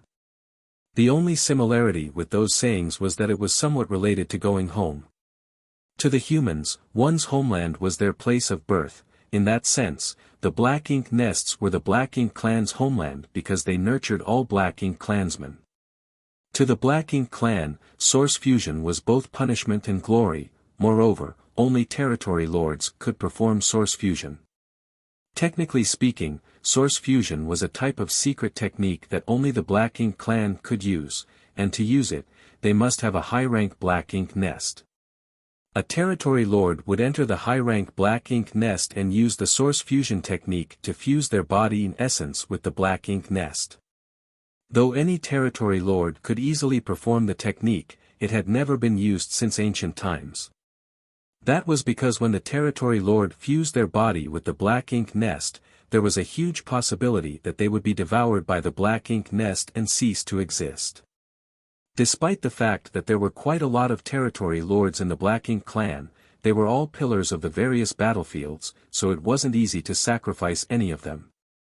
Of course, with such a high risk, the reward naturally wouldn't be small. If the territory lord who performed the source fusion technique could withstand the black ink nest's devouring and instead assimilate the black ink nest, they would achieve earth-shattering changes. Simply put, the relationship between the territory lord using the source fusion technique and the black ink nest was that they had to devour each other. Only one between them would survive. Since the day of their birth, an innate territory lord's abilities were fixed and had no way of increasing.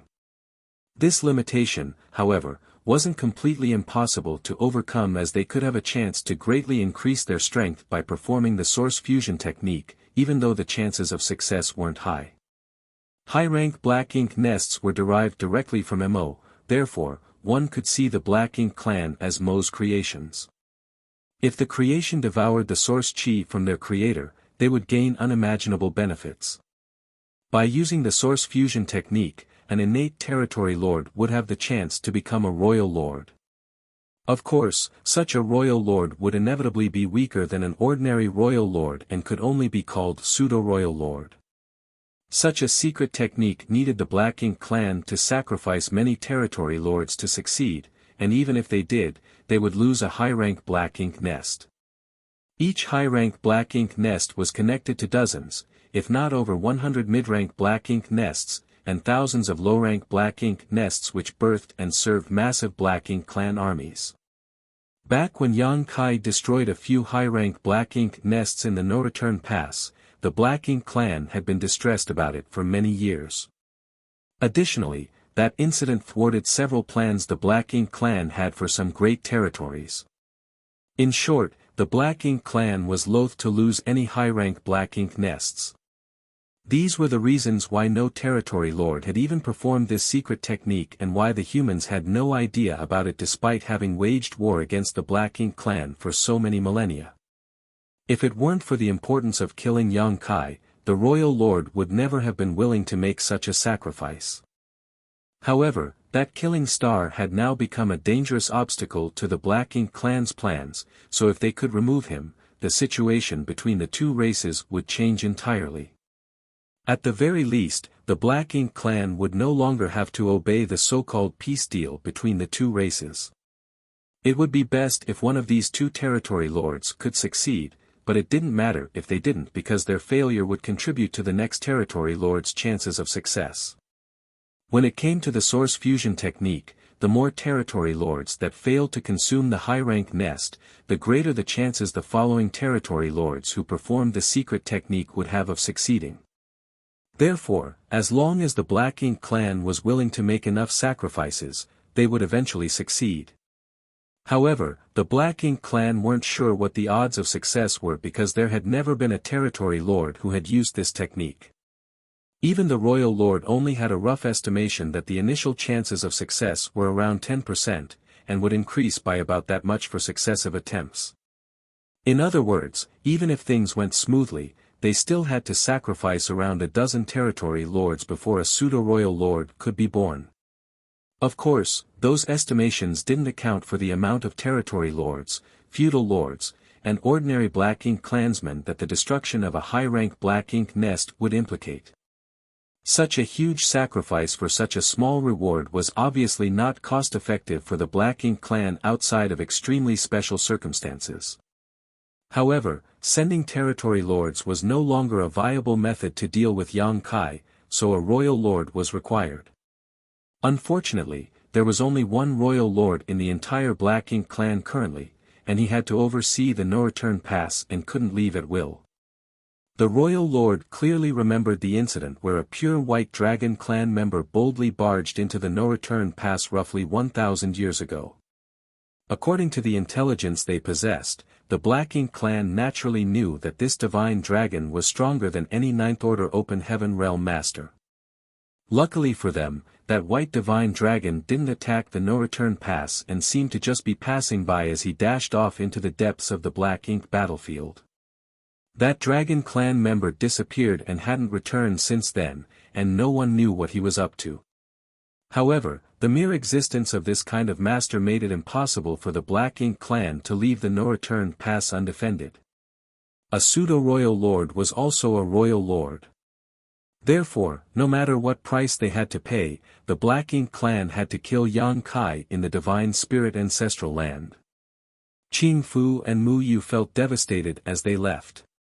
Though they were reluctant to die in such a way, it was in the Black Ink clan's nature to obey those superior to them. Since the royal lord had given the order, they could only abide. After finding a high-rank Black Ink nest, the two innate territory lords looked at each other and saw the despair in each other's eyes. They smiled bitterly at each other before flying into the Black Ink nest. When they arrived at the innermost part of the Black Ink nest, the two territory lords sat cross-legged and began performing the source fusion technique. At that instant, the fleshy walls of the Black Ink nest squirmed as the two territory lords' bodies gradually sank downwards as if they were in a swamp. Their figures disappeared in a few short breaths as the Black Ink nest completely devoured them. Only their auras remained, trying to resist the Black Ink nest from within. As time passed, the two territory lords' auras weakened before finally disappearing. Back inside the main hall, the royal lord and many territory lords were monitoring the situation. When they were certain that the two territory lords' auras had completely disappeared, many of the innate territory lords sighed. It seemed like the source fusion technique really wasn't something that could be easily used. But the sacrifice these two made was destined to not be wasted, as they soon heard the royal lord asking, "Is there any of you who is willing to perform source fusion with this Black Ink nest?" It was almost like asking if any of them would be willing to die. Having witnessed Qing Fu and Mu Yu's end, none of the innate territory lords below dared to volunteer to perform source fusion with the Black Ink nest. Therefore, it was complete silence after the royal lord asked his question. Finally, after a long time, a territory lord came forward and declared, "Sir, I am willing to try." Coming forward while everyone was silent made this territory lord stand out greatly, and many gazes of all sorts landed on him. The royal lord sitting above them revealed a gratified expression. Although many Black Ink clansmen were afraid of death because of the personality they were born with, there were still some who were willing to sacrifice themselves for the greater good of their race. Nodding, the royal lord said, "If that's what you wish, Di Wu, I'll give you a chance." "Yes." The territory lord called Di Wu cupped his fist and waited to receive further orders. "Is there anyone else?" The royal lord turned to look around, but didn't get any response, so he was a little frustrated and began calling out a few territory lords' names with no trace of politeness. The faces of those few territory lords instantly became ashen as they came forward with difficulty. Meanwhile, the other territory lords watched the scene and secretly analyzed the situation. Then, they realized that those territory lords had either lost to human race masters or made blunders on the battlefield that harmed the Black Ink clan. It seemed like the names the royal lord called out weren't at random, which made a few territory lords feel relieved. "Di Wu stays behind while the rest of you go ahead. Black Ink Eternal." Though the few territory lords couldn't put their feelings into words, their expression still became stern as they yelled, "Black Ink Eternal." After that, they turned around and set off.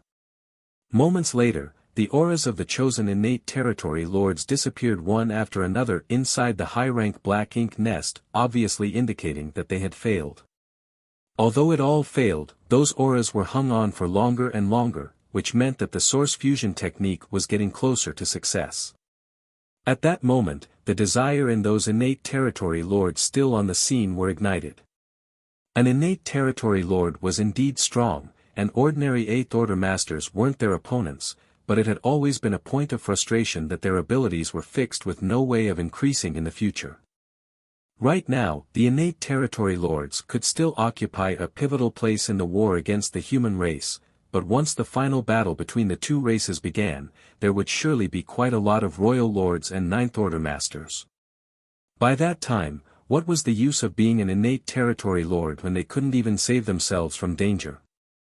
They also wanted to have greater power and become royal lords, even if they were only pseudo-royal lords. In the meantime, 6 territory lords had gone through source fusion with the Black Ink nest, which meant the chances for succeeding was growing increasingly higher. Perhaps one of them might be able to devour the black ink nest, break through their innate shackles and transcend to the next level. While they feared death, they also craved power. If the innate territory lords in the hall could be said to be avoiding the source fusion technique before, they were now feeling a little excited. After the 8th territory lord had fallen, the royal lord asked again, who else is willing to give it a try? The territory lords were now far more enthusiastic than before.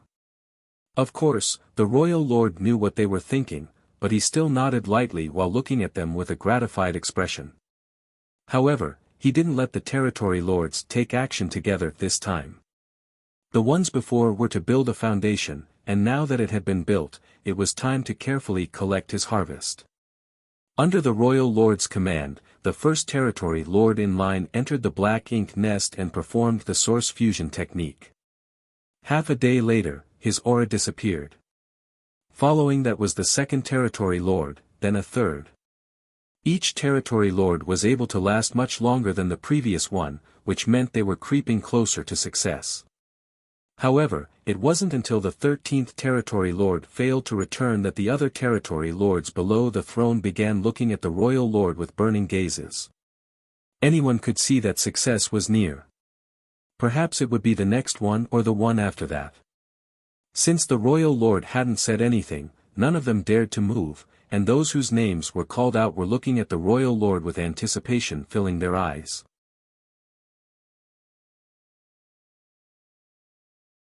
Martial Peak, Chapter 56-27, For Gates 8 Palaces Great Pagoda Array.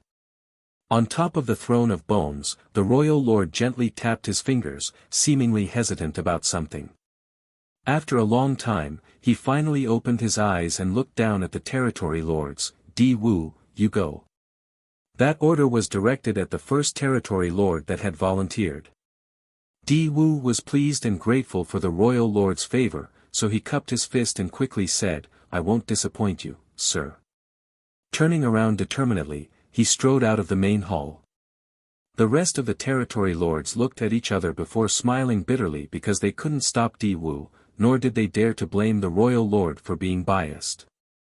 Since Di Wu was the first to stand up and volunteer when the royal lord asked who was willing to perform the source fusion with the black ink nest, he had shown that he was braver than the other territory lords. The royal lord naturally appreciated and favored such a territory lord. In addition, it was obvious that the royal lord had chosen Di Wu to receive the benefits in the end, all along.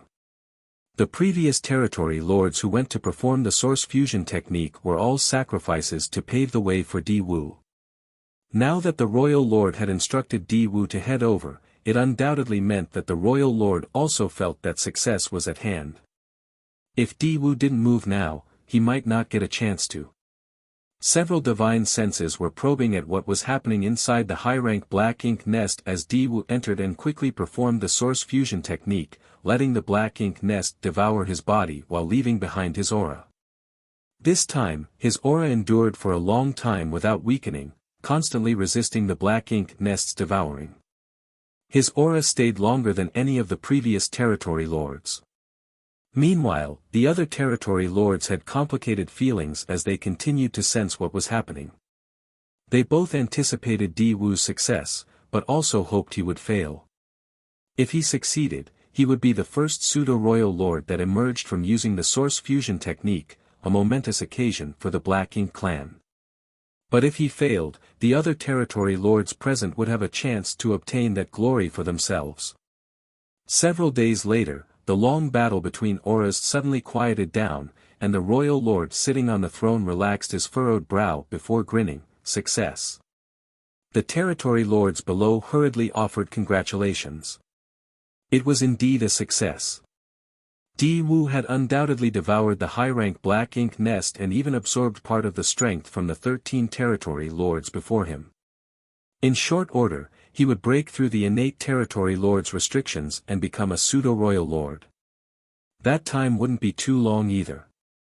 No one in the Black Ink clan was sure whether their decision to sacrifice a high-rank Black Ink nest and 13 innate territory lords in exchange for a single pseudo-royal lord was worth it. Still, If they could use this newly acquired strength to kill Yang Kai, it would be a huge strategic win for them. Now that everything was prepared, it was time to start planning their attack. The Royal Lord released a burst with his divine sense, and several seventh-order Black Ink disciples soon came to the main hall before bowing down. While leaning forward to look at an old man among the Black Ink disciples, the Royal Lord asked, "How is your research progressing? Is your 4 gates 8 palaces Great Pagoda array usable yet?" That old man replied, "Reporting to Sir Royal Lord, we have already perfected it long ago and have refined many array boards and banners." Then, the old man's expression became serious. "My lord, are you planning on using this array?" In recent years, quite a lot of humans were corrupted by Black Ink strength and turned into Black Ink disciples, but very few were proficient in the Tao of Spirit arrays. The few standing before the Royal Lord were the array masters among the Black Ink disciples that had high attainments in the Tao of Spirit arrays. More than 2,000 years ago, the Royal Lord began gathering these specialists in the No-Return Pass, providing them with protection in any materials or resources they required while giving them a single order, to develop a heaven-sealing earth-locking grand array that they could use when needed. Although the Royal Lord didn't specify who they would use that spirit array on, the 7th Order Black Ink disciples weren't fools. It wasn't enough to just deduce a heaven-sealing earth-locking grand array. However, refining array boards and banners had also cost numerous resources, and powerful masters were also needed to set up and maintain the grand array. Considering the massive investment, the Royal Lord must want to use this grand array for a special purpose. That target must be a tricky enemy who was great at escaping. Among all the 8th Order masters in the human race, there was only one who the Black Ink clan would take so seriously. However, such a huge array wasn't easy to arrange. The person they were trying to trap could easily escape if they alerted him and he found out about the grand array before it was fully activated. That was why they hadn't used this grand array despite it already being ready to deploy. They didn't expect the Royal Lord would gather them here today. After listening to the old man's answer, the Royal Lord nodded calmly, "Very good. Yang Kai has trapped himself inside the Divine Spirit ancestral land and seems to be immersed in cultivating. This is a perfect chance to deal with him." The Divine Spirit ancestral land. That old man seemed surprised. "Sir, are you going to use this grand array to seal that place? Can it be done?" The Royal Lord looked at that old man with a serious expression. How could that old man dare to say no? Judging by the Royal Lord's behavior, he might perish on the spot if he said no. So, the old man quickly replied, "Yes. If Yang Kai is indeed immersed in cultivation, there is a high chance for success. But the Divine Spirit ancestral land is an incredibly vast place, and this old master doesn't have enough strength to seal it entirely. I must trouble Sir to allocate some territory lords to cooperate with me. How many do you need?" 8. "No, 10 territory lords." The Royal Lord replied flatly, "I will give you 20 innate territory lords. This plan can only succeed and not fail." When the old man heard this, he was taken aback. It was no small deal using 20 innate territory lords to deal with one human, but it also showed how cautious the Black Ink clan was of that human. He had also heard of Yang Kai's reputation, but no matter how strong Yang Kai was, he would not be able to escape after being trapped inside this grand array. Therefore, the old man accepted the order, "Yes, sir."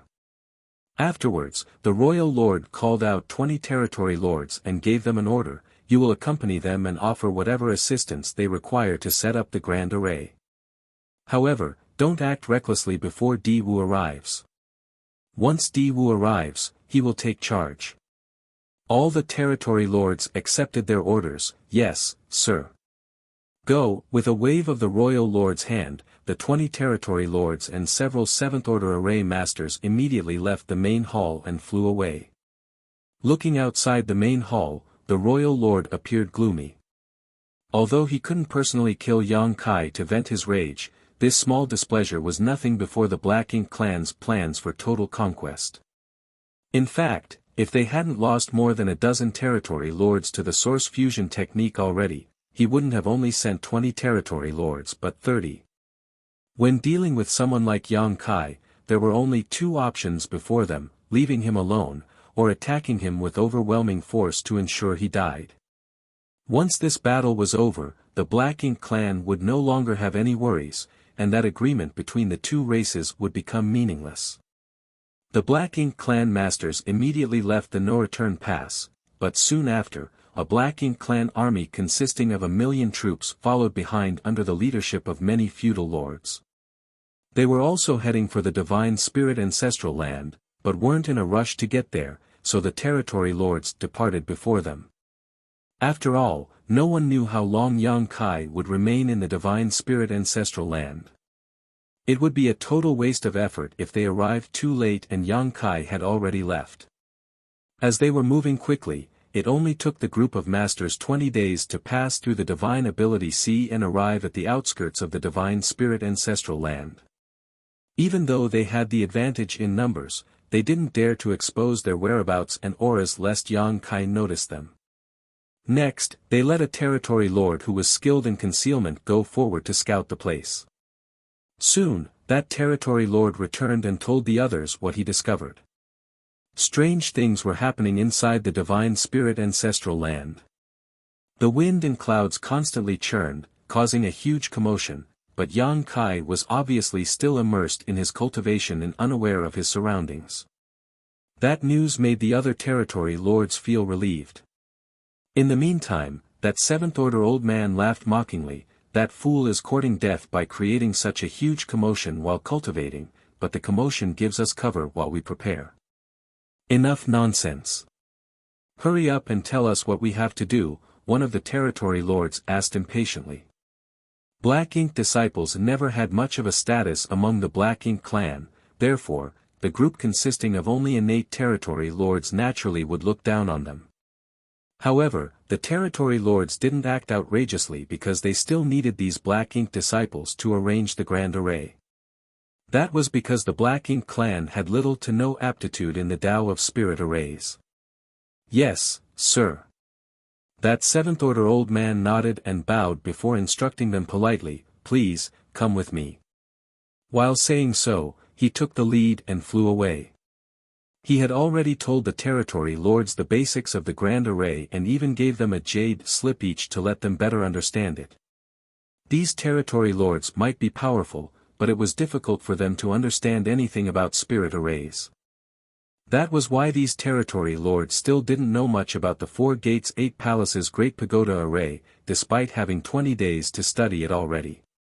If possible, that old man would rather work with the other 6 7th-order Black Ink disciples to set up the grand array, not these innate territory lords. However, he needed these powerful territory lords to enhance the spirit array's power, so he was stumped.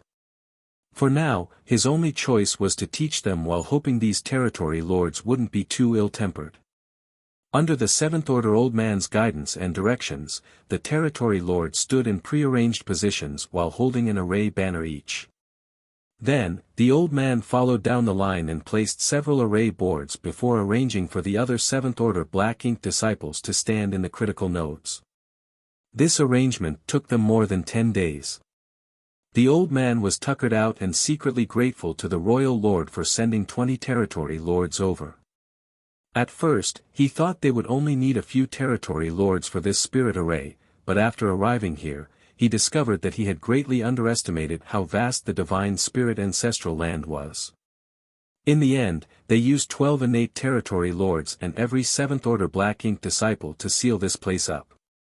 Luckily for them, Yang Kai, who was cultivating in the ancestral land, had no idea of the changes being made outside and was still immersed in his cultivation. Once everything was ready, the old man secretly breathed a sigh of relief. He went over and stood at one of the critical nodes of the grand array and with a serious expression, pulled out an array banner and channeled his strength into it. Instantly, world force surged. Around the void, the grand array's nodes and array boards hummed simultaneously while the anxious territory lords also inserted their strength into their array banners.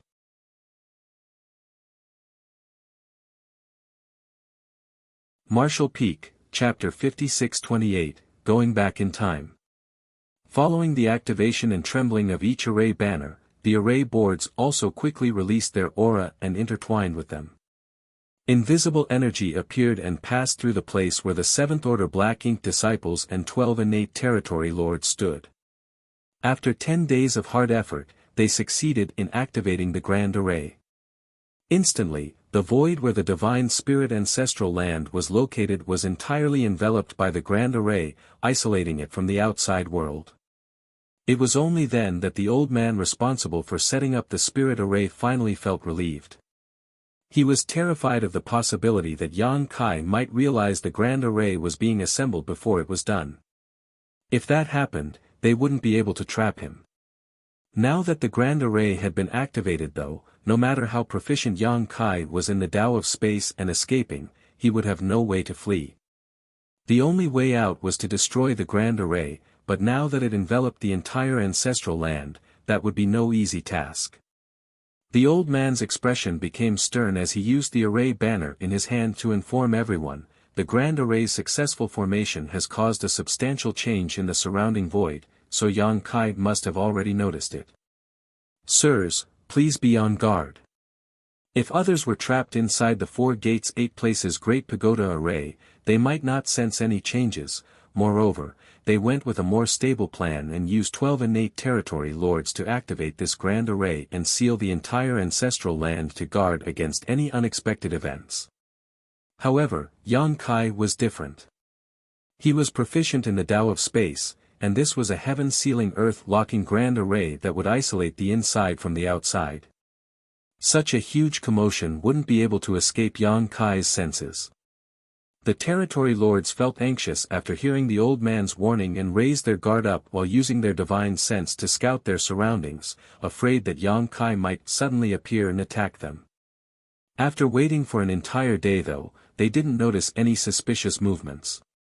They waited another day, but it was still very quiet. The territory lords used their array banners to converse with each other secretly and were dumbfounded by what Yang Kai might be planning. One of the territory lords couldn't help asking, "Are you sure that guy is still here?" It wasn't their fault for doubting because if Yang Kai was here, how could he remain so idle? According to how domineering he usually treated the Black Ink clan, he would definitely have caused a huge scene if he noticed he was sealed inside this place. Even if he didn't cause a commotion, he would at least show his face and not be as quiet as he was now. There were several territory lords with the same doubts. Soon, another territory lord's voice came from the array banners, "He should be here. When I scouted this place earlier, I felt a strange change in the ancestral land, which is clearly his doing." "Did you actually see him?" "I didn't, since the territory lord didn't dare to expose his whereabouts. He was very careful when scouting ahead and didn't dare to investigate too deeply. What if he accidentally alerted Yang Kai while scouting, causing him to get suspicious and leave? He wouldn't be able to handle the consequences. Let's just wait. Maybe he's lurking around in the dark." The group of territory lords calmed down and continued to wait. But several more days passed and there were still no signs of Yang Kai. By now, all the territory lords had grown anxious. All the signs pointed to the possibility that Yang Kai might no longer be inside the Divine Spirit Ancestral Land. If that was really the case, all their efforts would be for naught. Another silent conversation was exchanged, and they decided to send someone out to investigate. They had been afraid of Yang Kai sensing their presence before, but now that the Grand Array was active, they had already revealed themselves. Therefore, it didn't matter if they went over to investigate the situation. However, they couldn't reach a conclusion on who would be going. All of them were aware of Yang Kai's reputation, and any territory lord who encountered him back then had a high chance of dying once he struck out. Now, they even used a heaven-sealing earth-locking Grand Array, which was clearly meant for him, so how could Yang Kai show mercy when they encountered each other? Therefore, all the territory lords passed the responsibility among them as no one was willing to enter the ancestral land. Luckily for them, the Black Ink clan army from the No Return Pass, that had departed after them, had now arrived. So, the territory lords picked out a feudal lord and ordered him to lead 3,000 soldiers into the ancestral land. That unlucky feudal lord felt bitter but couldn't do anything but follow his orders. Moving forward carefully, the troops soon arrived in the sky above the ancestral land, but before landing, the feudal lord sensed a suppressive force coming at him from all directions. He had never felt this kind of sensation, and under this suppression, he found that he couldn't circulate his black ink strength as smoothly as before. Even his feudal lord aura had slightly decreased. Such a change surprised him, and he quickly stopped moving before looking around. He noticed the 3,000 Black Ink clan soldiers he brought with him also wore uncomfortable expressions. Is this the suppression of the ancestral strength? The feudal lord's expression turned gloomy as he wondered. Of course, he knew that the divine spirit ancestral land had ancestral strength. After all, the Black Ink clan had occupied this place for thousands of years and had sent back comprehensive reports describing the ancestral strength in the ancestral land that had a certain amount of resistance to Black Ink strength. Therefore, the Black Ink clansmen with lower strength would feel more uncomfortable being in this place. However, the feudal lord didn't expect the suppression to be this intense. He was barely at the outskirts now and hadn't even entered the ancestral land. What would happen if he dove deeper inside? Though he was worried, he didn't dare to disobey the orders given to him by the territory lords, so he could only muster up his courage and lead the Black Ink clan soldiers to continue forward. As the feudal lord expected, the closer they got to the ancestral land, the more obvious the suppression of their strength was. His feudal lord aura was constantly weakening as if there was a mysterious force suppressing the strength inside him. When he finally arrived at the ancestral land, his expression had already turned extremely stern. He summoned his strength but realized that his current output was only on par with that of a high-rank Black Ink clansman. That omnipresent, extremely dense ancestral strength had actually suppressed his strength by an entire realm. If this was his condition, the other 3,000 Black Ink clansmen would naturally be in an even worse state. The lower the strength, the more obvious the suppression. There were already some Black Ink clansmen who couldn't stand the pain and released suppressed roars. Meanwhile, the feudal lord was terrified and immediately knew that there was something off about this piece of land. He suppressed the discomfort he was feeling and began looking around. Then, he led his army away after not finding anything. It wasn't until they left the divine spirit ancestral land that the feeling of suppression gradually faded. The feudal lord reported what happened to the territory lords, making all of them frown. Is the divine spirit ancestral land suppression really so powerful? How did Qing Fu and Mu Yu stand living in this place back then? Unfortunately, those two had undergone source fusion with a Black Ink nest, otherwise, the other territory lords would have asked them to come over because they would certainly learn more about this situation. They're dead, but there are a few feudal lords that escaped alive at that time. So, we'll know the answer after asking them, one of the territory lords said. It was a plan. Among the millions of soldiers that followed them here, there were a few feudal lords who had previously guarded the ancestral land. Those feudal lords were called over and asked about the previous situation here. After finding out that things were completely different now, the territory lords were certain that, while there was previously ancestral strength here as well, it wasn't nearly as dense as it was currently. It was clear that the ancestral land had gone through a dramatic change they knew nothing about, which was likely caused deliberately. In other words, Yang Kai was still inside the ancestral land, but no one knew where he was hiding or what he was doing. Should they keep searching for him? Now that they had a Black Ink clan army that consisted of millions of Black Ink clan soldiers, there was a huge possibility of finding Yang Kai in his hiding spot if they scattered enough people around the ancestral land. However, what would they do with him after finding him? Another round of discussion later, the territory lords decided to just lay low and wait. They were now very sure that Yang Kai was still inside the ancestral land, and as long as he was here, he couldn't run away. Moreover, the royal lord had ordered them to wait for Di Wu to arrive and take over, so they would do just that. After Di Wu successfully performed the source fusion technique, he became a pseudo-royal lord. Now, all he needed to do was to absorb the power from the black ink nest and all 13 innate territory lords sacrificed before him, and he would have enough power to defeat Yang Kai. Once a decision was made, all the territory lords felt relieved and waited silently. In the meantime, Yang Kai had sunk deep into the ancestral land, but this wasn't by his own doing. At first, he was just an adopted son to the ancestral land, the so-called matriarch, and then he advanced into a true son after contributing something. Later, he became the ancestral land's favorite son. Following that, the ancestral land might have sensed Yang Kai's desire for power and decided to help him with all it could. Yang Kai transformed into a 70,000-meter ancient dragon before beginning to absorb and refine as much ancestral strength as he could from the ancestral land. While refining his dragon vein, he was so immersed in his cultivation that he didn't notice that his body had involuntarily sunk into the ground and arrived deep below the surface of the ancestral land.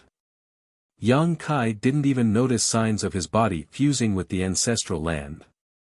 This phenomenon was naturally not the same as the Black Ink clan's source fusion technique, which required devouring one another. It was as though the matriarch had opened her arms to welcome Yang Kai into her embrace because she was trying to inject that huge amount of strength into his body. With the constant refining of his dragon vein, Yang Kai noticed that the effects here were even more outstanding than those he had while cultivating in the dragon pool. As Yang Kai had entirely sunk into the ground, not only did he not notice that the Black Ink clan had set up a heaven-sealing earth-locking grand array called the Four Gates 8th Palace's Great Pagoda Array, but the Black Ink clan who came in to look around for him also wouldn't be able to find him. Time passed by and Yang Kai's fusion with the ancestral land was becoming stronger, like he was about to become one with it. At a certain point, his perspective seemed to entirely change, becoming both ancient and wide. As his dragon vein continued to be refined, he felt a strange power seeping into his body and gradually resonating with the entire ancestral land. It was the purest form of Time Tao essence. The Dragon Clan's bloodline talent was the Tao of Time.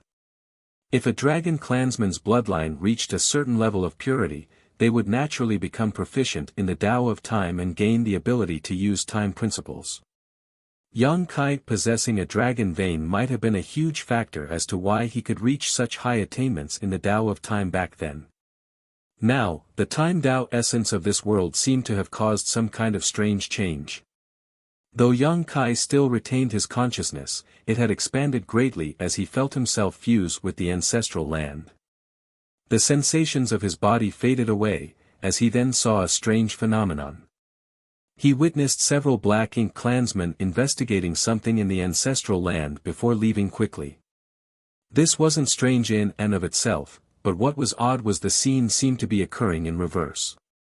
Yang Kai even saw some Black Ink clansmen walking backwards. Next, he saw a grand array, which enveloped the entire void around the ancestral land, disperse before several Black Ink disciples began running around with a number of territory lords seemingly disassembling it. Another 2 territory lords suddenly appeared outside of the ancestral land, but left after investigating what was inside. Those 2 territory lords seemed like the 2 he had previously released. Yang Kai also saw the territory lord he killed revive from the dead. He even witnessed himself withdrawing his finger from that territory lord's forehead before their battle played out in reverse. All these scenes rapidly appeared and disappeared, but Yang Kai's emotions remained as tranquil as an ancient wall. It was like he was a bystander who was observing what had happened in the ancestral land. Even watching himself kill that territory lord didn't draw any kind of reaction from him. At that moment, Yang Kai suddenly realized that he was going back in time.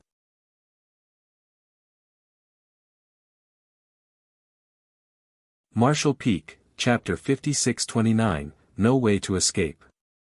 The Tao of Time was profound and mysterious. Since ancient times, there were very few cultivators who cultivated this grand Tao.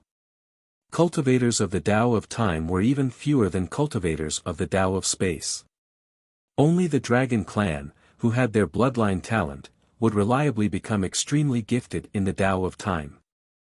Back when Yang Kai was outside the Great Sea celestial phenomenon, he used his sun and moon divine will to shatter spacetime and glimpse the future. Later, everything that happened proved that what he saw was real. However, that opportunity was an accidental coincidence. Yang Kai had tried using the sun and moon divine will again, but never saw the future in that way again. That experience led him to understand that if he could master the Tao of Time to its extreme, he might be able to peer into the future. Moreover, the ability to foresee the future was definitely a great method to avoid danger. The truth was that, once a cultivator's cultivation reached a certain level, they would naturally have a bit of prophetic ability, allowing them to sense danger and crisis before they happened. But without the Tao of Time, they couldn't see the future and would only have vague intuitions. Since the Tao of Time could allow a cultivator to foresee the future, of course, it could allow them to see the past. Time flowed from the beginning of the universe, through ancient times to the present, and continued flowing towards the end of all things. Therefore, if one glanced at where the river was flowing, they could see the future, while looking back would allow one to see the past. Though Yang Kai's attainments in the Tao of Time weren't low, possibly even among the best in the vast world, when it came to mysterious matters such as the past, the future, and even the nature of time itself, he was still fairly clueless about them. Just like this time, he had unknowingly triggered the rewinding of time in the ancestral land. This rewinding of time wasn't like he was traveling to the past, because the flow of time in the ancestral land remained unchanged.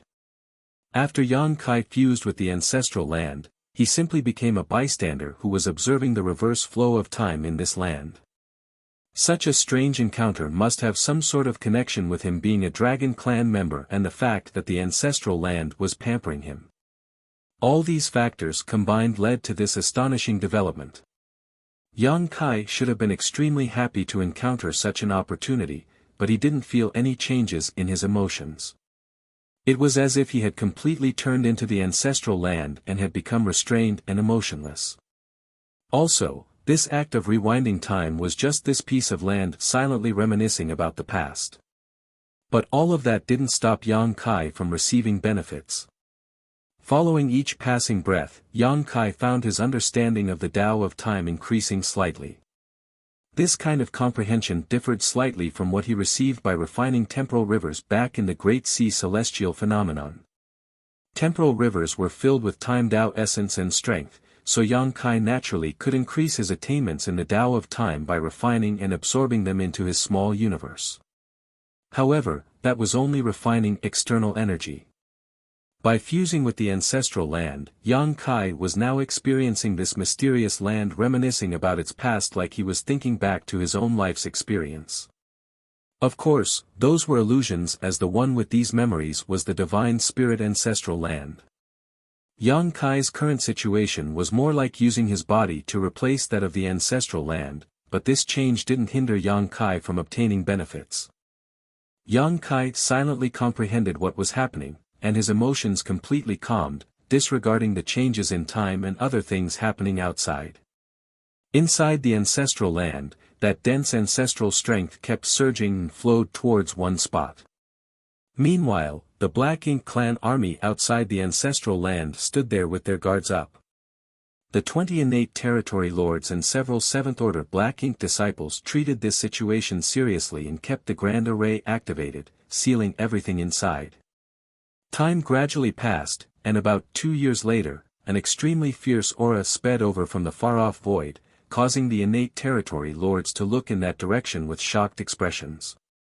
Di Wu had finally arrived. He had absorbed the power of a high-rank Black Ink nest and 13 territory lords who had sacrificed themselves to it. Naturally, he needed quite some time to refine everything and consolidate his new strength. Fortunately for him, the others had sealed this place with a grand array so that Yang Kai wouldn't be able to escape, therefore, he wasn't in much of a hurry. Also, this counted as the first time the Black Ink clan produced a pseudo-royal lord with the source fusion technique, so the other territory lords were naturally curious about Di Wu's condition. After they briefly probed Di Wu, the territory lords all turned grim. That was because Di Wu had a blaring aura. By comparing only their auras, Di Wu seemed to have the strength of a real royal lord, but all of the territory lords knew that this was just an illusion. The reason Di Wu's aura was so pronounced was that he could not control it. Royal lords didn't wantonly release their aura because they could perfectly control their strength. Therefore, the rampaging aura was a sign that Di Wu couldn't actually handle his current power properly. It was obvious from this situation that no matter how strong an innate territory lord was, and what methods they used to bypass their innate shackles, there was still an absolute limit. Even though Di Wu had received a power that was far above his original strength and had 2 years to adapt to it, it was still hard for him to fully control himself. Perhaps it would be impossible for him to gain full control over that power in his lifetime, or else he wouldn't be regarded as a pseudo-royal lord. Rather, he would be a true royal lord. Despite knowing all that, the innate territory lords were still envious of Di Wu because their strength had been fixed since their birth. Who wouldn't want to become stronger? Especially when there was an unavoidable final battle between the Black Ink clan and humans brewing. More power meant better protection for oneself when facing the catastrophe that was about to sweep through the entire universe. It was a pity that the others could only admire Di Wu because the birth of a pseudo-royal lord meant that a high-rank Black Ink nest and more than a dozen innate territory lords had to be sacrificed through the source fusion technique. The Black Ink clan could not create a large amount of pseudo-royal lords unless they were in a desperate situation, and even then, it was doubtful if such sacrifice would be worth the gains. A while later, a deep, dark cloud arrived before them. Even the innate territory lords couldn't see Di Wu's appearance because he was enveloped in extremely dense Black Ink strength.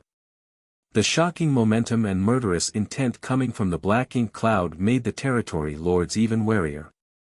When Di Wu was still a territory lord, he was more of a staid individual, but now, he was like a caged ominous beast that had broken free, wanting to devour every person he saw.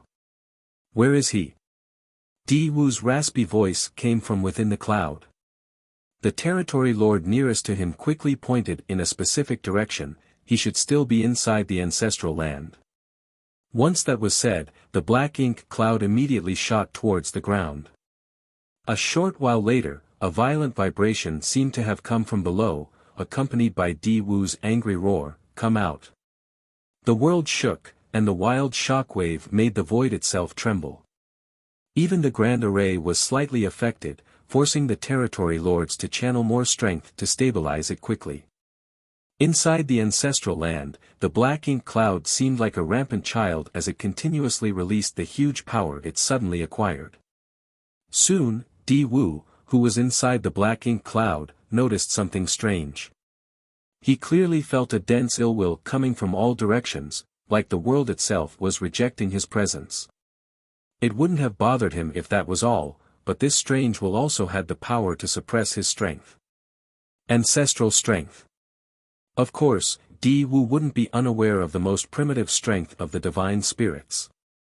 It was just that he had never visited the ancestral land before and never anticipated that the ancestral strength here would be so dense.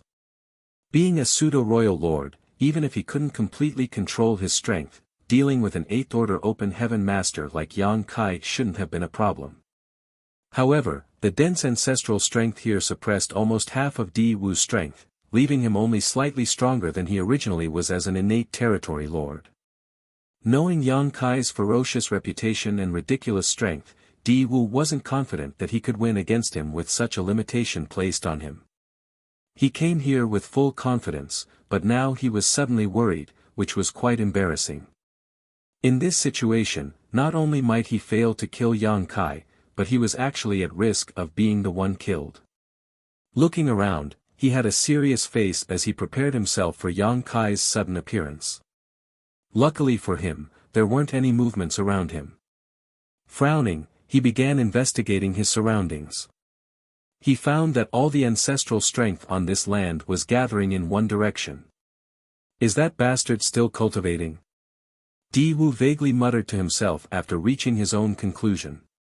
Under normal circumstances, he would have interrupted Yang Kai's cultivation no matter what because, as an enemy, he couldn't just sit and watch Yang Kai become stronger.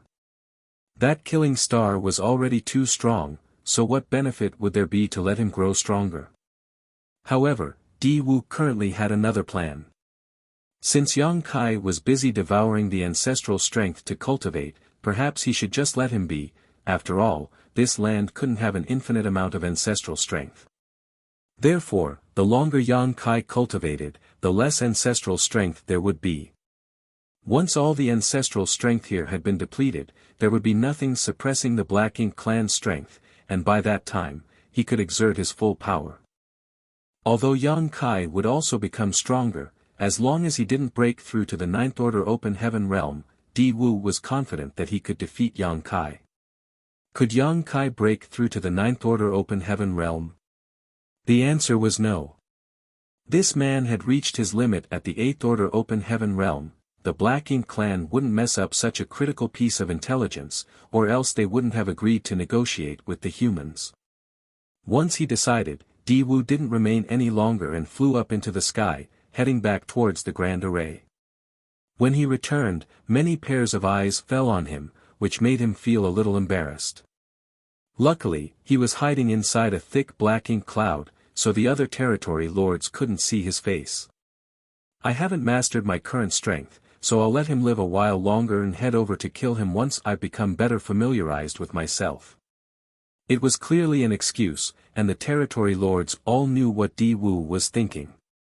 They secretly snickered, but didn't dare to show anything on the surface. Sir Di Wu, you're the one in charge. We will keep a close watch on Yang Kai's movements. Di Wu nodded lightly. Inform me immediately if there are any changes. After saying that, he shot to the side and silently began familiarizing himself with his strength. Despite spending 2 years devouring the strength from the Black Ink Nest and 13 territory lords, this wasn't strength he had built up through his own efforts, so it was somewhat incompatible with him and rioted regularly. That was also one of the reasons he could not stop releasing his aura. If he let Yang Kai continue to cultivate, he could also gradually polish the strength that didn't belong to him and make himself stronger. At the same time, in the depths of the ancestral land, Yang Kai was still looking into the past while fusing with the ancestral land's aura.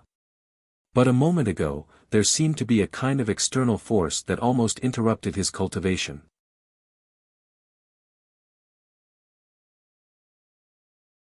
Marshall Peak, Chapter 5630, Bright Light. Fortunately, the interruption ended as swiftly as it arrived. In the meantime, the ancestral land's time had rewound to almost thousands of years ago, and Yang Kai saw incidents that happened then. Once again, he saw himself moving around the ancestral land. That scene was when he first arrived at the ancestral land. Back then, the Kun clan had forced him to open the land that had been sealed for ages, and it was also the first time he saw a black ink giant spirit god. Everything was going backwards as the time rewound while Yang Kai, the bystander, watched everything that made the ancestral land what it was today. At the same time, the omnipresent ancestral strength was still continuously flowing into his dragon form, causing his dragon vein to constantly grow stronger. His original dragon form was 70,000 meters long, and his dragon clan bloodline was extremely pure. At that point, it would have been difficult for him to refine his dragon vein further without massive amounts of time. That was why his dragon form only grew about 1,000 meters after leaving the dragon pool.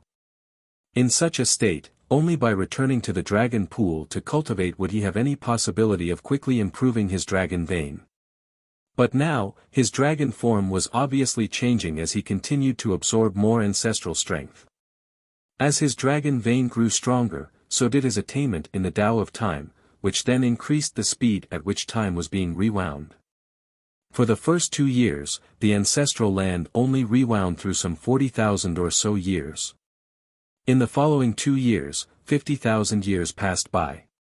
2 more years later, 60,000 years. Yang Kai had now witnessed historical moments that happened in the ancestral land over multiple millennia and soon even reached the incident during the late ancient era where the third-generation Dragon Emperor and the Phoenix Empress made a blood sacrifice to seal the black ink giant spirit god. After watching that incident, Yang Kai became even more silent. This review of time was now significantly longer than when he was cultivating in the Great Sea celestial phenomenon, as he had only spent some 4,000 years there. This journey back through the ancestral lands past had lasted millions of years already, and he might need to spend a similar amount of time to return to the present.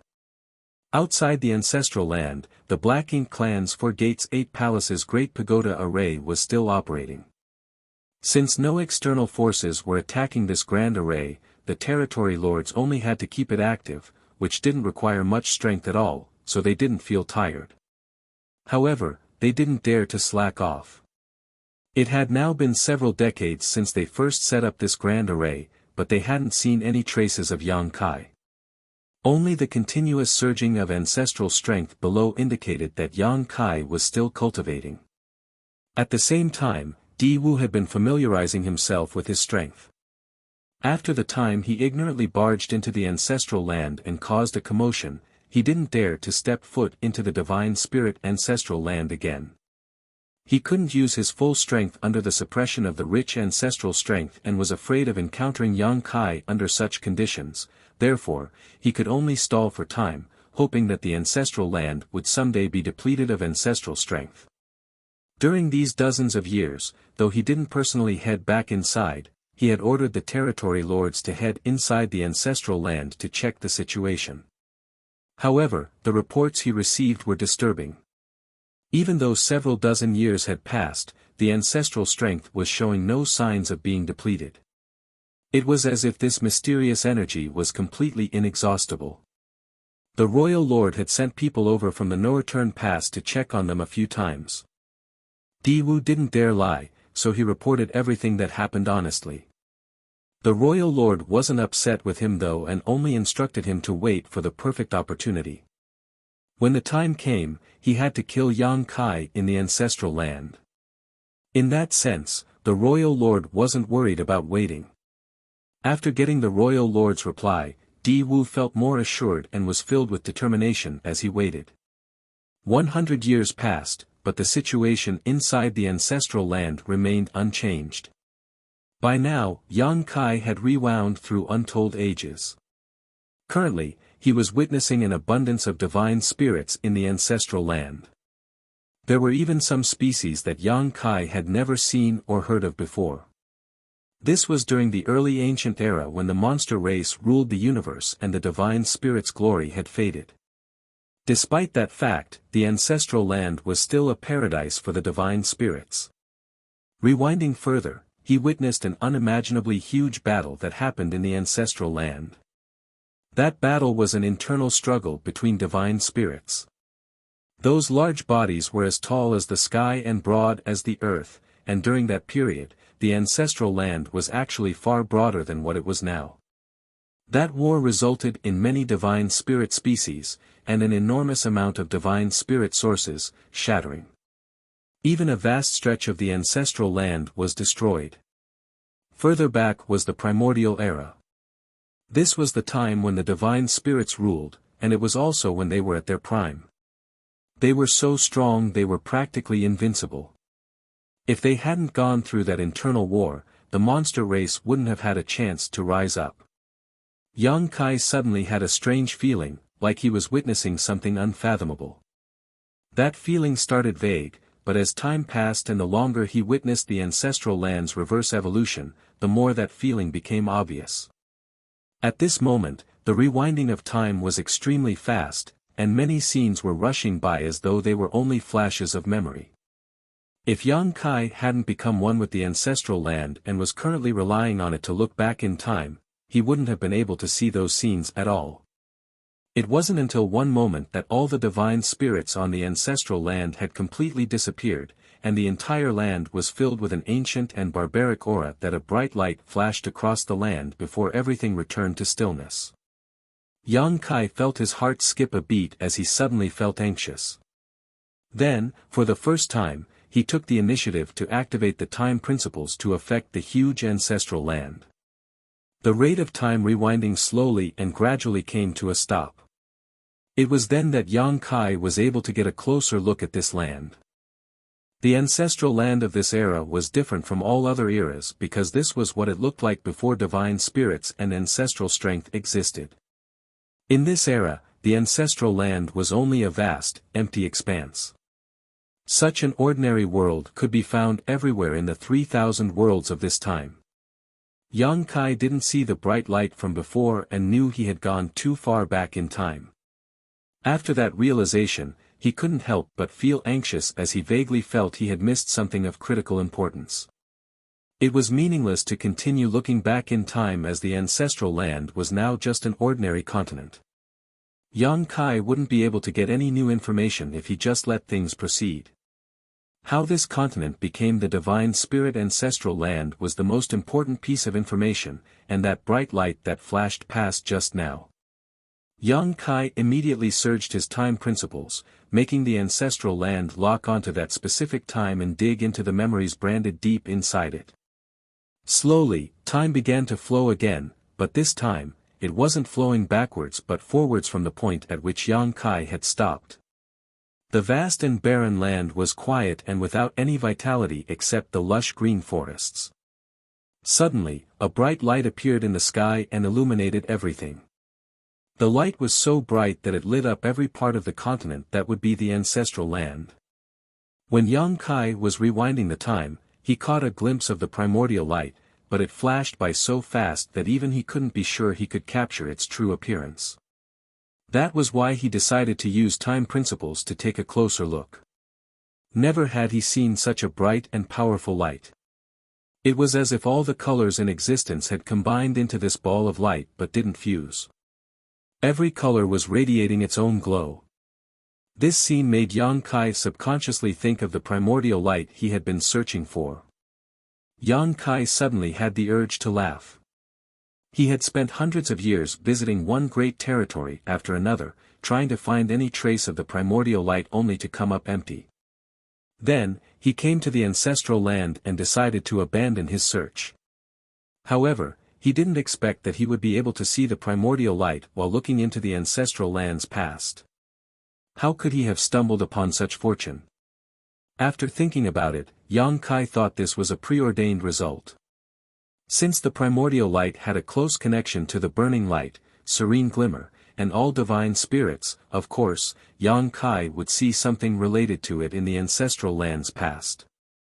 This was also why Yang Kai came to the divine spirit ancestral land in the first place. But he didn't expect that the connection would be so direct and that he would manage to see the primordial light's actual form while rewinding time. This was certainly the most important moment for this world, so Yang Kai focused all his attention and carefully observed what happened, not daring to miss the slightest detail. He had a feeling that he might be able to solve many mysteries surrounding the primordial light today. However, an external force suddenly attacked at that moment, surprising Yang Kai and almost severing him from this strange situation. Yang Kai was shocked and quickly calmed himself down before focusing his attention on controlling time principles to make time flow forward faster. He didn't know what was happening outside and only knew that he had seen the Black Ink clan set up some sort of grand array outside the ancestral land when he just began peering into the past. Therefore, he suspected that the external attacking force might have something to do with the Black Ink clan. If he didn't speed things up, there was a huge possibility that he would be completely interrupted and forced out of this mysterious state, which was naturally something he couldn't accept. It had been extremely difficult for him to come this far, so she couldn't stop at the cusp of success, only to return empty-handed. He quickly felt rage rising up inside him, but the destabilization of his mood seemed to disrupt his state of mind even further, so he quickly calmed himself and discarded all distracting thoughts. Soon, he saw the bright light sweeping down from the void. Thousands of colors flickered within the light, making for a beautiful sight. That light was flawless, just as one would expect from the first light in this world. However, Yang Kai soon noticed that the primordial light was extremely unstable. The countless colors within the light were in conflict with each other, and even the light's true form showed signs of collapsing. After observing it for a while, Yang Kai realized that this was the primordial light after it had separated out the powers of the Yang and Yin. It already had some deficiencies, so it was no longer in its perfect state. Before coming here, the primordial light had lost the power of the yang and yin. After countless years of confusion and silence, those two most fundamental energies would transform into the burning light and serene glimmer. Since those two had conflicting powers, they then unconsciously created the chaotic dead territory. How could the primordial light maintain stability when it had lost its two most fundamental energies? In a blink of an eye, the primordial light ruthlessly crashed down onto the most primitive continent from billions of kilometers away. At that instant, the light enveloped every inch of the ancestral land, and the thousands of different colors splashed out across the world.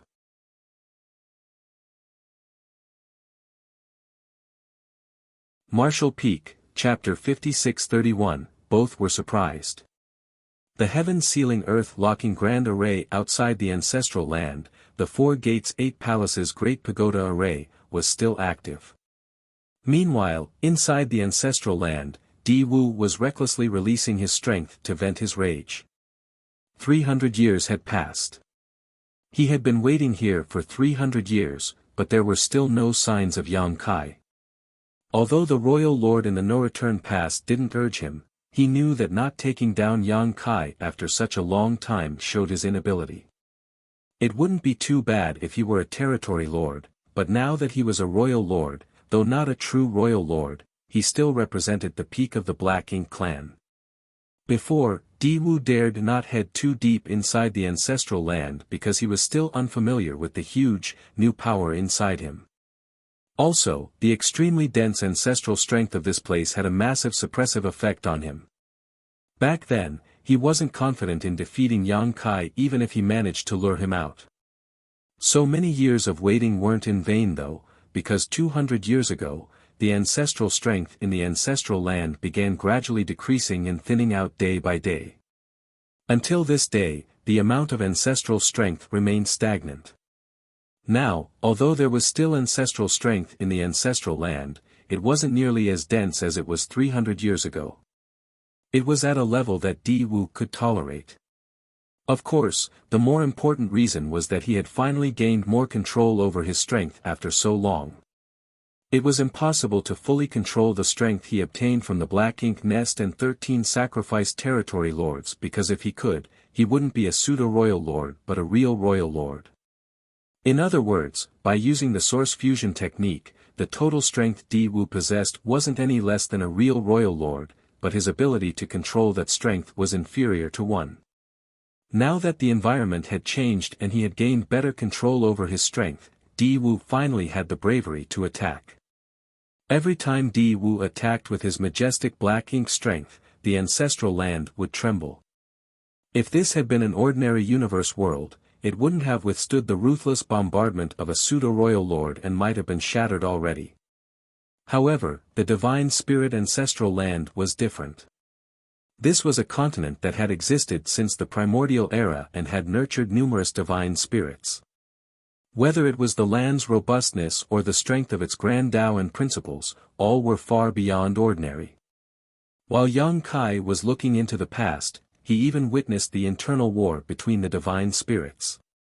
There were countless powerful divine spirits involved in that battle, including many as strong as the Dragon Emperors and Phoenix Empresses, which made it difficult to estimate how many divine spirits had died in that battle. That war was definitely among the most shocking the universe had ever witnessed, with few if any matching its magnitude and intensity. Even that great battle that involved the entire ancestral land didn't destroy this world though and only damaged it somewhat, so how could a lone pseudo-royal lord be capable of that? Therefore, Di Wu couldn't help but be dumbfounded after releasing a series of attacks. The divine spirit ancestral land was far more mysterious than he imagined, and most importantly, his actions seemed to have evoked hatred and resistance from this world. The humans had an old saying, "The world lives." Even a relatively young universe world like the star boundary had its own will, let alone one as ancient and vast as the ancestral land.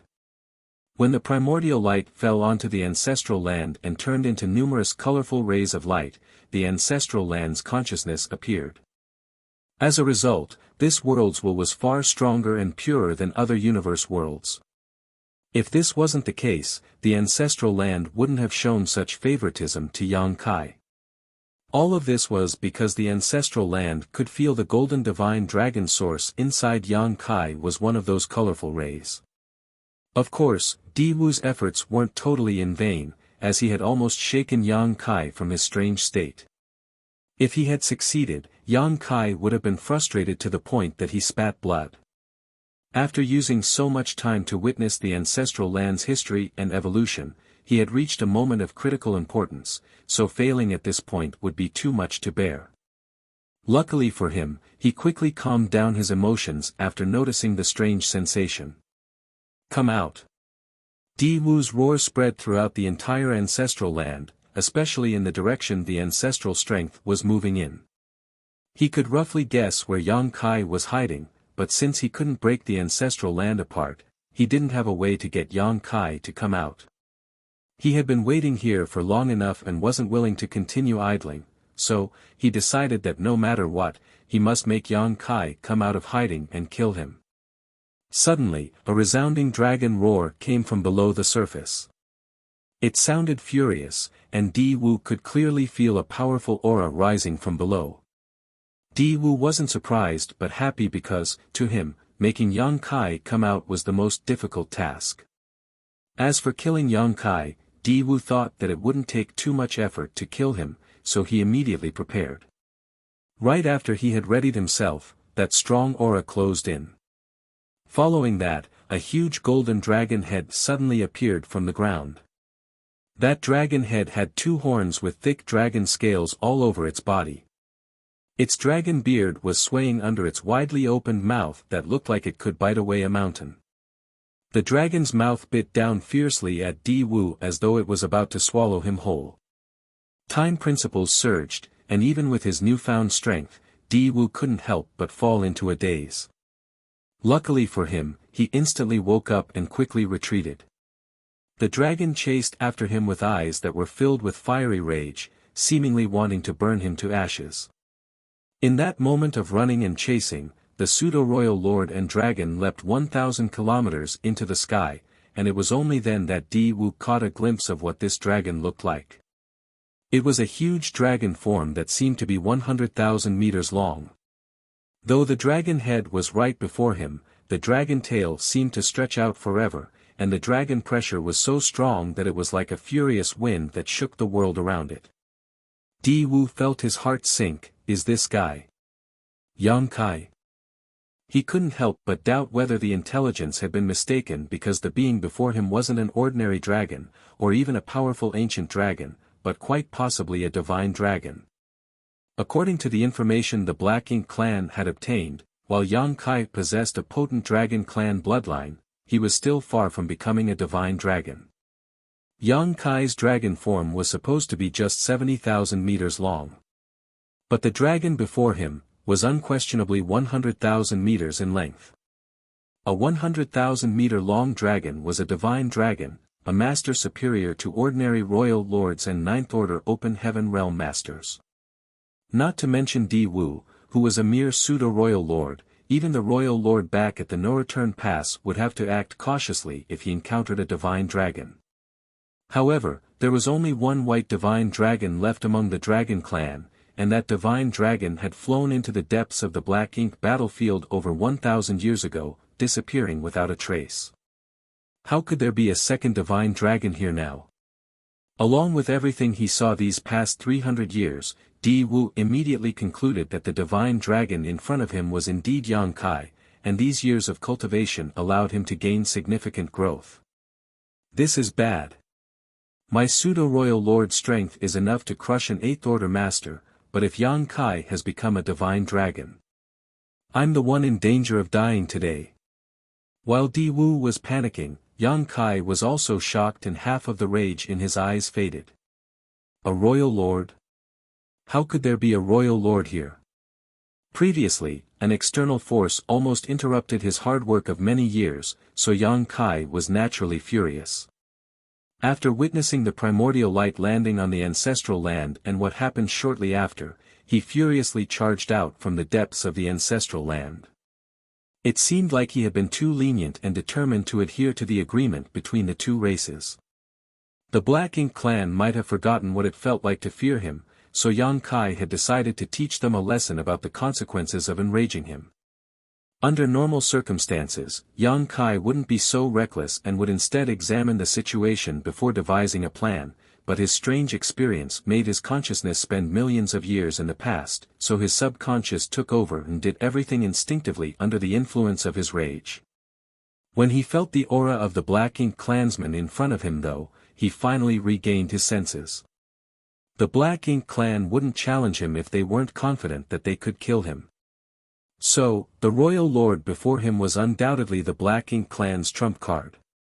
Has the one at the no-return pass come all the way here? Wait. This royal lord isn't the one from the no-return pass. Yang Kai had encountered the royal lord from the no-return pass a few times, so he knew what he looked like. However, the Black Ink clansman before him was someone he had never seen before. The Black Ink clan actually has a second royal lord. Yang Kai was shocked. If the Black Ink clan had a second royal lord, wouldn't that mean they could have a third or a fourth? At that instant, Yang Kai suddenly had no idea how many years he had spent in the ancestral land. Could he have been here for a few 1,000 years? If not, how could the Black Ink clan have a new royal lord? But no matter what it was, he couldn't remain here and fight a meaningless battle. The escaping and pursuing pair were both lost in their own thoughts at the same time, but came to their senses just as quickly. Following that, the dragon released a powerful dragon breath from its huge maw, which became a blast of raging golden fire threatening to burn the sky down. In response, Di Wu threw a few punches that were surging with Black Ink strength with all his might. A loud boom sounded in the air, and the dragon breath was put out while the Black Ink strength dispersed. Yang Kai and Di Wu were both sent flying. The huge golden dragon suddenly shrunk and returned to human form. Then, Yang Kai immediately flew away without turning back. He didn't have any intention of fighting a royal lord. With his current strength, it was still quite difficult for him to kill a royal lord, and he was anxious to find out what had happened in the outside world. How long had he been here, and what was the state of the human side? However, he had only flown a short distance when he heard an angry roar from above, "Get down!" Immediately after that, the void trembled and a huge bolt of lightning came crashing down on him. Although the bolt wasn't overpowering, it wasn't weak either. Not expecting to encounter an ambush, Yang Kai looked up and saw a territory lord holding an array banner while pointing at him from afar, looking nervous but feigning calm. Yang Kai coldly snorted before manipulating space principles, preparing to flee. But just as his instantaneous movement activated, it sputtered and he was ejected from the void. That short pause caused the thunderbolt to hit him directly, making him tremble. Even a few strands of his hair were made to stand on end. A heaven-sealing earth-locking array. At the thought of that, Yang Kai's face fell as a memory from the depths of his mind emerged. He vaguely recalled that when he was looking back in time, he saw a group of territory lords setting up some sort of grand array outside the ancestral land. Now it seemed like they had sealed the ancestral land. No wonder the Black Ink clan dared to attack me. It's because of this.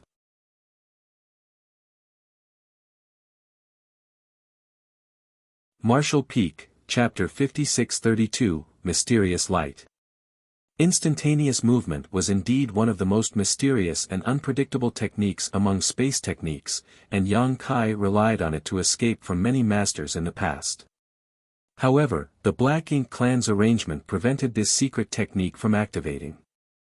With the heaven-sealing earth locking in effect, everywhere inside this grand array was cut off from the outside, meaning if one wanted to leave, one had to destroy the grand array first. It wouldn't be easy to break such a grand array though. Not only was a royal lord targeting him, but Yang Kai was sure that this grand array had other functions besides being heaven-sealing earth-locking. The thunderbolt that hit him just now was obviously created by this grand array because Black Ink clansmen didn't have such an ability. Having charged out in a fury but being met with such an awkward situation, Yang Kai couldn't care about being angry anymore. Adding on to the fact that his consciousness had witnessed millions of years of the ancestral land's history, he was still a little muddle-headed and knew this wasn't the time to get entangled in a battle with the Black Ink clan. At the very least, he had to figure out his current situation first. Thinking so, Yang Kai didn't hesitate, and his figure flickered before instantly disappearing. He didn't use instantaneous movement to leave. Instead, he escaped into the depths of the ancestral land and concealed his aura. The ancestral land was incredibly firm, and even Di Wu, a pseudo-royal lord, couldn't cause any real damage to it despite attacking with full force. However, Yang Kai didn't feel any resistance from the land when escaping to its depths. That was because this land had shown its pampering attitude towards Yang Kai. This was just like how he was a Star Boundary's great emperor and could instantly travel to any corner of it with just a thought as long as he was within its borders.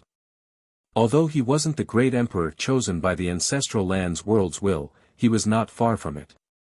Next, Yang Kai's divine sense flowed out like the tide and quickly examined the ancestral land and its surrounding void, which was indeed enveloped by an unknown grand array that had sealed this place and separated it from the outside world. Yang Kai's face fell. It was bold of the Black Ink clan to come after him, but judging by the arrangements they had made, they did have the capital to do so. With a royal lord overseeing the heaven-sealing earth-locking grand array and who knows how many innate territory lords hiding in the dark, the Black Ink clan could take the risk to fight for victory. How many years has it been since I came to the ancestral land? Calming down, Yang Kai began estimating the days and soon felt relieved. Thankfully, it had only been 300 years. When he saw an unfamiliar royal lord, Yang Kai worried he had spent thousands or even tens of thousands of years in the ancestral land, but it seemed only 300 had passed. Though 300 years wasn't a short amount of time, it wasn't too long either as Yang Kai had just previously spent 1,700 years in retreat. In such a short period, the situation between the Black Ink clan and human race couldn't have changed much. However, since that was the case, where did this unfamiliar royal lord come from? Logically speaking, a territory lord wouldn't have grown to become a royal lord in such a short time frame. Could it be that this royal lord had been hiding in the dark all this while? But that seemed impossible because if the Black Ink clan had a second royal lord available, they wouldn't have hidden him away. With the situation on the battlefield, if the Black Ink clan deployed a royal lord, the humans would at least have to give up a few more great territory battlefields and countless more of Eighth Order masters would have died in battle. Yang Kai couldn't figure this point, and soon worried about something even more disturbing. If the Black Ink clan had a second royal lord, would there be a third, or perhaps even more? If that were the case, the humans would be in trouble. Temporarily discarding such worries, Yang Kai calmed down and tried to reach the World Tree, thinking of using Old Tree's power to help him get out of this situation. If he succeeded, he could instantly head to the Grand Ancient Ruins boundary. He had done something similar before in Acacia territory back then. The Black Ink clan still couldn't figure out how Yang Kai left Acacia territory with more than 10,000 human refugees when they had blockaded all the territory gates and never saw a trace of Yang Kai. As Yang Kai had refined thousands of universes worlds back then, he and the World Tree's connection couldn't be broken. Even in a place like the Black Ink battlefield that wasn't possible. In fact, even now, there was still a connection between them, but Yang Kai's plan of using the World Tree's strength to escape this situation proved impossible. Unless he could break the seal of the heaven-sealing earth-locking Grand Array, he wouldn't be able to head to the Grand Ancient Ruins boundary. Though Yang Kai had somewhat expected this, he still felt frustrated. After figuring out his situation, and having spent time in a type of cultivation trace, Yang Kai was no longer so anxious. Now, it seemed like this wasn't a well-thought-out conspiracy enacted over thousands of years by the Black Ink clan, but just a plan which took advantage of fortuitous circumstances. His long stay in the ancestral land had simply allowed them to act against him. If he hadn't remained in the ancestral land for so long, or fallen into a near unconscious state because he was witnessing the ancestral land reminiscing about its past, he wouldn't have been oblivious to the changes in his surroundings. It wasn't that Yang Kai wasn't cautious enough, there were just some unexpected things in this world that could not be avoided. Moreover, he was only trapped here, which couldn't be compared to the benefits he received while witnessing the ancestral land's evolution. That multicolored light entity, even when he recalled that moment, Yang Kai couldn't hide his shock. The world couldn't have such a magnificent light anymore. Naturally, the primordial light that was born at the beginning of the universe was the most magnificent of all lights. Towards the end of the rewound time, Yang Kai saw the primordial light crash onto the ancestral land and explode. A myriad of colorful lights dispersed and melted into this ancient and barren world, turning it from ordinary to extraordinary. Later, this vast land gradually became a land filled with a mysterious energy that still existed today. The places where those colorful streams of light landed had experienced the passing of countless years before gradually giving rise to the Dragon Clan, Phoenix Clan, and many other Divine Spirit clans. In the end, this land became the Divine Spirit's birthplace and homeland. More importantly, this was also why the Divine Spirit's strength could restrain Black Ink's strength to a certain degree. The Divine Spirits were the same as the burning light and serene glimmer. They were all born from the primordial light, so all of them came from the same source. The rumor that said the burning light and serene glimmer were the progenitors of the Divine Spirits was just nonsense. The more accurate description would be that the burning light and serene glimmer were the big brother and big sister of all Divine Spirits because they were the ones that were first separated from the primordial light. Those two had lived since the primordial era until now, and their strength was pure and unchanged throughout history. On the other hand, the Divine Spirits had gone through generations after generations of inheritance, so the characteristics of their strength had diverged from the primordial light over the eons and had a less obvious effect on Black Ink's strength compared to the purifying light. When Yang Kai saw what finally happened to the primordial light, he knew that it was impossible to find it because how could he search for something that didn't exist anymore? Unless he could really turn back time and return to the primordial era to stop the primordial light before it disappeared, but that was not something a human could do. Luckily, Yang Kai had long given up hope of relying on the primordial light. The humans had to rely on themselves to eliminate Mo. Since humans had become the favorite of this era, Yang Kai naturally had to take up the responsibility of protecting it. If he couldn't even take up such a small responsibility, he would have no right to exist. As for the primordial light, Yang Kai had a general understanding of its history and end, but there was one thing he cared about. While he was watching the primordial light crash onto the ancestral land and explode, he could vaguely make out a blurry and distorted human figure at the place the light landed. However, the rays of light were too intense, so he couldn't make out what that was. Does the primordial light have a connection with humans as well? What could it be? While the monster race were the descendants of the Divine Spirits, created to battle one another, humans had been born from the universe's energy itself. The primordial era and early ancient era all had traces of human activity, but the humans were far too weak back then. So, no matter whether it was the Divine Spirits or the monster race, they all saw humans as ants, unworthy of their attention. It wasn't until the late ancient era when Sung and the other martial ancestors were enlightened by the world tree and created the open heaven realm cultivation method that true masters began emerging from the humans who could resist the rampant monster race and divine spirits. Later, it was the human race that gradually assumed the position of rulers of the universe. Humans were born weak and couldn't even be compared to the average beast in their formative years, but perhaps because of their humble beginnings, humans had infinite possibilities for their futures. Yang Kai soon stopped thinking about this matter because he had decided not to insist on finding the primordial light, and it was meaningless to think about these things at the moment. The most important thing now was to solve the problem he was currently facing. Since a grand array had sealed this place and stopped him from escaping, his only option was to fight his way out. Even if it meant fighting a royal lord, Yang Kai had to try. Among his current means, the soul-rending thorns were still the sharpest weapon he had to deal with a royal lord. The soul-rending thorns were what played the biggest role when he killed a royal lord outside the Great Sea celestial phenomenon. Back then, he had used 4 soul-rending thorns consecutively, which caused him to fall into a dazed state, but with how strong his soul was now, Yang Kai estimated he could use 5 soul-rending thorns at once and still barely maintain lucidity.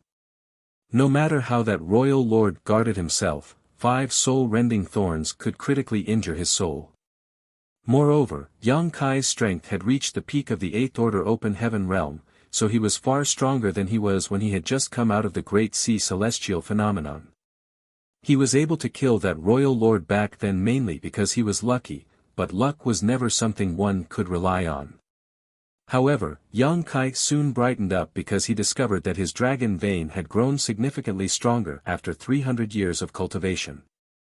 Just now, though he had managed to battle the royal lord in his dragon form for a short while, he didn't pay any attention to the changes in his dragon vein. After examining himself though, Yang Kai could feel that his dragon vein seemed to have hit a bottleneck.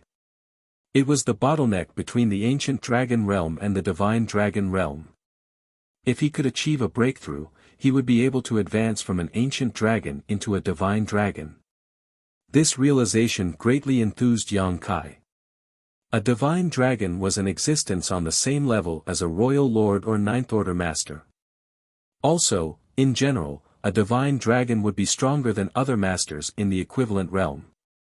When Yang Kai met Fu Guang in the depths of the dragon pool, the latter was in the same state as he was currently. But Fu Guang was now a white divine dragon. Even without transforming into his dragon form, Yang Kai knew that he had reached an astonishing 99,999 meters in length. Once he could take that last step forward, he could reach the 100,000 meter mark and regain the glory of the 3rd generation dragon emperor whose source he had inherited.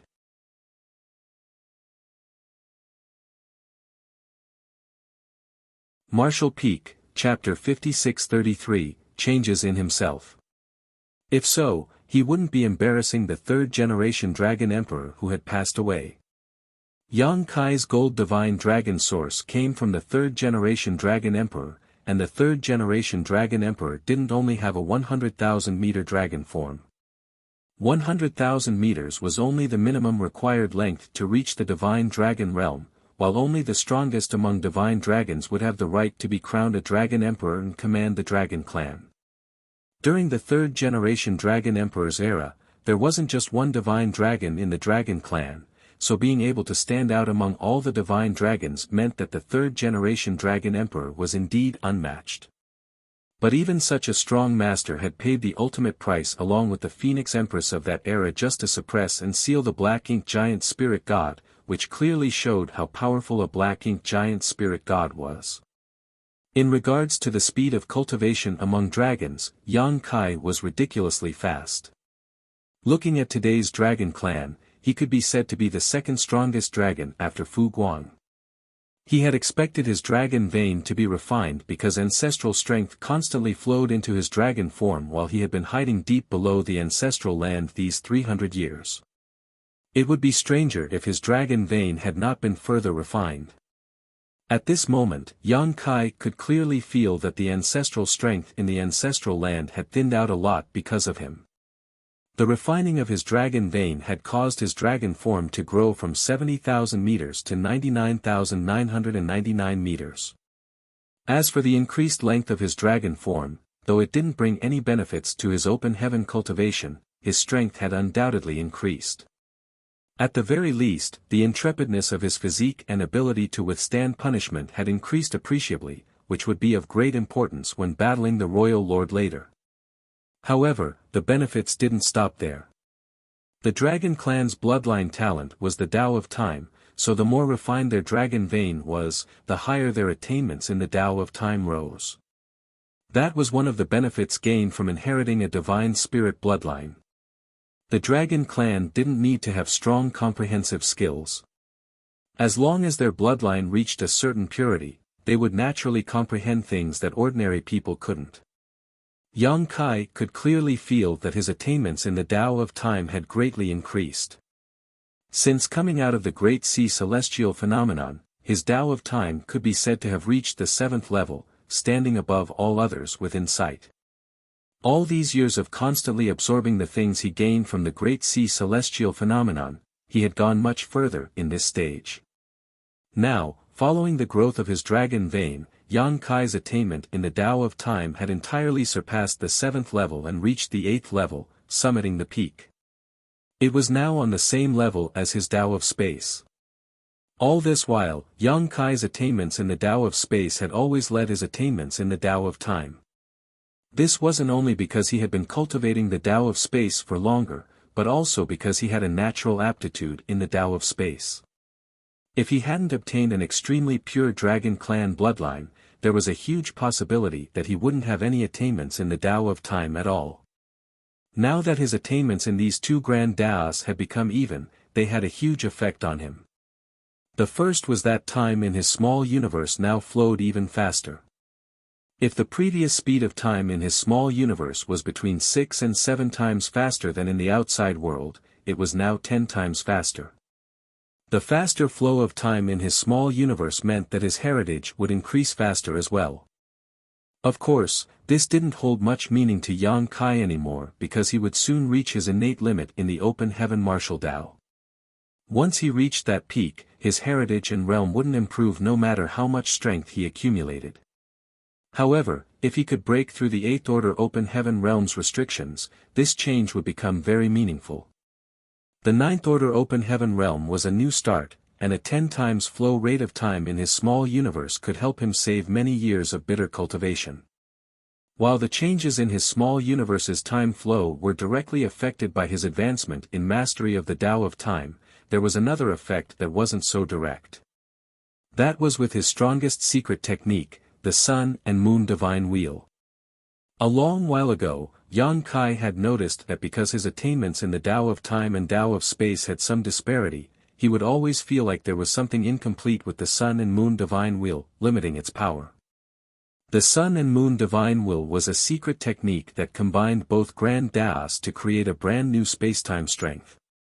Since his attainments in the two grand Taos were different, with one slightly higher than the other, this spacetime strength was unstable. That was why he couldn't perfectly combine the full strength of those two grand Taos. Yang Kai had previously surmised that when both these grand Taos had reached the same level of mastery, he might be able to use the Sun and Moon Divine Will's complete power. But after so many years, even he didn't have a way to force the two grand Taos into a balanced state. That was, until today. Since Yang Kai's attainments in the Tao of Space and Tao of Time had both reached the 8th level, how much power would he be able to exert when he used them to activate the Sun and Moon Divine Wheel? At the thought of that, Yang Kai became excited and secretly decided to test this out as soon as possible.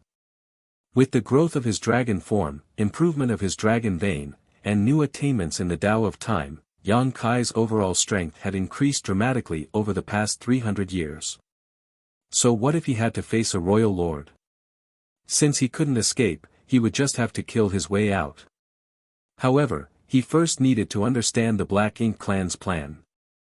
When he was fighting with that royal lord earlier, everything happened too quickly and he was too muddle-headed, so he didn't have time to carefully assess the situation. The only thing he knew was that there was a heaven-sealing earth-locking grand array outside the ancestral land, a royal lord waiting for a chance to strike, and an unknown number of innate territory lords lurking in the shadows, observing the situation. At the same time, in the sky above the ancestral land, the arrogant expression on Di Wu's face was gone, replaced with one of uncertainty. After becoming a pseudo-royal lord and gaining tremendous strength, he was confident that he could succeed in killing Yang Kai, but how could he have anticipated that a single clash with Yang Kai would terrify him so greatly? Yang Kai was just a half-step away from becoming a divine dragon, and in his fluster earlier, Di Wu nearly turned around and ran. Luckily for him, Yang Kai ran even quicker, or else he might have humiliated himself. Now that Di Wu carefully thought back on the previous exchange, though Yang Kai's aura was indeed powerful, it had not yet reached the stage of a divine dragon. Di-Wu had previously felt the aura of the White Divine Dragon back at the no-return pass and clearly remembered that it was far more imposing and majestic than the aura Yang Kai exuded. Although that guy has grown significantly while cultivating in the ancestral land, he has still yet to break through that final barrier, so he should still be an ancient dragon.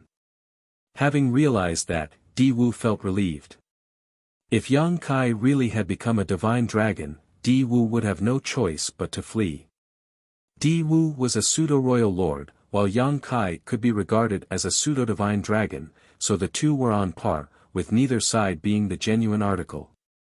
In fact, being a pseudo-royal lord meant that he was the stronger of the two because he possessed the raw strength of a royal lord. Even if he couldn't control that strength properly, he still had it, as opposed to Yang Kai whose total strength was still lacking by comparison. Now that Yang Kai had gone into hiding though, things had become difficult for him because, if he couldn't damage the ancestral land with his strength, he wouldn't be able to find Yang Kai. In short, although the Black Ink clan had cut off Yang Kai's hope of escape with the heaven-sealing earth-locking grand array, as long as Yang Kai didn't reveal himself, there was no way for them to kill him.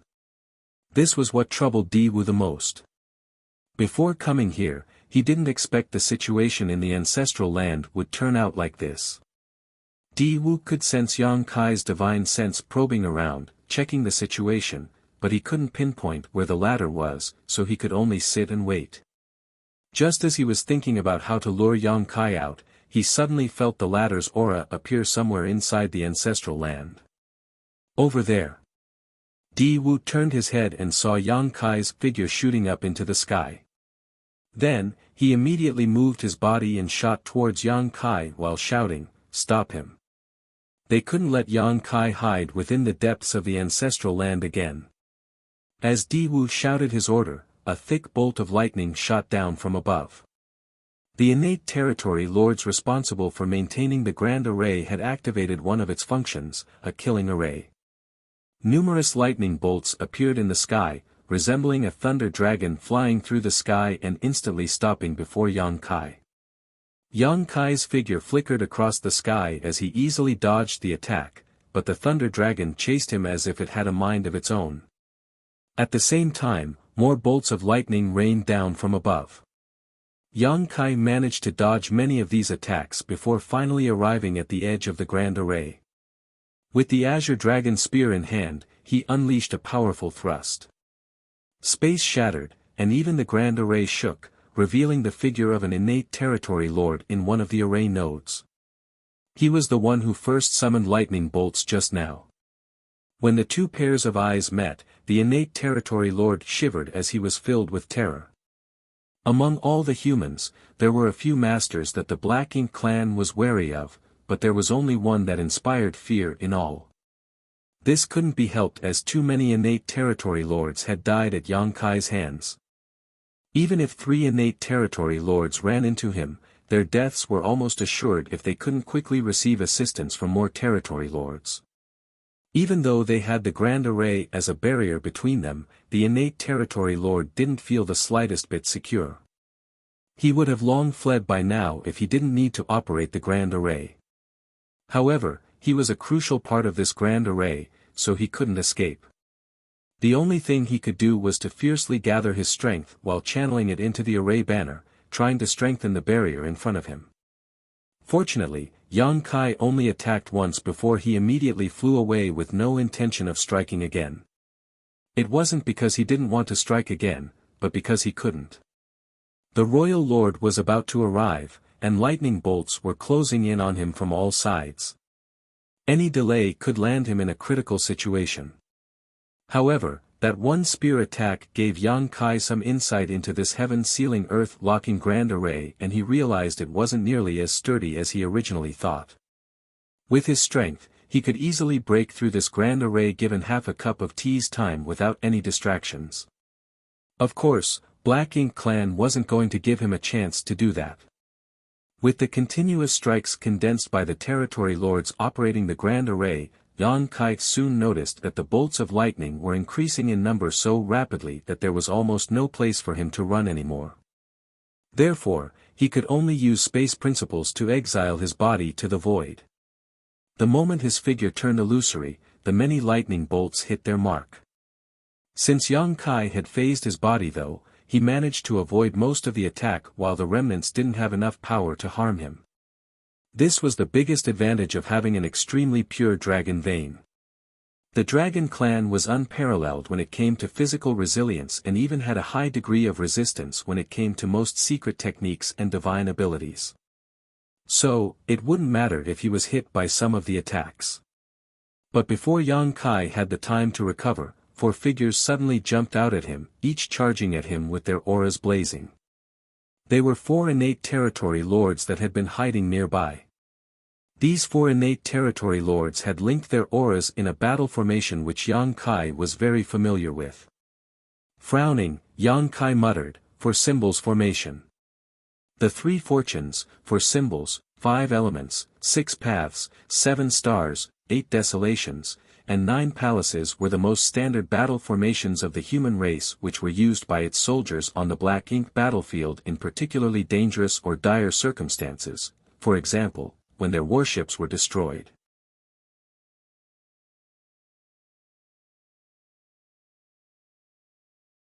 Martial Peak, Chapter 56-34, Trapping Array. A warship was the largest reliance a human squad had when fighting against the Black Ink clan. Whether it was back at the Black Ink battlefield or on the current Great Territory battlefields, when both races fought, the humans were outnumbered. The only reason the humans could persevere was that the average strength of their soldiers was greater than that of the Black Ink clans, and they had warships.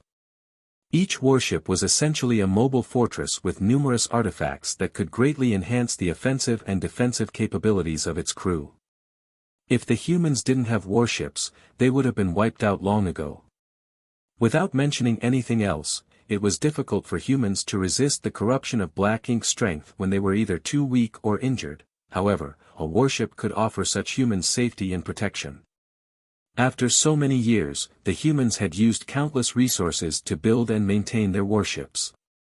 It could be said that the number of resources used on warships was larger than the amount cultivators used to cultivate.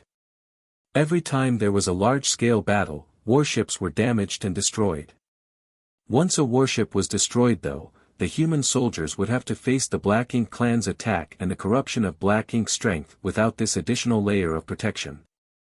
When that happened, the survivors would often use battle formations to greatly increase their chances of surviving.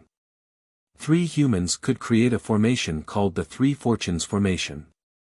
Add 1 more person, and it would be the 4 symbols formation. 5 people would form the 5 elements formation, and so on and so forth until one reached the 9 palaces formation. Under normal circumstances, the more humans in a battle formation, the stronger it would be. When Yang Kai was on the Black Ink battlefield, he led the many 7th Order Open Heaven Realm Masters of Dawn squad to form the 8 Desolations formation several times to kill their enemies, producing outstanding results. However, such battle formations could not be formed on a whim as they needed a long period of joint practice. Additionally, the people forming a battle formation had to be familiar with and trust each other because once it was formed, not just their auras, but their very lives would become linked. If one suffered, all suffered, and if one prospered, all prospered. If there wasn't enough trust between partners, it would be impossible to even form a battle formation, much less bring out its full strength. On the Great Territory battlefields, there were significantly fewer 8th Order Open Heaven Realm Masters than Territory Lords, but the reason the humans could stubbornly resist the Black Ink clan's continuous onslaught was that they made good use of battle formations. The Black Ink clan generally wouldn't use such formations because they didn't trust each other like how the human cultivators would. Rather than wasting their time and effort in forming battle formations, they preferred fighting alone because they could more freely use their strengths. Yang Kai had never encountered a situation where the Black Ink clan used a battle formation, and never expected to see it happen today. More importantly, it was 4 innate territory lords that formed this formation, which illustrated the Black Ink clan's determination to kill him. In the face of the huge pressure of confronting Yang Kai, these 4 territory lords had set aside all their reservations and banded together to defeat this formidable enemy. These 4 territory lords with linked auras charged forward, and though Yang Kai could see at a glance that their battle formation wasn't tightly bonded, he didn't want to be entangled with them for too long. With a sweep of his spear, Yang Kai thrust out more than a dozen times in the direction of those territory lords to slow down their approach. Then, he quickly flew downwards before immediately shooting away. Those 4 territory lords immediately changed directions and chased after him. The royal lord also quickly changed directions, trying to cut Yang Kai off. Despite there not being much difference in their speed, Yang Kai was proficient in space techniques, so it wasn't easy for the royal lord to block him. After flying around the ancestral land several times, the Black Ink clansmen sadly found that although they had taken advantage of the time Yang Kai was cultivating to seal him here, there was nothing they could do about him if he didn't fight them head-on. On the contrary, Yang Kai had managed to discover the Black Ink clan's strength with his constant probing. This made Di Wu furious. At that moment, a voice entered Di Wu's ear. It was from the 7th Order Black Ink disciple responsible for setting up the Grand Array. Once Di Wu heard what was said, he revealed a happy expression and nodded subtly. While Yang Kai was moving around the ancestral land, the killing array linked to the Grand Array surrounding the ancestral land didn't stop and was constantly sending lightning bolts towards him. It was a pity that this Grand Array's primary function was to act as a heaven-sealing earth-locking barrier. Though it had a killing array embedded inside, it wasn't very powerful, so Yang Kai could easily dodge its attacks. With Yang Kai's current strength, only a Grand Array set by a great Grandmaster in the Tao of Spirit Arrays could completely incapacitate him. A Spirit Array set up by a few 7th Order Black Ink disciples with mediocre achievements in the Tao of Spirit Arrays naturally wasn't as profound. As the chase continued, the ancestral land suddenly became covered in mist. This mist wasn't that dense in the beginning, but as time passed, it became denser and denser until visibility became essentially zero. Even divine sense was restricted to only being able to extend 100 meters from an individual. All of that was because the Grand Array had changed. Since the killing array was useless, they had switched it for a trapping array. Yang Kai couldn't help but slow down and carefully probe his surroundings. There were sounds of wind blowing, birds chirping, and a vague sound of a cry and howl. Knowing that all these were disturbances generated by the spirit array, he couldn't help but snicker. Everyone, including the Black Ink clan, knew that Yang Kai was proficient in the Tao's time and space, but very few knew he had dabbled in the Tao of Spirit Arrays. Of course, his attainments in the Tao of Spirit Arrays weren't particularly high and were all gained from his experiences in the Great Sea Celestial Phenomenon. Back then, there were grand Tao rivers of all kinds flowing inside the Great Sea Celestial Phenomenon, and Yang Kai had absorbed and refined many of them. Yang Kai had taken so many Tao rivers with different great Taos filled with Tao essence into his small universe that talents in all kinds of different grand Taos were now born in the Void Continent. If Yang Kai only relied on these shallow attainments, he wouldn't be able to see through this trapping array, but that wasn't all he had to rely on. He closed both eyes, and when he opened them next, a golden cross flashed across his left pupil. The Demon Eye of Annihilation was an eye-secret technique he inherited from Myriad Demons' Cave Heaven. It could see through all illusions and was rumored to be able to see the past and tell the future once cultivated to its extreme. Yang Kai didn't have any intentions of seeing the past and looking into the future, but the Demon Eye of Annihilation's ability to see through illusions was the perfect thing to unravel spirit arrays. With this secret technique active, Yang Kai was able to see through the mist and get a clear view of his surroundings. Even though he hadn't reached the point where he wasn't affected by the mist at all, it was enough to help him in this situation. If the Black Ink clan had placed their hopes on this trapping array to restrict his movements, they had made the wrong choice. Yang Kai wasn't in a hurry to reveal his secrets though, so he wore a gloomy look on his face and slowed down his actions so that he could test the Black Ink clan and learn more about their situation. Soon, he saw the royal lord had stopped near the border of the Grand Array, seemingly ordering some kind of attack while looking in his direction with murderous intent filling his face. But Yang Kai noticed the royal lord didn't intend to charge right at him, which surprised him as he didn't know what the other party was worried about. Di Wu was indeed worried. Despite knowing that Yang Kai wasn't a true divine dragon, when they exchanged moves earlier, he had fully experienced how strong Yang Kai was. Adding on to the invisible suppression from the ancestral land, Di Wu wasn't confident he could kill Yang Kai without being injured. To a Black Ink clansman, being injured was a troublesome thing. They could endure minor injuries, but they would have to hibernate inside a Black Ink nest if they got seriously wounded. Di Wu couldn't accept the idea of having to hibernate and recuperate after his first battle as a pseudo-royal lord.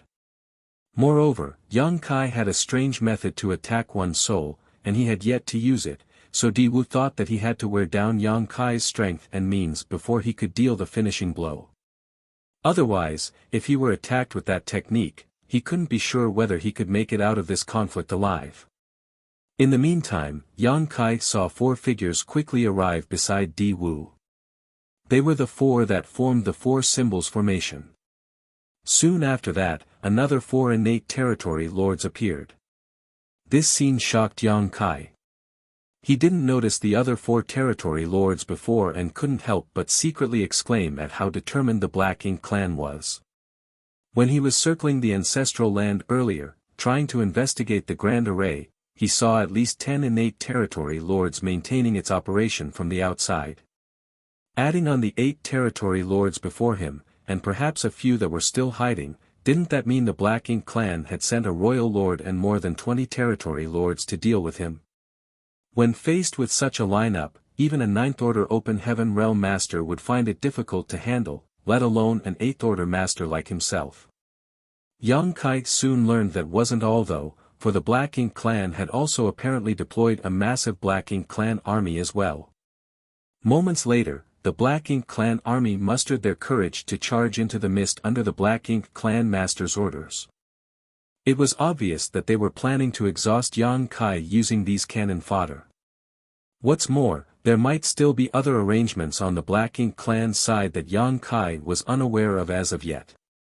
Inside the mist, Yang Kai pretended to be disoriented as he walked around in circles, acting like a headless fly. When he tried to escape the mist by flying into the sky, he couldn't. Also, he failed when he tried to dive down and hide inside the ancestral land. This spirit array was actually quite good, which showed that those few 7th Order Black Ink disciples did have some talent in the Tao of spirit arrays, or else the royal lord wouldn't have looked so highly upon them. Just as Yang Kai was looking dazed and dizzy, the Black Ink clan army that had charged into the mist surrounded him. Immediately afterwards, the feudal lords followed the instructions of the 7th Order Black Ink disciple operating the spirit array and swarmed towards Yang Kai. A battle immediately broke out. A long spear swept back and forward, sending out spear strikes like a dense rain. Immediately after, black blood spurted everywhere as bodies exploded into pieces. With Yang Kai's current strength, how could that army of Black Ink clan cannon fodder defeat him when the strongest among them were just feudal lords? To put it bluntly, with sufficient time, Yang Kai alone could wipe out these 10 million Black Ink clan troops. Group after group of Black Ink clansmen were killed, and the speed at which lives were lost was unimaginably fast. On the ground, the fresh black blood had gathered into a pool, which then became a river, and soon began to look like an ocean, one filled with the broken corpses of Black Ink clansmen. Yang Kai killed methodically, without feeling any kind of joy or frustration. Since the royal lord was willing to sacrifice these Black Ink clansmen, Yang Kai was more than willing to oblige. The more Black Ink clansmen he killed here, the fewer the humans had to face on the battlefields. 10,000, 20,000, 50,000, 100, 000. Yang Kai's spear never stopped. In the beginning, Yang Kai moved around to more efficiently slaughter his enemies, but as time wore on, he could no longer be bothered exerting himself like that and simply stood in place while allowing the Black Ink clan army to come to him. The scene resembled water splashing onto a rock that was blocking a river, which was an astonishing sight to see. So many had died so quickly that the Black Ink clan army would have broken and routed if not for the territory lords and royal lord overseeing them, forcing them to continue.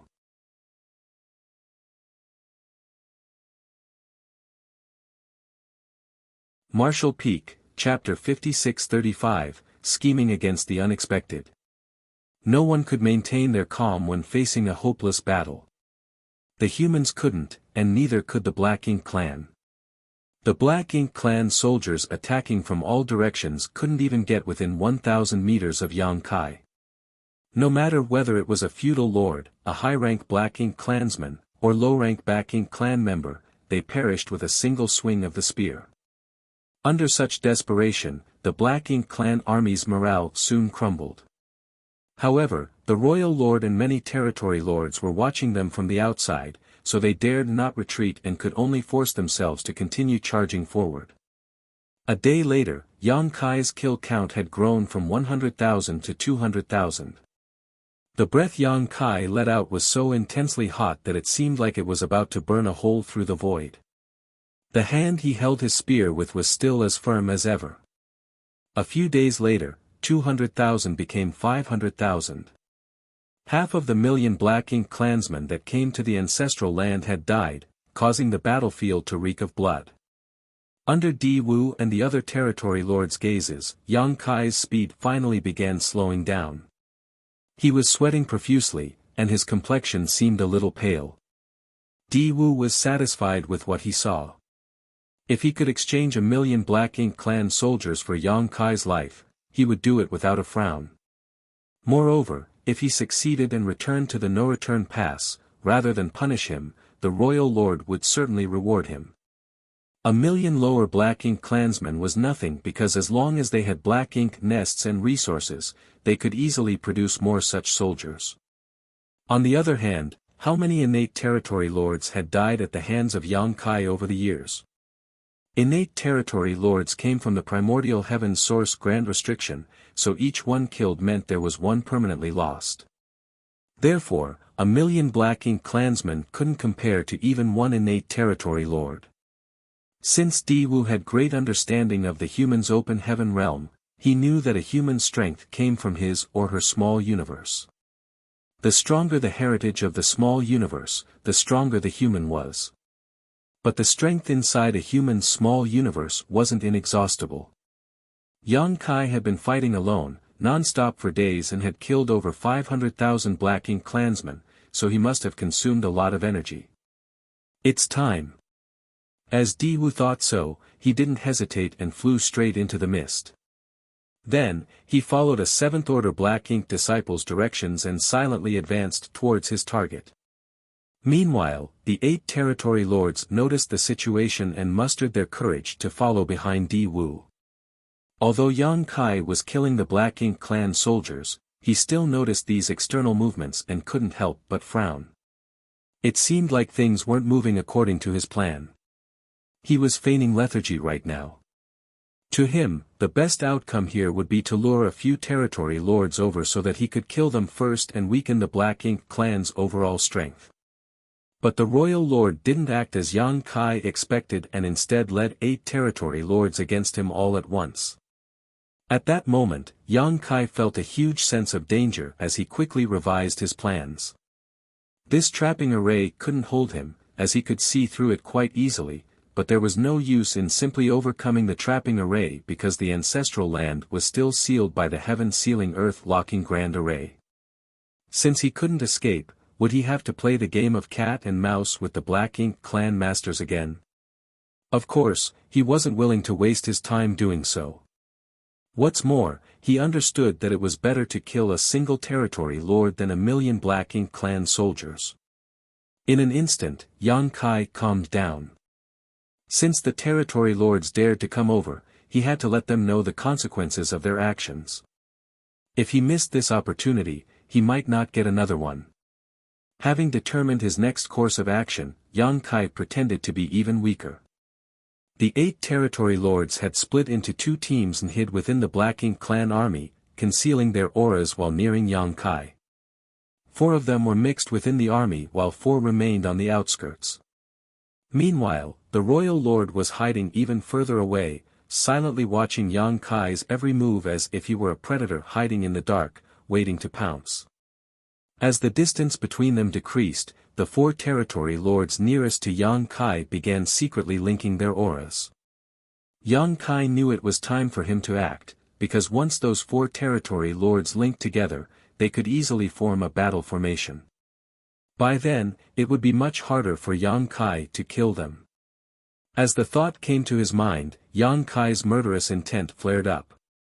Instantly, whether it was Di Wu or the 8 territory lords, all of them could clearly sense the sudden change in Yang Kai. He was radiating a dangerous aura and the paleness on his face had vanished. That sudden change caught them off guard. Di Wu immediately stared in the direction Yang Kai was standing, and although there was a dense layer of fog between them, he could see a pair of black eyes looking right at him. In the next instant, an endless darkness enveloped him. Almost instantly, Di Wu felt like he had fallen into an abyss that contained not even the tiniest bit of light. He seemed to be alone in the universe and even his senses failed to detect anything around him. It was one of the 2 core secret techniques of the myriad demons' heaven, the Black Purgatory Eye. If Yang Kai had enough proficiency in this secret technique, he could engulf Di Wu in such deep darkness that he could never escape and could be easily killed. Of course, Yang Kai's proficiency in this secret technique wasn't nearly high enough for him to do that. Moreover, there was a huge gap between their raw strengths, so it only took a moment before the darkness around Di Wu to quickly disappear and the latter to regain his senses. The moment light returned however, Di Wu trembled and let out a pained roar. His voice sounded so agonizing that it frightened all who heard it. Also, his Black Ink strength was being released uncontrollably and all the Black Ink clan soldiers struck by it perished, wiping out the Black Ink clan army within a 10-kilometer radius around him. Di Wu felt like a needle had pierced into his head, making him feel immense pain as his body and mind shivered. It was as though that invisible needle was constantly tearing into his soul. At that moment, he felt like his thoughts froze and he became unable to think clearly. He finally understood how the other Black Ink clansmen felt when Yang Kai attacked them with his mysterious soul secret technique, and also why those innate territory lords would get killed right after encountering Yang Kai. When he first heard about these stories, he thought those dead territory lords were too weak and careless, but now that he had experienced it himself, he realized that those territory lords were neither of those things. It was simply because no one could endure such sudden and excruciating pain. Di Wu shouldn't have suffered such intense pain because since the Black Ink clan found out about Yang Kai's strange soul secret technique, all territory lords who encountered Yang Kai would quickly use their strength to protect their soul. Only by doing that could they best weaken the effects of this insidious secret technique. Di Wu naturally did so as well, but the Black Purgatory Eye caused him to lose all his senses and disrupted his focus. Although he recovered quickly, he had lowered the defenses of his soul for a brief moment. Without protection against the soul-rending thorn, the consequences were extremely painful. Even a pseudo-royal lord like Di Wu found it hard to endure. At the same time Di Wu screamed in pain, 4 other screams rang out as well. Those screams came from the 4 territory lords nearest to Yang Kai, who were about to form a battle formation. Yang Kai used the element of surprise and sent out 5 soul-rending thorns in quick succession, 1 at Di Wu and the other 4 at the closest territory lords. That was his limit. Using any more soul-rending thorn would cause him to lose consciousness. Even at this moment, Yang Kai felt dizzy and was seeing stars. Fortunately, he had experienced this many times and had long grown used to it. Now, the intense pain in his head even had the effect of keeping him awake. A royal lord couldn't bear such pain, but Yang Kai was used to it. No one's success was without reason, as only by withstanding constant tempering could a person achieve great things. Yang Kai's figure still floated atop the mountain of corpses, but that was only an after-image as his true body had already reached the territory lord nearest to him. Then, he smashed apart that territory lord's head with 1 spear thrust. Following that, a second territory lord fell. Yang Kai struck out at the third territory lord, but he failed to kill him in one stroke. Territory lords weren't so easily killed. When the four territory lords approached Yang Kai, they had paid attention to protecting their souls, so although the soul-rending thorns were powerful, the territory lords could greatly decrease the damage they took by taking precautions. They would still feel pain and have a blurry conscience, but they wouldn't completely freeze up and become easy targets. Still, this scenario was a testament to Yang Kai's cunning and ruthlessness. Before the four territory lords could form a battle formation, Yang Kai launched a preemptive strike. With most of their focus on linking their auras to successfully form the battle formation, they never expected Yang Kai to launch a sneak attack. They had thought that Yang Kai was completely trapped in the spirit array and hadn't noticed them silently approaching. How could they have known that Yang Kai had been carefully monitoring their every move? What happened was the outcome when someone schemed against the unexpected. This was a desperate gambit within a hopeless battle.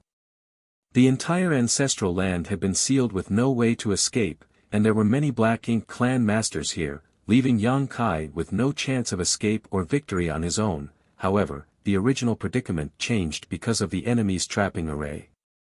A real master needed the ability to turn even the enemy's advantage into their own. If one only had brawn but no brain, they would forever be a reckless fool. That was why Yang Kai was the army commander of Profound Nether Territory while Ouyang Lai could only be a division commander who had to obey Yang Kai's orders. It was this quality that was valued by the Supreme Headquarters and why they entrusted Yang Kai with such an important role. In an instant, two powerful innate territory lords had died and their four symbols formation couldn't be linked. The third territory lord regained his senses when being attacked, which was why he barely managed to block Yang Kai's strike. However, he was still run through by the Azure Dragon Spear, and when a burst of world force followed up, his body was still split in two, killing him. Like a fierce tiger, Yang Kai lunged at the fourth territory lord. It was only then that the other four territory lords outside finally reacted, but after recovering from their initial shock, they seemed hesitant. The situation before them was different from what they imagined. Having heard of Yang Kai's fierce reputation, those four territory lords didn't immediately know how to react. Luckily for them, Di Wu had finally gathered his wits, and when he noticed the obvious signs of territory lords dying, he was shocked and furious while roaring, "Kill him!"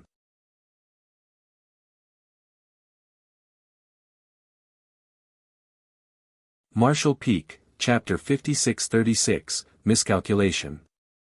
After Di Wu gave the order, the four territory lords forced themselves to charge towards Yang Kai, but before they reached him, they were forced back by a storm of secret techniques. At that moment, those four territory lords quickly joined their auras, wanting to form a battle formation. In the meantime, Yang Kai was exchanging a third attack with the fourth territory lord whom he hit with a soul-rending thorn. His assault grew fiercer with every swing of the Azure Dragon Spear. It was purely a release of raging power without any form of technique. The pain coming from Yang Kai's soul made his expression fiercer and more horrifying by the moment, and his behavior also grew more vicious and ruthless. It had only been 3 breaths of time since he began his counterattack. He first used the Black Purgatory Eye to disrupt Di Wu's senses, then sent out 5 soul-rending thorns before killing 3 territory lords. The change in situation was so fast that it was difficult to comprehend. Only by acting faster than the enemy could Yang Kai maximize the advantages of his plan. The 4th territory lord barely managed to resist Yang Kai's 3rd spear attack, but the same could not be said for the 4th. With a great thrust, the black ink cloud before him dispersed, revealing his unprotected body. This territory lord didn't last long because he was stronger than his 3 companions, but rather because he was the last to be targeted by Yang Kai. The first territory lord to get killed wasn't expecting the attack and didn't protect himself, but the 4th territory lord was prepared, which was why he could resist 3 spear attacks before succumbing. When Yang Kai arrived at the ancestral land 300 years ago, he killed a territory lord in his prime with 3 attacks. There were some elements of opportunistic trickery and verbal incitement, but it still showed how strong Yang Kai was. Now, even though his order hadn't changed after these 3 centuries, the heritage in his small universe had become a bit stronger. What really changed, however, was the increase of power in his dragon vein and his attainment in the Tao of Time, allowing Yang Kai to confidently say he was twice as powerful as he was 300 years ago. Furthermore, those territory lords had been hit by soul-rending thorns, so they couldn't exert their full strength while their minds were in a blurred state. That was why the 4th territory lord couldn't avoid the 4th spear attack. All he felt was a deadly aura enveloping him and a huge sense of fear filling his entire body, replacing most of the pain in his soul. Never had he felt so close to death. Save, when he opened his mouth to speak the first word, the azure dragon spear had already pierced the protective layer of black ink strength he created and stabbed through his wide-open mouth. The territory lord's last word was stuck in his throat as space principles wrapped around him, destroying his last hope of escape. The long spear shot out from the back of the territory lord's head, leaving a huge hole in its wake. That territory lord's aura flared up before instantly melting like snow under the burning sun. Before Yang Kai could pull back his spear, however, 4 very powerful secret techniques were fired at him from the other 4 territory lords. At such close range, Yang Kai might not have been able to dodge these attacks in his prime, let alone in his current state. At the same time, he felt like his head was about to explode, and his consciousness began turning blurry as his thoughts slowed down. Meanwhile, on his face, except for the fierce expression he had because of the pain, his eyes turned dull, making him look a little dazed. Those were the symptoms of his soul being heavily injured. Many cultivators lost all sentience and sense of self after suffering heavy injuries to their soul. Luckily, Yang Kai's instincts were still intact, so when those 4 secret techniques were about to reach him, he channeled his dragon vein's power and a patch of small, dense dragon scales appeared on his skin. The dragon scales made his exposed skin suddenly turn shiny, as if he were wearing a gold robe. The next moment, Yang Kai was enveloped by those 4 secret techniques. As black ink strength burst out, a large boom sounded, and the world around Yang Kai shook as he released a muffled grunt. Before the effects of the territory lord's secret techniques had faded, the angry Di Wu arrived from behind and lunged at Yang Kai. Di Wu knew that since Yang Kai had used his strange soul's secret technique, this would be the best chance to kill him. Before this, he was wary of Yang Kai's means, but now, Yang Kai was like a toothless tiger to him, so he naturally wouldn't let go of such an opportunity.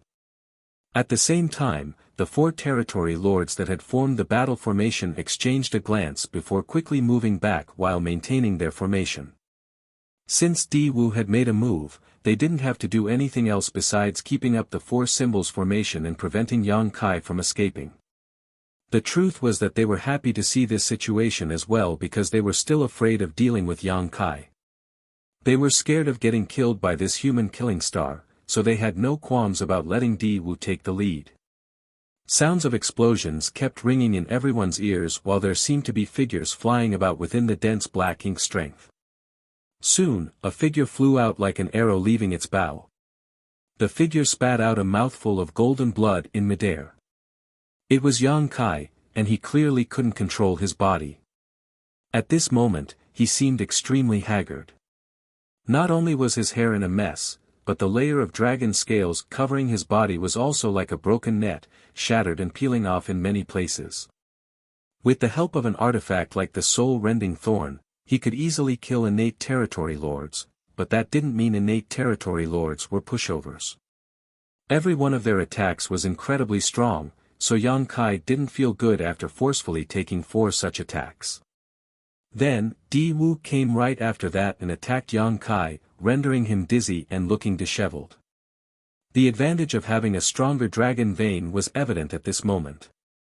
If Yang Kai's dragon form was still 70,000 meters long, he might not have been able to withstand such a heavy beating, but now, though he was injured, he didn't lose all combat ability.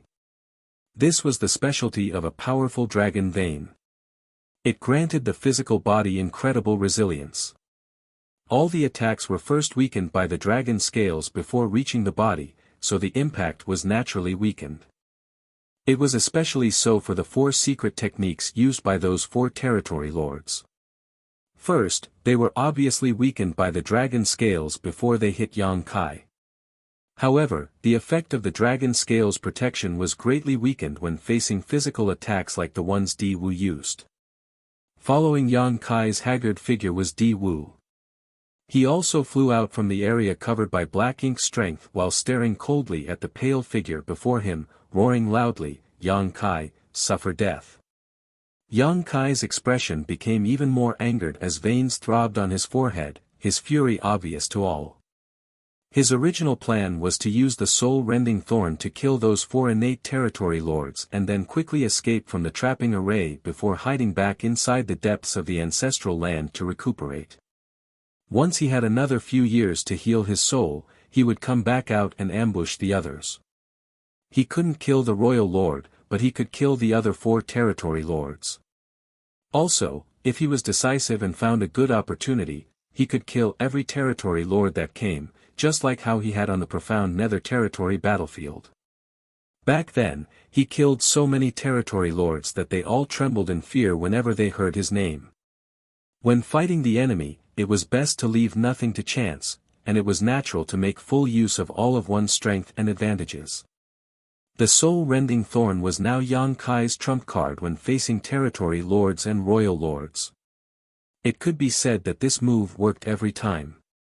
All Yang Kai needed was patience, because someday, the Black Ink clan forces here wouldn't be able to withstand the losses and would take the initiative to retreat, or deploy even more territory lords. Either way, it wouldn't be much of a loss for Yang Kai. That was his original plan. But even the best-laid plans often failed to withstand the first clash of battle. No one could predict what would happen next in the heat of combat. In the end, Yang Kai still overestimated how much his soul could tolerate. He thought that he could still manage to keep a clear mind after using 5 soul-rending thorns, and he had built the rest of his plan around that idea. However, after he threw those 5 soul-rending thorns out, his consciousness became blurry while he barely managed to maintain some clarity. To put it simply, though he could still think at the moment, his instincts were taking over and he was now showing some signs of falling into a daze. If a cognitively impaired person was attacked, they would either try to escape or retaliate fiercely. Yang Kai obviously gravitated towards the latter response, which was already illustrated by his behavior back at the Great Sea Celestial phenomenon. Otherwise, he would have escaped when he lost consciousness back then. That was why, despite having taken on 4 secret techniques from the territory lords and being beaten up by Di Wu, Yang Kai still glared fiercely at Di Wu in his battered state. Veins were protruding from his forehead as he widened his eyes and said through gritted teeth, "You dare hit me?" Hearing this, Di Wu was filled with murderous intent and turned gloomy after. What nonsense is he talking about? This is a life-or-death battle, who else would I hit if not you? You actually dared to hit me. Yang Kai growled through gritted teeth. He was like a bullied child questioning why he was being targeted while suppressing the vexation he felt inside. Enough nonsense, die. Di Wu roared before immediately charging at Yang Kai. After the previous attack, he was sure that Yang Kai was no longer his opponent. Although he still needed some effort to kill Yang Kai, today was going to be the day of Yang Kai's death. From today onwards, the Black Ink clan wouldn't have to be worried about this human anymore, which was a great contribution on his part. While the thought flashed across his mind, Di Wu's expression suddenly fell because at that moment, Yang Kai's supposedly weakened aura exploded out. "Since you hit me, I'll hit you back." The aggrieved child was finally retaliating. "Heavens and earth, lend me your strength." The injury to Yang Kai's soul made his mind become a little unstable, and the endless rage had influenced his thoughts into forgetting his original plan. However, he still had his natural abilities, so he instinctually knew he had to go all out when dealing with a royal lord.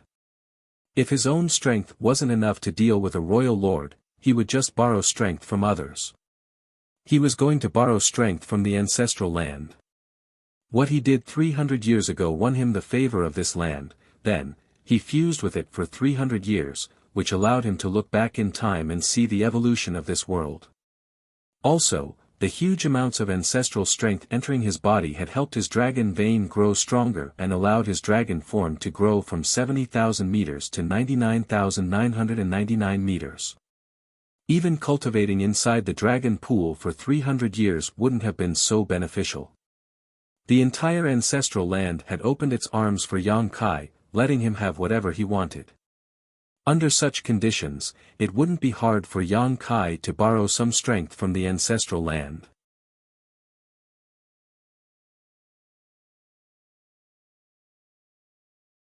Martial Peak, Chapter 5637, A Huge Mistake. When Yang Kai was only a 6th Order Open Heaven Realm Master, he had used his identity as Void Great Emperor to borrow the Star Boundaries world strength. It was only through that method that he could deal with Sua Quan Hui, a 7th Order Open Heaven Realm Master from Thousand Cranes Paradise.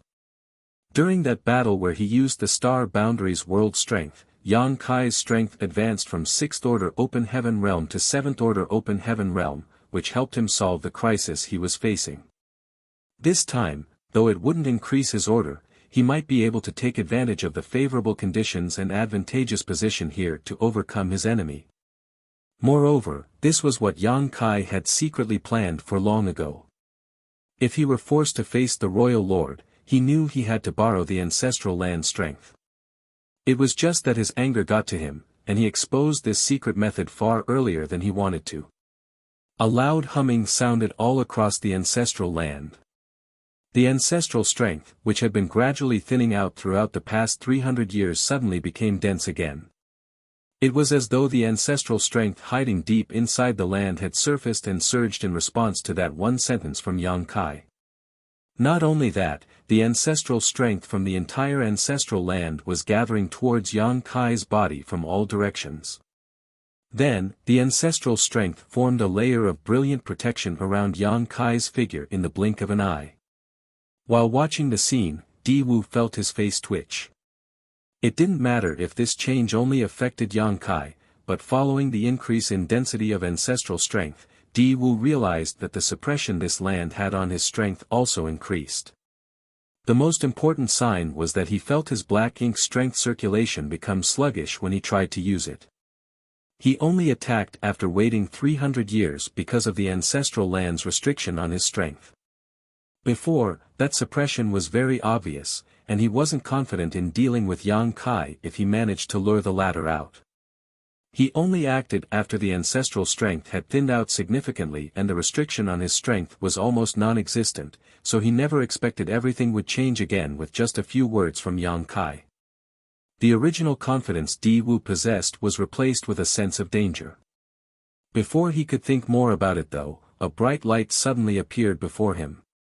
It was Yang Kai, and he was actively attacking Di Wu. The pain in his soul and rage from being beaten had made Yang Kai lose his rationality. He didn't even use the Azure Dragon Spear and instead raised his bare fist and threw it out at Di Wu. At the same time, the dense ancestral strength had formed a dense protective light barrier around his skin and even fit to his fist. This punch was powerful and heavy as Yang Kai had used all his strength. If that fist landed on a universe world, it would undoubtedly be destroyed. Even a master as strong as Di Wu couldn't react in time as Yang Kai was too fast.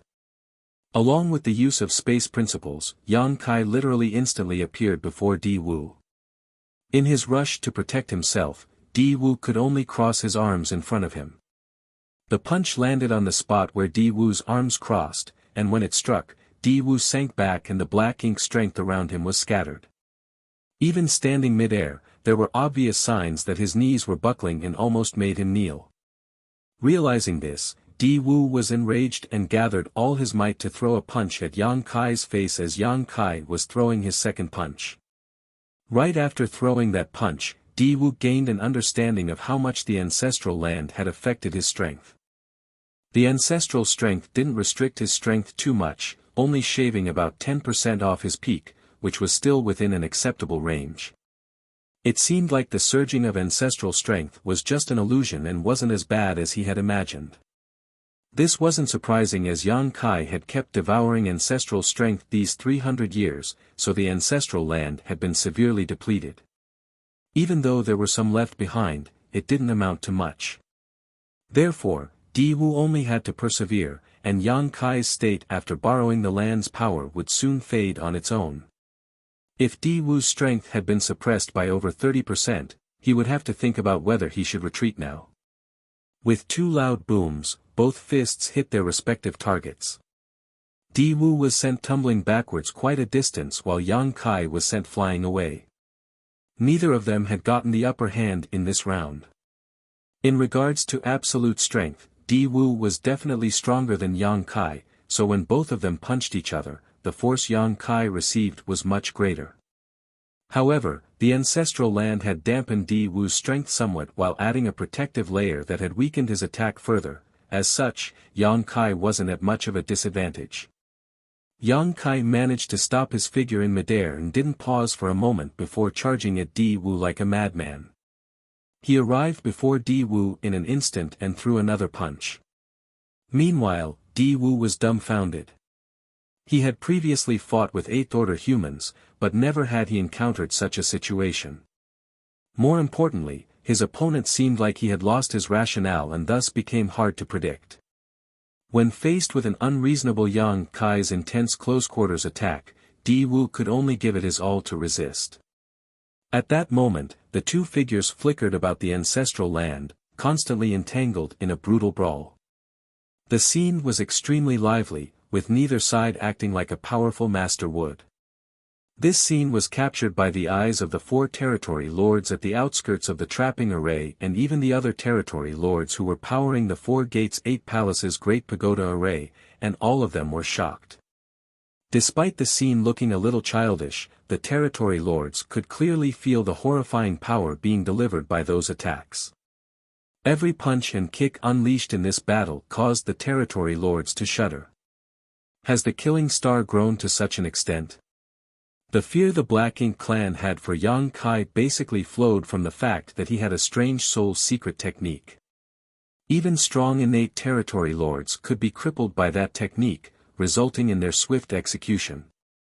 That was why they would all quickly protect their soul whenever encountering Yang Kai. On the other hand, the Black Ink clan wasn't too concerned with Yang Kai's raw strength. Yang Kai was acknowledged to be stronger than any other 8th Order Open Heaven Realm Master, but there was still a limit to that strength.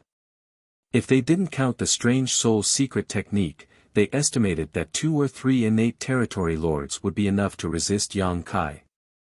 That was the objective and impartial analysis given by all the territory lords that had encountered Yang Kai, which also formed the general impression the Black Ink clan had of him.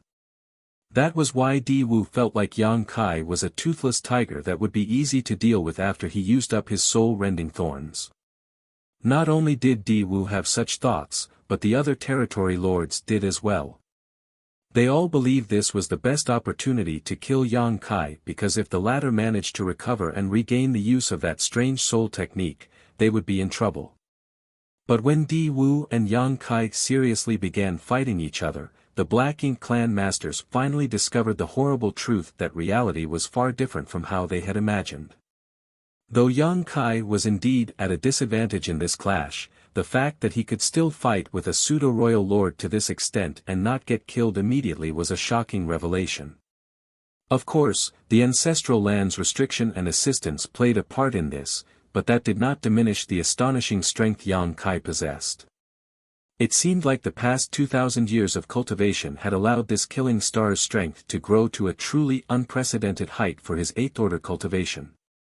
The territory lords were shocked and couldn't help but secretly feel lucky.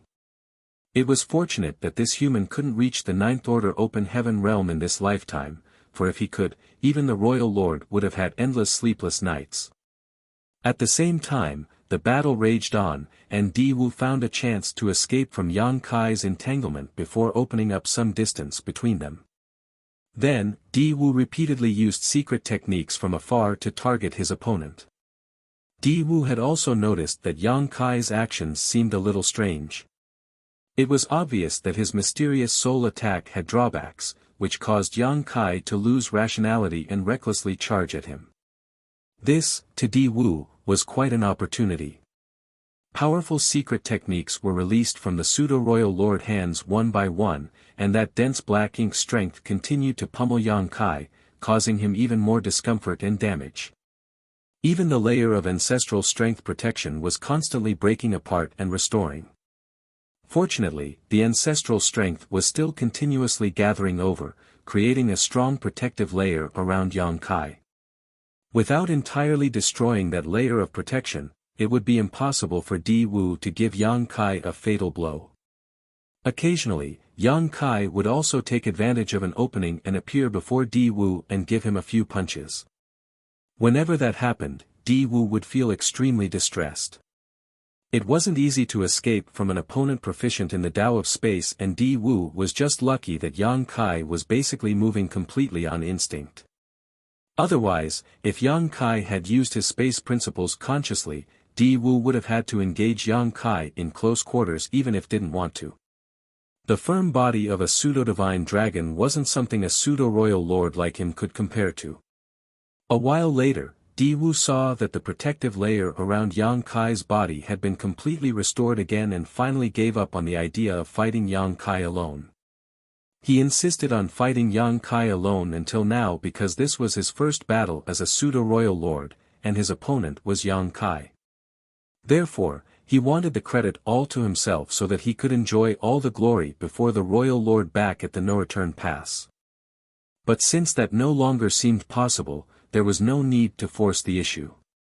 When he escaped Yang Kai's range again and threw another secret technique at him, Di Wu roared, "What are you waiting for?" The 4 territory lords standing outside the battlefield secretly complained but didn't hesitate to attack Yang Kai with their secret techniques. Yang Kai had just steadied himself when he was enveloped by the secret techniques coming from afar. The ancestral strength gathered around his body instantly broke, and his figure flew out and tumbled like a sack. Right after landing on the ground and spitting out a mouthful of golden blood, Yang Kai became aware of the cool feeling in his mind, causing his consciousness to wake up a little. The soul-warming lotus had kept working to mend his injured soul this whole time, but since his soul was injured quite seriously, it took a while to have any noticeable effect. Yang Kai was confused by his current situation and the danger around him, but he didn't have time to think about it as several secret techniques were already flying his way again. Instinctively, Yang Kai wanted to use his strength to protect himself, but before he could, the ancestral strength, once again, gathered around him and formed a thick barrier. Unfortunately, even this protection didn't last a single breath before breaking apart again. Feeling those secret techniques landing on his body, Yang Kai felt his 5 viscera and 6 organs churning and an immense pain coming from his bones, a number of which were now broken. Yang Kai's heart sank as his blurry consciousness became clear again. Everything that happened quickly flashed across his mind and he realized that he had unconsciously made a huge mistake and inexplicably caused this to happen.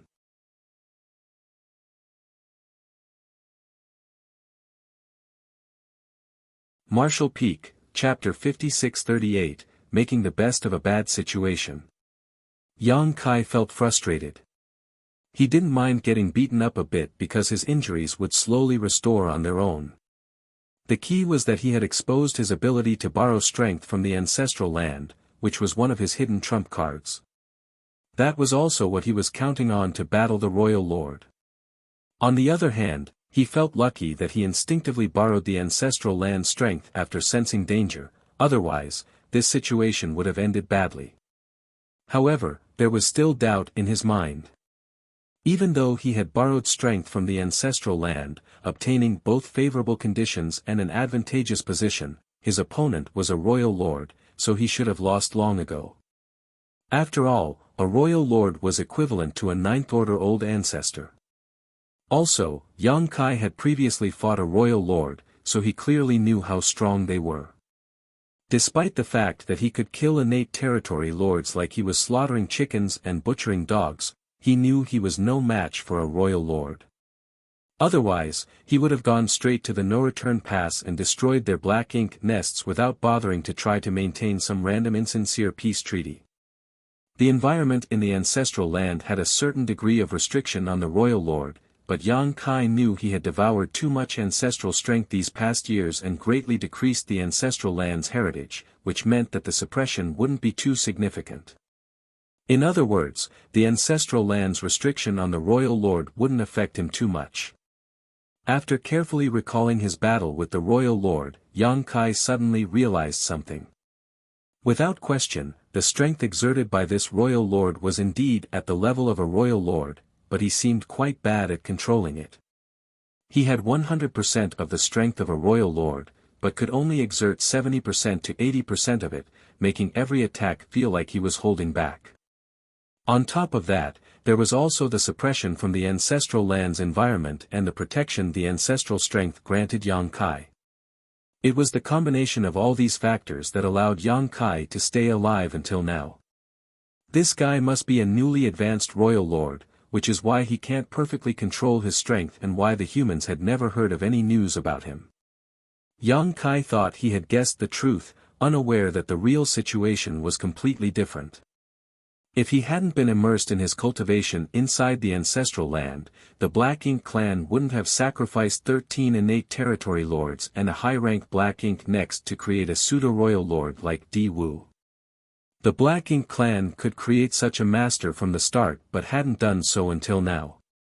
To the current Black Ink clan, every innate territory lord and high-rank Black Ink nest was indispensable, so considering the overall situation, it just wasn't cost-effective to create a pseudo-royal lord. But if they could use Di Wu's strength as a pseudo-royal lord to kill Yang Kai, that would definitely be worth it. Without mentioning the Black Ink clan's plan, Yang Kai was now having a headache about his predicament. The trapping array had been completely destroyed, so the royal lord and 4 territory lords by themselves might not be able to stop him if he wanted to disengage. Of course, it was still impossible to leave the ancestral land because this world would still be sealed before the 4 Gates 8 Palaces Great Pagoda array was broken. However, Yang Kai didn't need to leave the ancestral land, he only needed to dive deep into it to heal his injuries. If he did so, the Black Ink clan wouldn't be able to do anything to him. Unfortunately, the idea of retreating now made Yang Kai feel quite reluctant. His trump cards had been exposed one after another, so he would lose the element of surprise in the next battle. Since that was the case, he figured it would be better to just go with the flow and end this debacle once and for all. He made the plan to hide deep inside the ancestral land after killing the 4 territory lords because he thought he wasn't the royal lord's opponent, but now that he knew he was up against a royal lord who couldn't exert his full strength. Yang Kai thought that there might be a chance he could kill his enemy here today. Yang Kai was secretly even hoping for the royal lord to lose his patience and use his royal lord's secret technique. Back outside the Great Sea Celestial Phenomenon, Yang Kai had killed a royal lord shortly after breaking through to the 8th Order Open Heaven realm, not because he was strong, but because many coincidences came together. His biggest opportunity was when the royal lord used the royal lord's secret technique on him, wanting to corrupt him with Black Ink strength. The royal lord's secret technique was something only a royal lord could use. When performed, it was silent but had an incredible impact. Even 8th Order masters couldn't resist and would immediately become corrupted. On the barren territory battlefield, a single royal lord had corrupted 3 8th Order masters, converting them into Black Ink disciples. It was those 3 Black Ink disciples who resurrected the Black Ink giant spirit god in the divine spirit ancestral land, triggering the collapse of the entire human battlefront. It could be said that the royal lord had made a huge contribution to today's situation where the Black Ink clan could fully suppress the humans. Without the royal lord who corrupted those 3 8th Order Black Ink disciples, it would have been impossible to resurrect the Black Ink giant spirit god, and the human race army would still have been able to bottle up the Black Ink clan on the barren territory battlefield. Although it didn't end well for that royal lord, the Black Ink clan had achieved their goal. A royal lord wouldn't easily use the royal lord's secret technique though, because they would have to pay a high price. Not only would their strength suffer an immediate and substantial drop, they would also have to endure a long period of weakness. On the battlefield, such a situation would give the enemy a great chance to kill them. Outside the Great Sea celestial phenomenon, that royal lord had used the royal lord's secret technique on Yang Kai, causing himself to become weak and lose a huge portion of his strength. Then, he suffered a direct hit from Yang Kai's sun and moon divine wheel while having his soul torn apart by 4 soul-rending thorns. Under such circumstances, his chances of surviving decreased greatly. Even so, Yang Kai also lost consciousness and started a mad killing spree before winning. Back then, he was only a newly advanced 8th Order Open Heaven Realm Master. Now, he was almost at the peak of the 8th Order Open Heaven Realm and had help from the Ancestral Land, so his strength was several times higher than back then. If this Royal Lord couldn't hold back and used the Royal Lord's secret technique, Yang Kai could easily kill him with his spear. By then, the heaven-sealing earth-locking grand array would become useless. However, Yang Kai's anticipations were in vain because a royal lord wouldn't use the royal lord's secret technique unless they were certain of success or it was their last resort. According to what the Black Ink clan had learned over the years, Yang Kai was fully resistant to Black Ink strength's corruption, so Di Wu wouldn't be so stupid as to use the royal lord's secret technique to deal with him. Moreover, a pseudo-royal lord like Di Wu couldn't use the royal lord's secret technique. But Yang Kai didn't know that. Realizing that hoping his enemy would make a fatal mistake wasn't plausible, Yang Kai figured he could only create his own opportunity. After all, the Ancestral Land wasn't his only trump card. Yang Kai's consciousness had recovered quite a bit now, but he still pretended to be muddled. Faced with attacks coming at him from all directions, he roared in an aggrieved manner at Di Wu, "You called for help. I can call for help too. Come out, my servants." The way he was acting was like a kid kicking up a fuss after getting beaten up. However, in the next breath, the Black Ink clan masters suddenly became gloomy. That was because small stone race soldiers suddenly appeared one by one beside Yang Kai, transforming into a huge army in the blink of an eye. They were densely packed, making it impossible to count how many of them there were. The Black Ink clan naturally recognized the small stone race. Between 2,000 and 3,000 years ago, this strange race was very active on every great territory battlefield.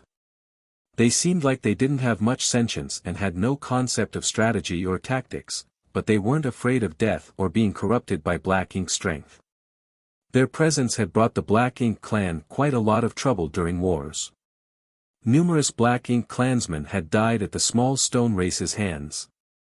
Following the continuous killings of the small stone race over the years though, their numbers decreased until they more or less disappeared. Occasionally, some cultivators would bring out some small stone race soldiers left over from the various battles, but there would only be a dozen of them at most. From what the Black Ink clan gathered from the Black Ink disciple, Yang Kai was the source of the small stone race. In addition, Yang Kai had also used the small stone race when he attacked the no-return pass back then. The Black Ink clan initially thought that those strange beings had been essentially wiped out, so they never anticipated seeing such a huge bunch of them be summoned in the Ancestral Land. At that instant, the Black Ink clansmen stopped attacking while Di Wu's expression became as gloomy as a rain cloud. This couldn't be helped because back when Yang Kai attacked the no-return pass, Di Wu had personally witnessed the attack this killing star had executed with a similar small stone race army's help. Back then, Yang Kai seemed to have used some kind of technique and instantly sacrificed 2 million small stone race soldiers to form a terrifying explosion of purifying light that even seriously injured the royal lord, giving Yang Kai a chance to escape. Therefore, in Di Wu's memory, while these small stone race members weren't that terrifying, the means they gave Yang Kai access to was frightening. Kill him quickly. Seeing that the small stone race army was growing larger and larger, Di Wu immediately roared while retreating to put some distance between himself and Yang Kai. The 4 territory lords didn't need Di Wu's order for them to go all out as they fired their secret techniques at Yang Kai. But by now, the space around Yang Kai had become densely packed with small stone race. Although those attacks killed and injured a large patch of small stone race soldiers, Yang Kai remained untouched. Hong Long Long. Thunder came down from the sky, and another fight started. The Territory Lords and Seventh Order Black Ink disciples operating the Grand Array had reactivated the Killing Array to target the small stone race army. Not only that, the Black Ink clan army, which had retreated far away while Yang Kai was fighting Di Wu and the Territory Lords, came forward once again and surrounded the small stone race from all directions. In an instant, the battle between masters had become a violent war between two armies, further heating up the atmosphere in the ancestral land. The small stone race roared and pounded their chests as their desire to kill the enemy had been raging since they were summoned by Yang Kai. Since the third time he visited the chaotic dead territory, Yang Kai had discovered that the small stone race nurtured by Big Brother Huang and Big Sister Lan were extremely sensitive to Black Ink strength, probably because they were opposites of each other.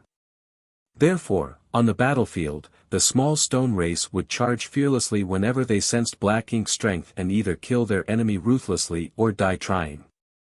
In the beginning, the humans didn't have a method to control them because of these characteristics. Once the small stone race were sent to the battlefield, they became like unleashed wild horses, which caused the humans to lose many more of them than necessary. Later, the humans began using a beast-taming method and an artifact refining method to control the small stone race. The situation had improved quite a lot. At the very least, the humans could now issue the small stone race simple instructions. The small stone race soldiers Yang Kai summoned just now obviously hadn't undergone any such taming or refinement. After he gained these small stone race members from Big Brother Huang and Big Sister Lan, Yang Kai just kept them inside his small universe and ignored them. That was why these fellows began running around after being let out, charging in the direction where they sensed Black Ink strength. At that moment, the scene was a chaotic mess, but Yang Kai just laughed like a madman. Die. All of you must die. Ha ha ha.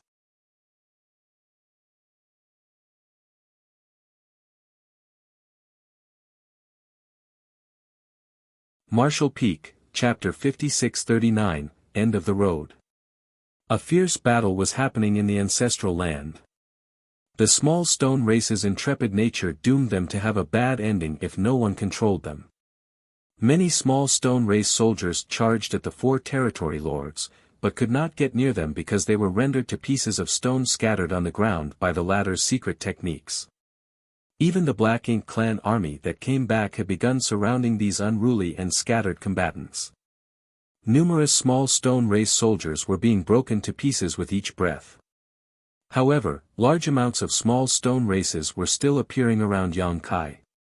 It was like there was an infinite amount of them, impossible to wipe out. On the other hand, Yang Kai's laughter grew louder and wilder, as though he had gone crazy. Di Wu had withdrawn his aura and was now hiding among the Black Ink clan army, cautiously observing the situation.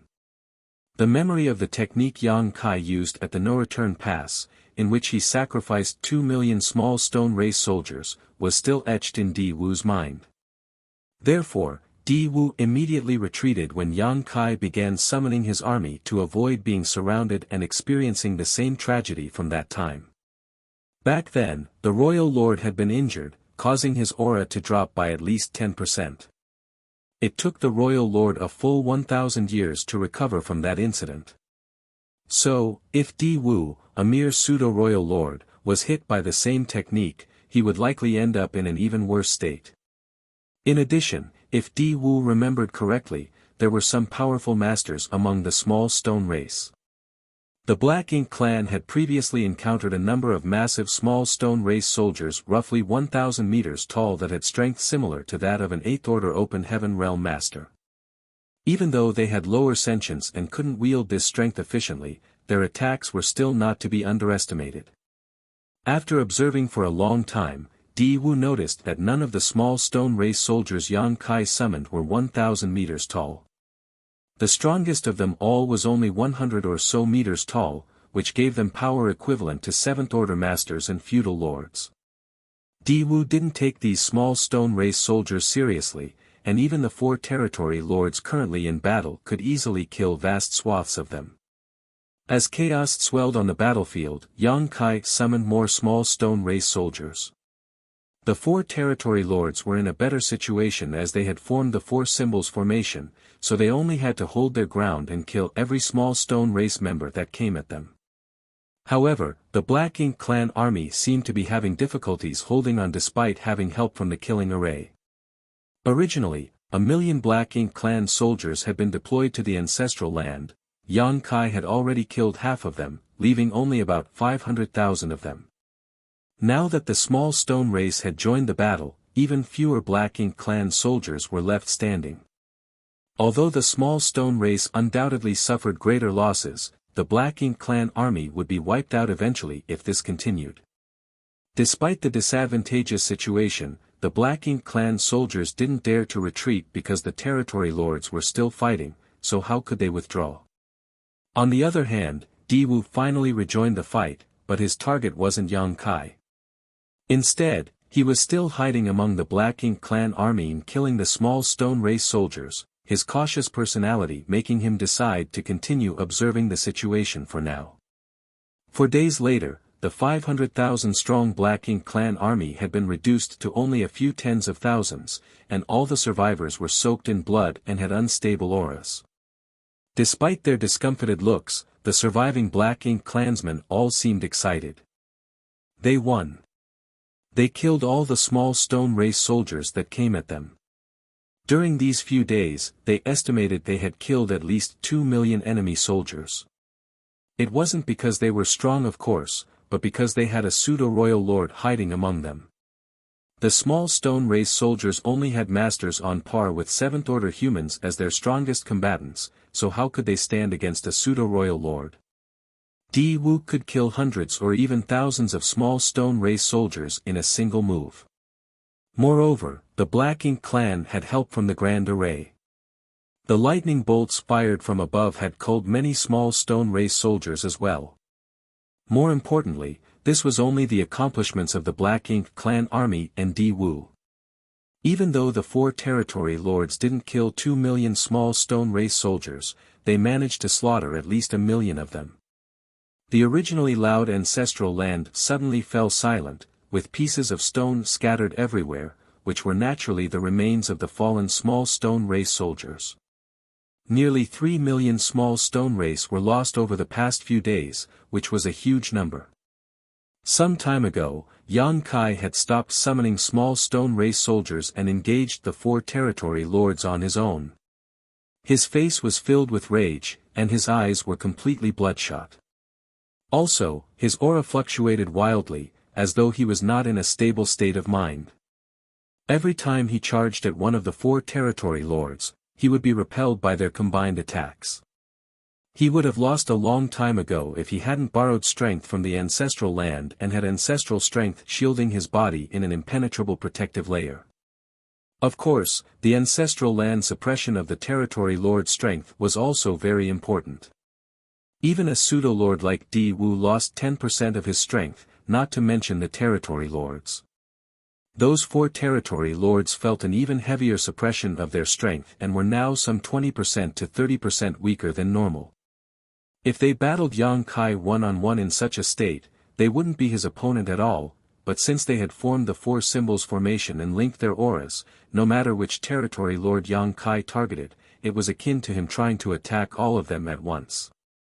So, how could Yang Kai win in such a situation? It could be said that the strength of the 4 territory lords combined, though not as high as a pseudo-royal lord like Di-Wu, was greater than that of an innate territory lord at their peak, which was also why they could stand a chance against Yang Kai. In the beginning, the 4 of them were still hesitant when facing this killing star, but after battling each other for a while, they felt that Yang Kai wasn't as strong as they had imagined. Or, more precisely, it wasn't that he wasn't strong. It was more like he had suffered a huge backlash after using his strange soul secret technique and now could not fight effectively. In the human's words, this man was now an idiot, so he couldn't exert his full strength anymore. This realization greatly bolstered the territory lord's confidence. Since the small stone race had all been ruthlessly killed, and Yang Kai had fallen into this demented state, they had the confidence to slowly whittle away his energy and kill him eventually. The ancestral strength in the ancestral land couldn't be inexhaustible, so once it was completely drained, Yang Kai wouldn't be far from death. Successfully killing Yang Kai was an incredibly glorious achievement, and it could only be obtained once in this world. If the royal lord decided to create more pseudo-royal lords in the future, they would be the first in line to gain such power, just like Di Wu. Of course, innate territory lords wished for greater strength, but they could only become pseudo-royal lords, and they would have to pay a high price for that. Therefore, the royal lord wouldn't create a pseudo-royal lord if it weren't a dire situation. Regardless, these territory lords wouldn't be able to get their wish because Di Wu was the one in charge of this mission to kill Yang Kai. He was turned into a pseudo-lord just for this mission, and now that things were leaning in their favor, how could Di Wu possibly let the territory lords steal the credit from him? If that were to happen, it would make him seem too useless. After several days of secretly observing Yang Kai, Di Wu concluded that this human-killing star was an arrow at the end of its flight. According to the current situation, Yang Kai couldn't turn things around. Di Wu felt a little lucky that Yang Kai had overused his secret technique, messing up his mind and revealing his trump cards. Borrowing strength from the ancestral land and the 3 million small stone race army were definitely the secret trump cards Yang Kai had. If he were in a conscious state of mind and used those two methods to corner Di Wu. If that happened, Di Wu would definitely have been taken by surprise. Once that happened, with the strength Yang Kai had revealed, they would most likely have failed their mission. At the thought of that, Di Wu shivered. Although they had lost 4 territory lords and 1 million Black Ink clan soldiers, that was still nothing compared to being able to kill Yang Kai. When Yang Kai was blown away by one of the territory lords again, the light barrier made of ancestral strength around him became extremely dim and did not immediately recover like usual.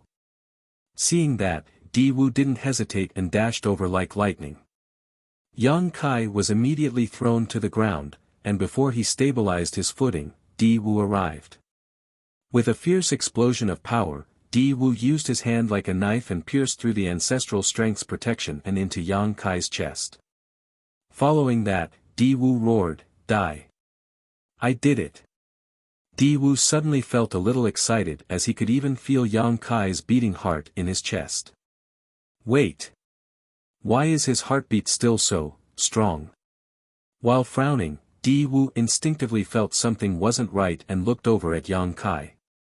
He saw Yang Kai standing before him, unmoving, his black hair hanging over his forehead, creating a dense shadow that covered his eyes so that no one could see his expression.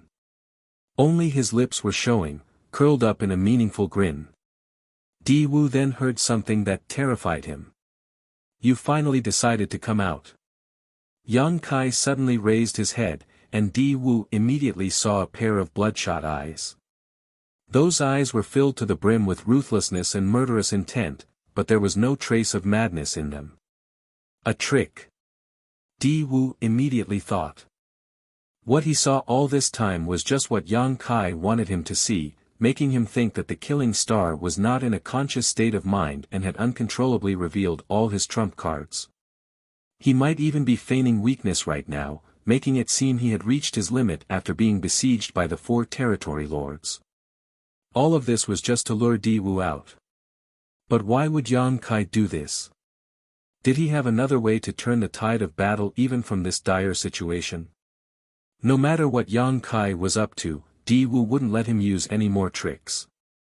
Just as Yang Kai finished speaking, Di Wu exerted strength into his hand and stabbed it further into the former's chest. If he could pierce just a finger length deeper, he could tear apart Yang Kai's heart. To an 8th order open heaven realm master like Yang Kai, having his heart destroyed might not be a lethal blow, but it would still be a severe injury. But just as Di Wu exerted his strength, a large hand grabbed his wrist and firmly held him in place. In terms of cultivation, a pseudo-royal lord was indeed stronger than an 8th order master like Yang Kai. However, in terms of raw physical power, a pseudo-divine dragon like Yang Kai surpassed Di Wu by a wide margin. Therefore, how could Di Wu move when he was restrained in such close proximity to Yang Kai? Although Di Wu had been stopped, he wasn't flustered. He clenched his other fist and threw a punch at Yang Kai's face. Before his fist could reach its target though, it too was seized by Yang Kai. A pseudo-royal lord and a pseudo-divine dragon were now standing face to face at arm's length from one another, locked in mortal combat.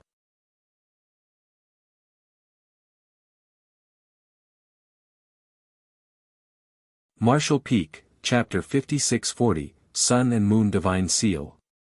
Di Wu was entirely at a disadvantage because Yang Kai had the absolute upper hand when it came to physical strength. The excruciating pain coming from Di Wu's wrist was something he had never experienced before. Next time, don't make others wait so long. Yang Kai bellowed before headbutting Di Wu. The aggressive force was like the whole world was coming at him, making Di Wu feel dizzy and almost dispersed the black ink strength he had gathered inside him. The sudden change rendered the 4 territory lords dumbfounded. Originally, they thought that this would be an easy kill for Di Wu, but the results shocked them. In their flustered state, the territory lords didn't have time to think about anything else and quickly attacked Yang Kai with their secret techniques, trying to save Di Wu. A series of explosions sounded across the ancestral land. Since the light barrier protecting Yang Kai had been torn open by Di Wu, Yang Kai had to take on consecutive attacks from the territory lords with his own body. Although he had his own layer of protection from his world force, resisting the attacks was difficult. His body was instantly battered, and he kept spitting out golden blood. "Are you done? I've been enduring you all for too long." Yang Kai roared. Suddenly, a pair of bright but also strange patterns appeared on the back of Yang Kai's hands. They were the great sun and moon marks.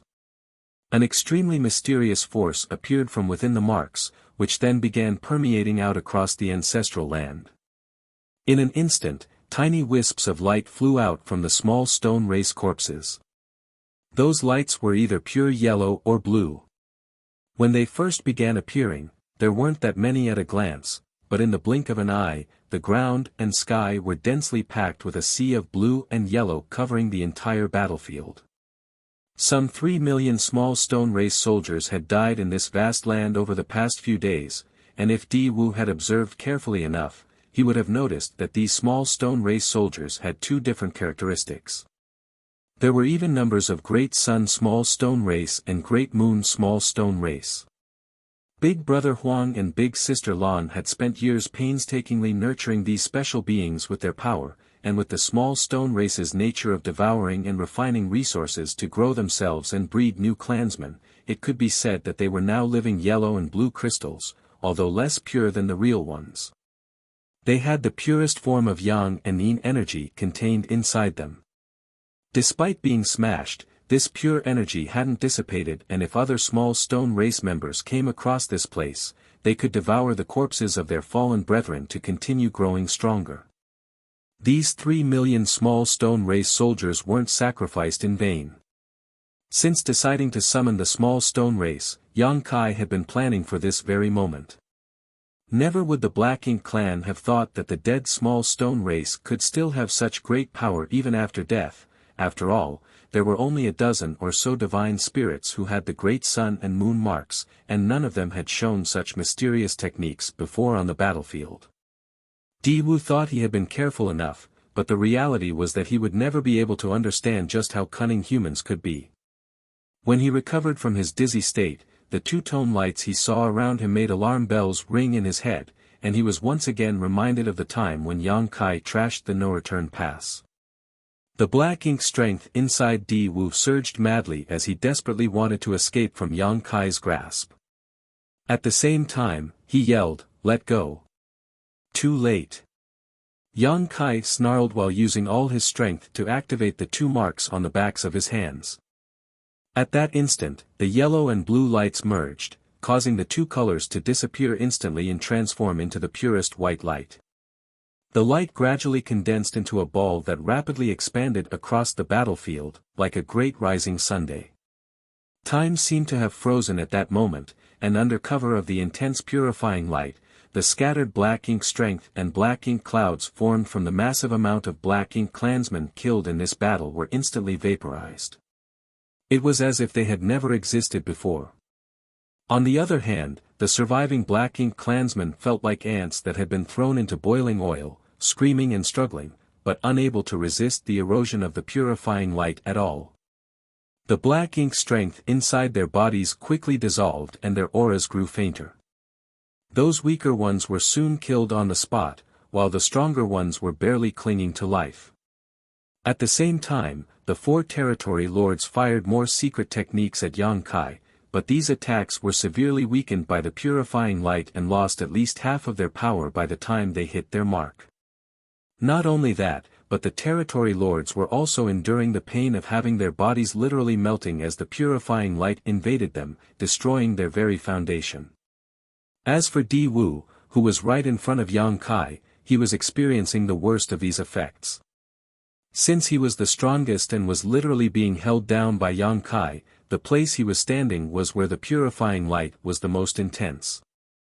At this moment, the pseudo-royal lord was like a melting candle. The jet-black black ink strength was continuously flowing out of his body, which would then be neutralized by the purifying light. Fortunately for Di Wu, he had mustered all his strength and pushed the knife hand being gripped by Yang Kai further into the latter's chest just before Yang Kai activated the purifying light. Although Yang Kai wasn't willing, he was forced to let go at that last moment and quickly put some distance between them to avoid his heart being pierced through. Now that Di Wu wasn't being restrained, he immediately flew into the sky, desperately wanting to escape the area being enveloped by purifying light. At that moment, space suddenly became extremely viscous and simultaneously felt like it was being stretched out infinitely. It was only for a moment, but it was still torturous for Di Wu. It only took 3 breaths of time for the blast of purifying light to dissipate, but during that short moment, the Black Ink clan had suffered a terrifying loss. Di Wu finally escaped the space binding and charged out of the area being encased by purifying light, but when he looked down, he felt devastated. The tens of thousands of Black Ink clan soldiers that had survived the previous slaughter were now reduced to less than 2,000 by the intense purifying light. However, even these survivors were like flickering candles in the wind, at risk of being snuffed out at any moment. As for the 4 territory lords who had formed the 4 symbols formation, all 4 of their auras had disappeared. Soon, Di Wu saw Yang Kai covered in blood, and in his hand was a huge head. That head belonged to one of the territory lords, and the expression on its face was filled with reluctance and disbelief. Obviously, this territory lord never expected their originally advantageous situation to suddenly make a huge turn for the worse. Yang Kai was cornered and at his limit, but he suddenly regained control of the entire situation in the blink of an eye and even had the time, while Di Wu was escaping, to kill the 4 weakened and stunned territory lords who were being tortured by the purifying light to the point of wanting to die. Yang Kai seriously injured a true royal lord by sacrificing 2 million small stone race soldiers back at the no-return pass. Today, 3 million small stone race had died here, so how could mere innate territory lords withstand the resulting burst of purifying light? Moreover, there was also suppression from the ancestral land. If Yang Kai targeted them in such a situation, where they couldn't even access 50% of their maximum strength, they were still doomed even if they had formed a battle formation. When the 4 eyes suddenly met, Di Wu once again felt hopeless and terrified. He came here in full confidence, but suddenly discovered after this huge battle that perhaps killing Yang Kai was an impossible task. At that moment, he suddenly had the urge to retreat. Now there's only the 2 of us. Yang Kai casually tossed the head away as if he were throwing out the trash. When compared, Yang Kai's injuries were definitely more serious than Di Wu's. His soul was constantly throbbing, and his body was completely battered. Even so, Di Wu's mental state right now was far worse than Yang Kai's. Yang Kai looked at Di Wu with his deep, cold eyes while asking, "Are you ready to die, Sir Royal Lord?" However, Di Wu just turned around and made a mad dash while yelling, open the grand array. Since the heaven-sealing earth-locking 8 palaces great pagoda array was still active, he couldn't escape without it first being opened. Once he gave the command, a crack appeared on the grand array, and Di Wu immediately charged at it like lightning. But when it came to speed, none could match Yang Kai. Di Wu felt his sight blur for a moment before he saw Yang Kai already blocking the opening while looking down at him. This scene stunned the Black Ink disciples and territory lords managing the great array, and they didn't know what to do.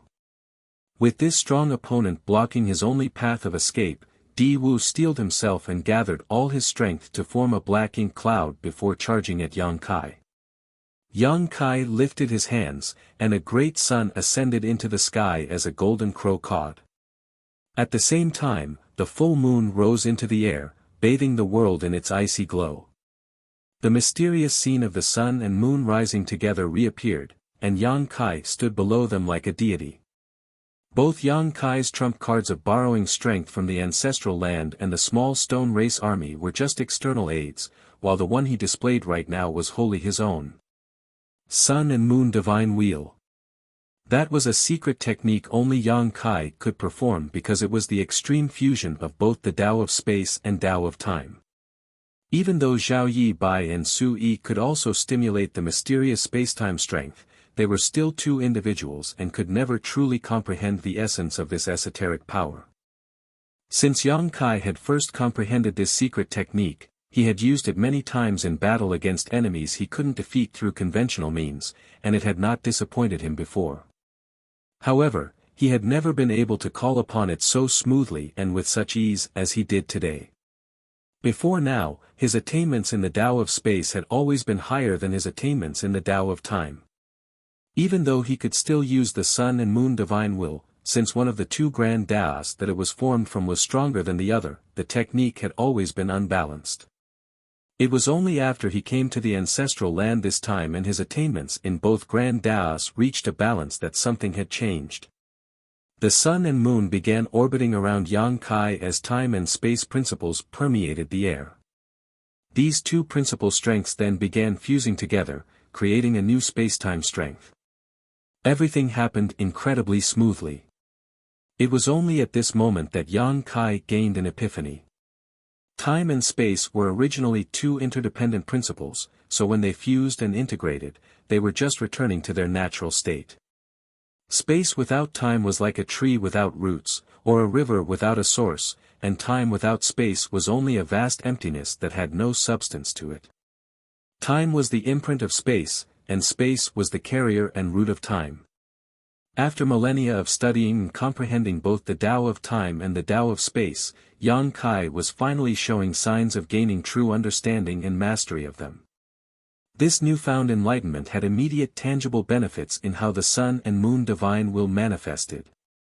Originally, the Sun and Moon Divine Will took the form of a great sun and the full moon rapidly spiraling towards each other as they shot forth, blasting out waves of spacetime strength as they flew forward. But now that Yang Kai had gained a deeper understanding of spacetime, the sun and moon were able to fuse entirely and turned into a mysterious seal that was 1/2 great sun and 1/2 full moon. This seal was not nearly as dazzling and awe-inspiring as the original Sun and Moon Divine Wheel, but it was actually far more profound as it had condensed all the power which had been blasting out into a single point. With unstoppable momentum, the seal fiercely slammed into the black ink cloud that Di Wu was hiding within.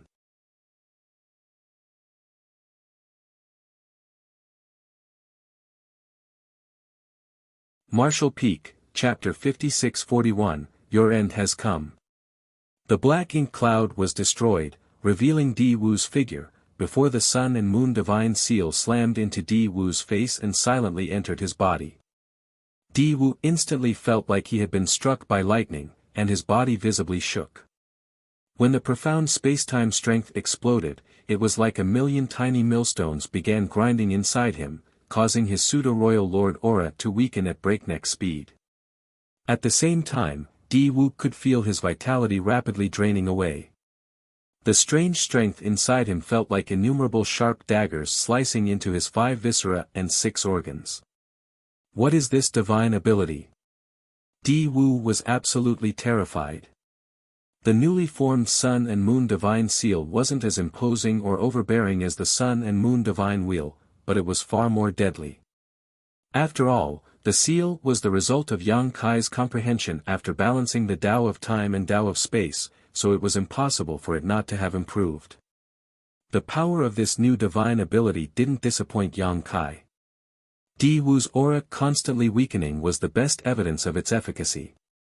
At first, the ancestral land already had a trace of suppression on Di Wu's strength, and after being bathed in rich purifying light, Di Wu lost a huge amount of his strength, affecting his foundation.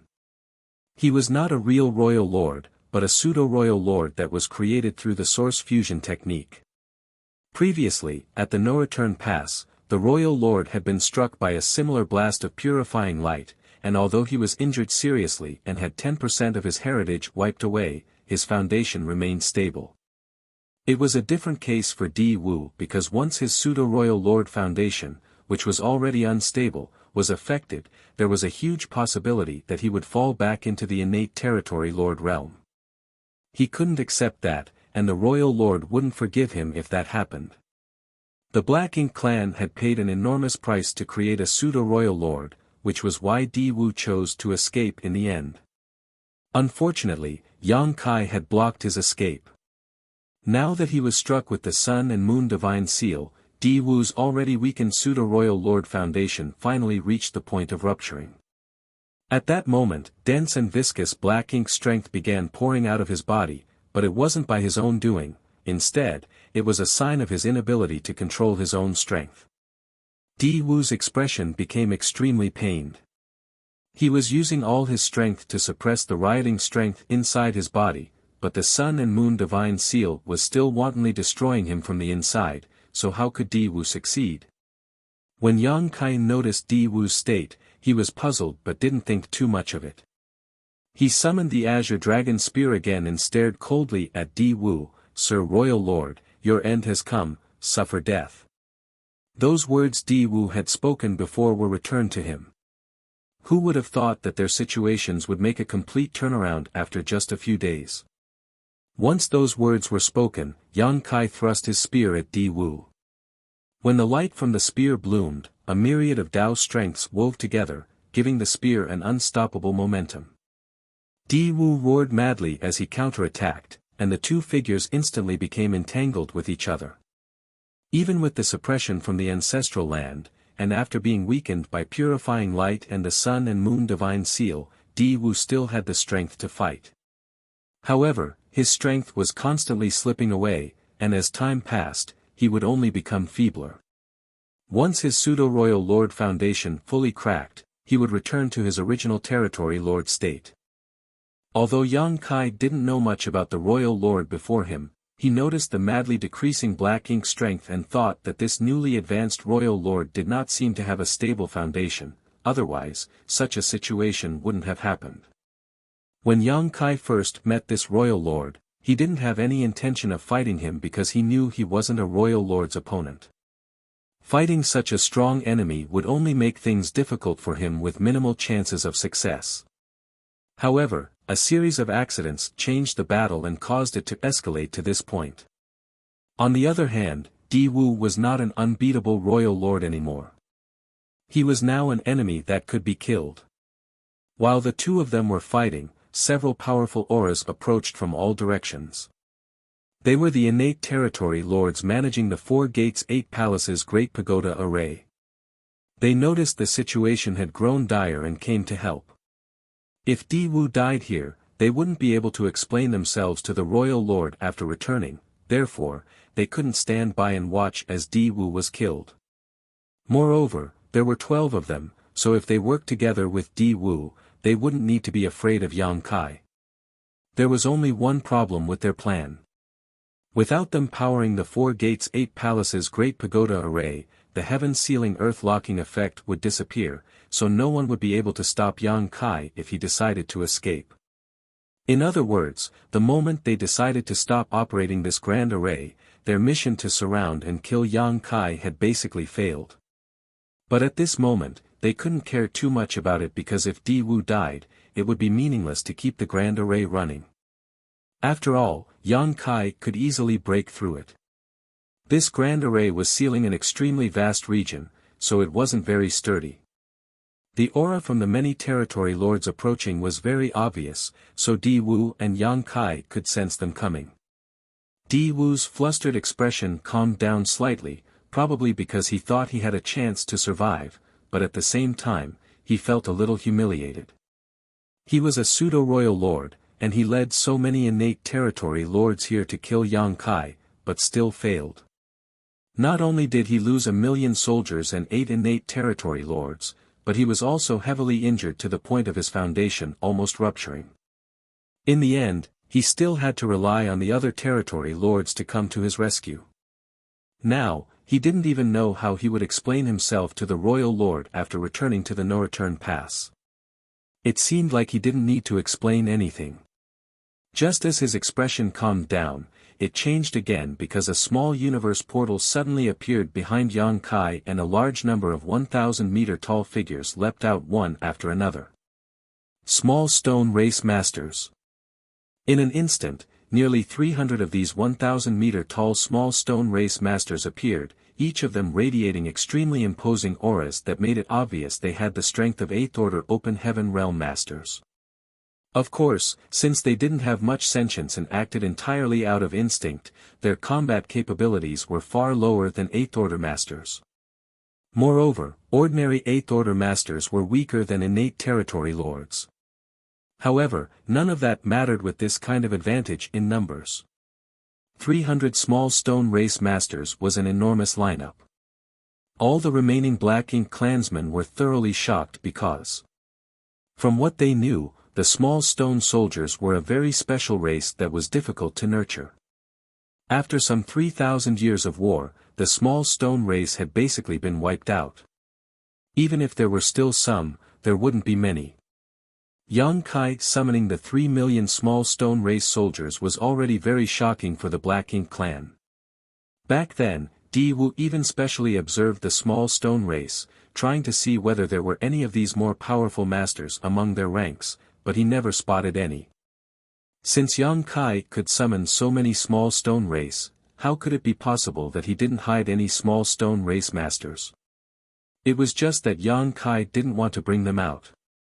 When they witnessed so many small stone race masters appearing before them, the Black Ink clan realized their mission to surround and kill Yang Kai had failed before it even began. However, Yang Kai kept this advantage hidden and continuously used his discomfited state to give the Black Ink clan false hope. He even exposed a number of his tricks and trump cards just to grind away at the Black Ink clan's strength. At this moment, he finally showed his final hidden hand, as if to spell out for them how hopeless and pitiful all their plotting truly was. 8 territory lords were dead, and a Black Ink clan army of 1 million soldiers was wiped out. Also, the pseudo-royal lord, Di Wu, was seriously injured and the existence of the 4 Gates 8 Palaces Great Pagoda array was exposed. These were the losses the Black Ink clan had suffered in this battle, but what about Yang Kai? Some serious injuries? 3 million dead small stone race soldiers. Did any of that even matter? Di Wu felt both aggrieved and angry at the same time. What a scheming bastard. The instability of his state of mind caused his pseudo-royal lord foundation to falter even more. Adding on to Yang Kai's constant attacks, he knew he couldn't hold on much longer. After getting summoned, those 300 small stone race masters dispersed in all directions, roaring as they charged at the approaching 12 innate territory lords. The territory lords were stunned at the same time and didn't know whether to continue forward or retreat. If they continued trying to save Di Wu, they would inevitably be besieged by these small stone race masters, with each of them having to face at least 20 on their own. Even if these small stone race masters didn't have much sentience, their incredible strength wasn't easily dealt with. Once the territory lords were surrounded by these small stone race masters, death was basically guaranteed. But it wouldn't be appropriate for them to retreat either. At that instant, the territory lords were caught in a dilemma. Run! Di Wu roared through gritted teeth, head back and report to Sir Royal Lord that Di Wu has failed his trust and deserved his death. Hearing what Di Wu said, the territory lords all turned around and ran. If they had decided to run themselves, they wouldn't have been able to explain it to the royal lord, but now that Di Wu had ordered them to do so, they no longer had a reason to hesitate. Meanwhile, the small stone race masters were chasing after them. Back on the battlefield, Di Wu seemed to have come to a decision after shouting his order. At first, he thought that though he was in a critical situation, he still stood a chance to escape, but after the appearance of those small stone race masters, that last hope was thoroughly destroyed. When even the possibility of survival disappeared, he actually felt a sense of relief. The surging black ink strength inside his body that he was trying hard to suppress was now free of restraints as he roared, "Yang Kai, so what if you win against me today? This universe belongs to the Black Ink clan." At that instant, black filled the sky as the dense and fierce black ink strength turned into a huge tornado that was madly spinning with Di Wu in the center. Yang Kai suddenly felt pressured. He had fought against many black ink clansmen, killed territory lords, and even won against a royal lord, but never had he seen such a fierce and dense black ink strength coming from a single black ink clansman before. This isn't normal. At a glance, Yang Kai could see that Di Wu was about to suffer a fatal backlash from his own strength. The best choice now would be for him to escape the battlefield because it was impossible for Di Wu to maintain this state for long. However, Di Wu seemed to have noticed Yang Kai's plan. Since Di Wu had decided to use his death to show his loyalty and resolve, how could he let Yang Kai escape that easily? Since he had to die here, he would at least bring Yang Kai with him. Enough nonsense. Today, either you die, or I perish. Yang Kai roared while madly gathering the strength in his small universe before channeling it to his spear. Spacetime strength hovered around him while the ancestral land thrummed.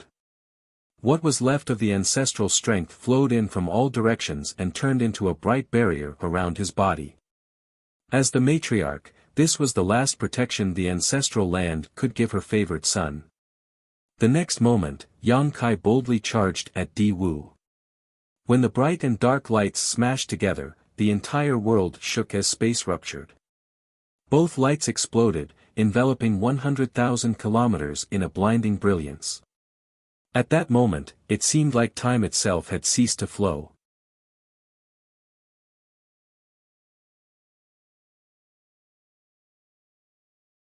Marshall Peak, Chapter 56-42, Asking Questions.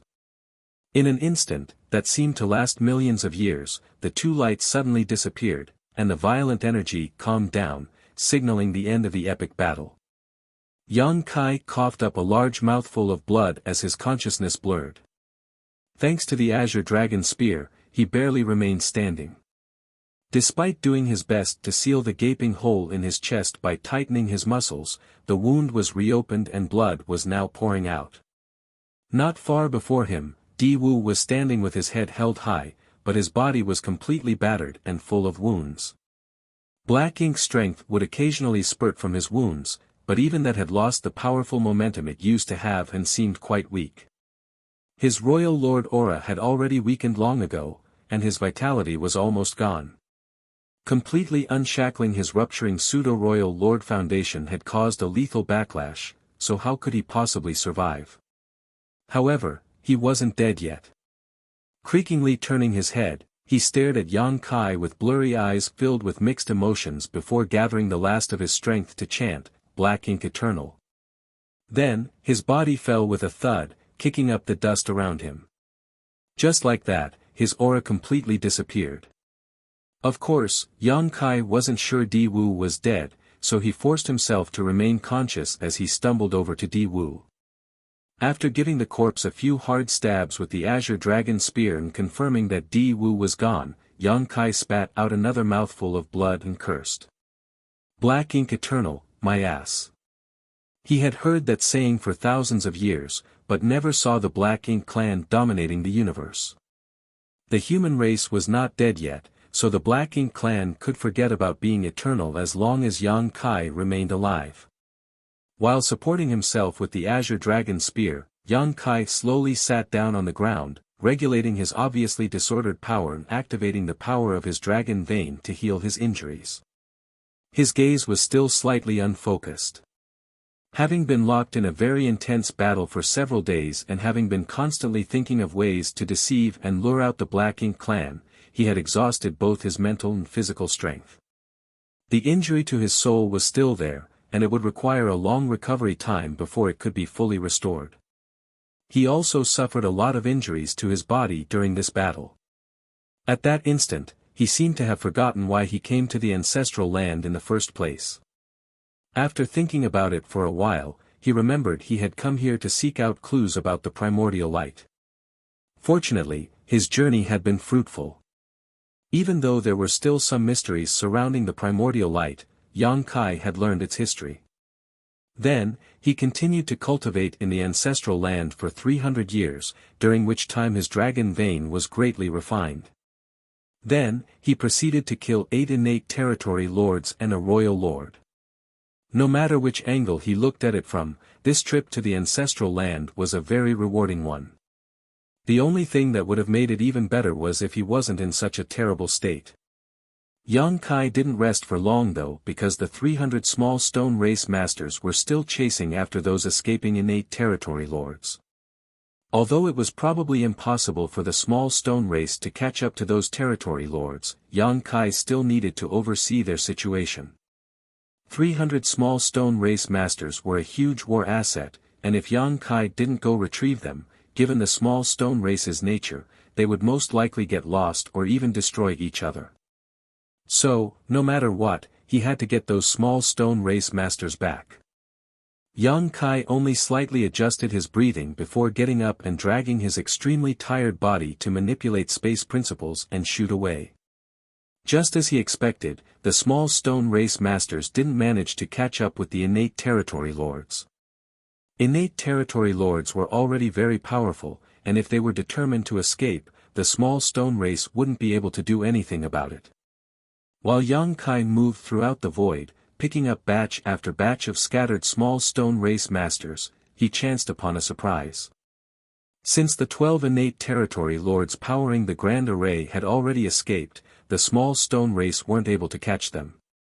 Yang Kai didn't intend to chase them either because those territory lords couldn't hide forever. There was bound to come a day when Yang Kai would settle accounts with them. On the other hand, the few 7th Order Black Ink disciples that came with the Black Ink clan weren't able to escape as quickly because their strength was far lower, therefore, they were still being chased by the small stone race masters. When Yang Kai arrived at the scene, those 7th Order Black Ink disciples were badly beaten up. If Yang Kai had come any later, the small stone race would have killed them. The moment those Black Ink disciples saw Yang Kai, they began calling for help as if they saw their savior. To the Black Ink clan, Black Ink disciples would forever be slaves, but there were also times when the Black Ink clan needed these Black Ink disciples to do something for them that they weren't capable of. Therefore, they wouldn't kill Black Ink disciples at will. To the humans, if they encountered Black Ink disciples, those capable of taking them on would do their best to capture them alive rather than kill them. That was because the humans now had a method to save these Black Ink disciples. In other words, Black Ink disciples could survive among both races. The 7th Order Black Ink disciples could not escape from the small stone race master's pursuit, but there was little they could do other than go all out as their loyalty was currently to the Black Ink clan.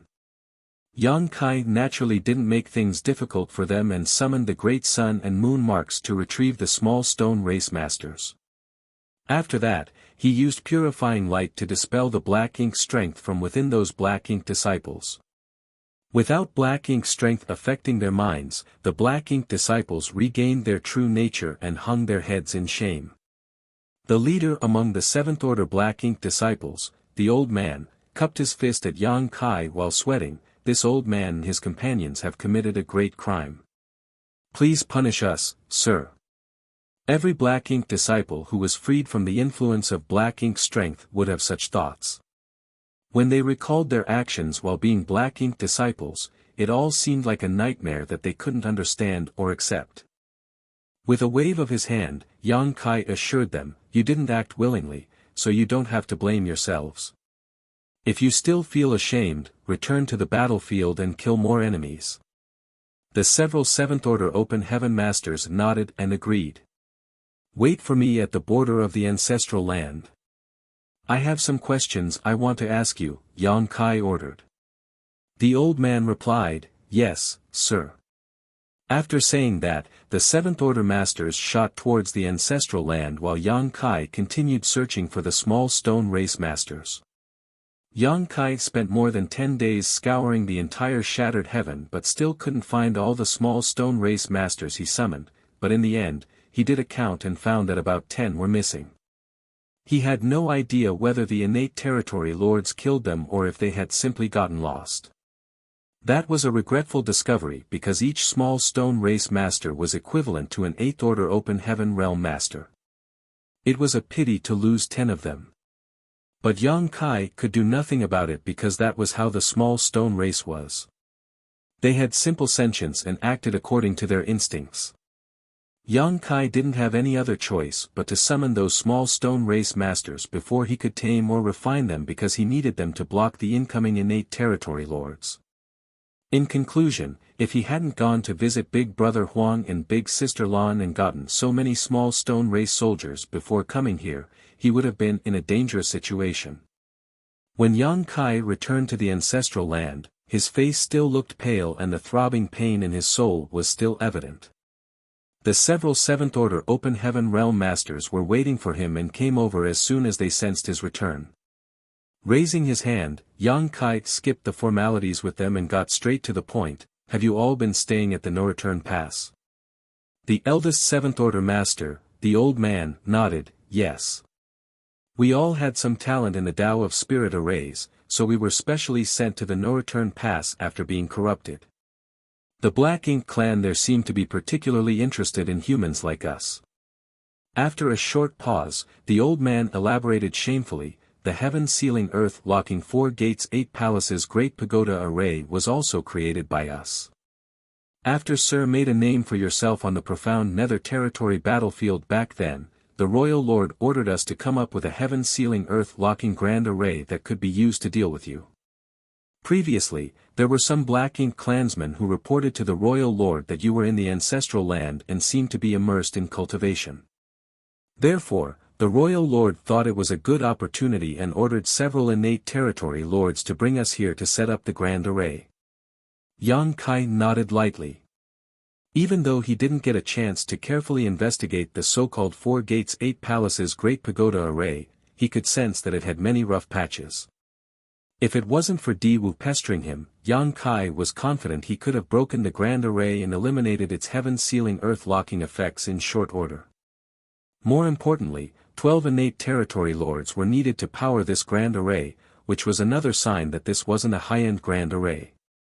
If that was the case, these Seventh Order Open Heaven Realm Masters had limited attainments in the Tao of Spirit arrays and might even have lower attainments than Yang Kai himself. Although Yang Kai never formally studied the Tao of Spirit arrays, he had refined several array Tao rivers in the Great Sea celestial phenomenon, so his small universe had quite a lot of array Tao essence in it, which meant he wasn't without any foundation in this grand Tao. "How many royal lords are there in the Black Ink clan?" Yang Kai asked. He wanted these Seventh Order Masters to stay behind because he wanted to ask about this matter. An unfamiliar royal lord had suddenly appeared in the Black Ink clan. Though Yang Kai had killed that royal lord using all sorts of means, it was still a very difficult battle. After this fight, Yang Kai would have to recuperate for at least 100 or 200 years to fully restore himself. Who knows whether the Black Ink clan still has more royal lords or not. The previously Black Ink disciples looked at each other before the old man replied with a frown, "I know what Sir is worried about, but according to our knowledge, the Black Ink clan has only ever had one royal lord." "Only one?" Yang Kai was confused, but the Seventh Order old man nodded and said firmly, "Only one." Yang Kai frowned as he thought these Seventh Order Open Heaven Masters had spent many years at the No Return Pass, so they should know some of the Black Ink clan's details. But now, it seemed like they weren't able to get their hands on the core secrets. However, even if the Black Ink clan had hidden a royal lord, the Black Ink disciples should have heard about it. On the other hand, the Black Ink clan also knew that once the Black Ink disciples got caught by the humans, the Black Ink strength inside them would be expelled. Then, those humans would regain their consciousness, so if they knew any confidential information about the Black Ink clan, that information would probably get exposed, so perhaps they were keeping better control over vital information than Yang Kai first thought. Actually, we're confused as well. While the old man spoke, he looked at Di Wu's corpse on the far end. This Di Wu, he used to be an innate territory lord, but he somehow became a royal lord. Wait, Yang Kai interrupted him, you said this guy was an innate territory lord? Nodding, the old man explained, yes. He was an innate territory lord, and one of the royal lord's confidants. The other Seventh Order masters nodded in agreement and confirmed Di Wu's identity as an innate territory lord. How is that possible? Yang Kai's eyes widened as he couldn't believe his ears.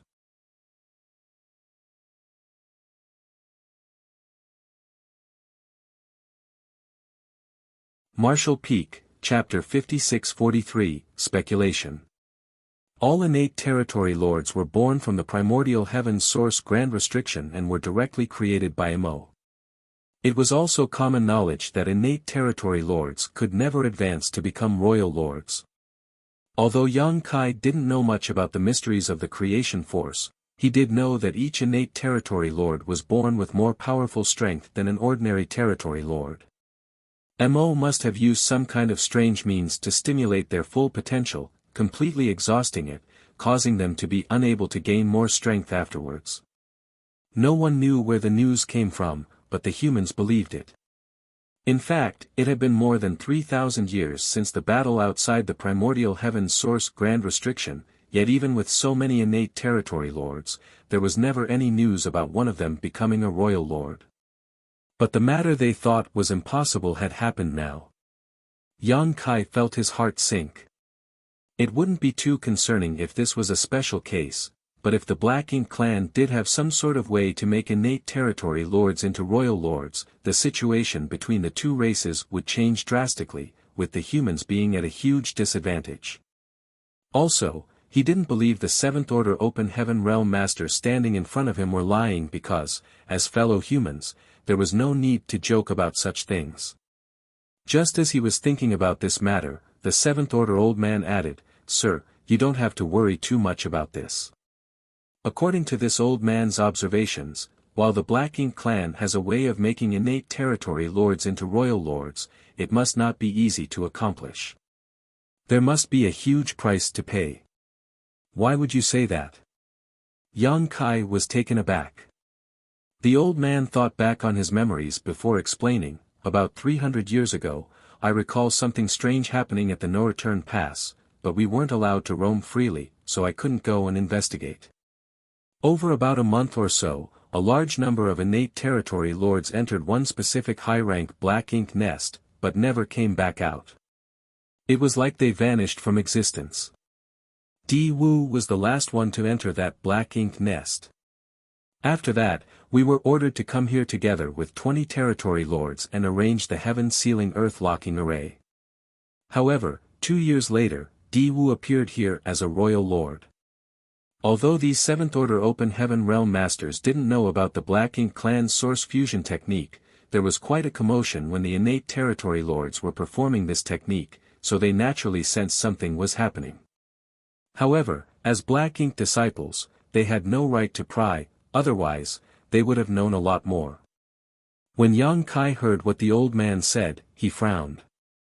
It seemed like there was a sudden change in the Black Ink clan that the humans didn't know about, or in other words, the Black Ink clan possessed some kind of technique unknown to the humans that they had never used before. In addition, this technique allowed an innate territory lord to become a royal lord. That was enough to make alarm bells ring in Yang Kai's head.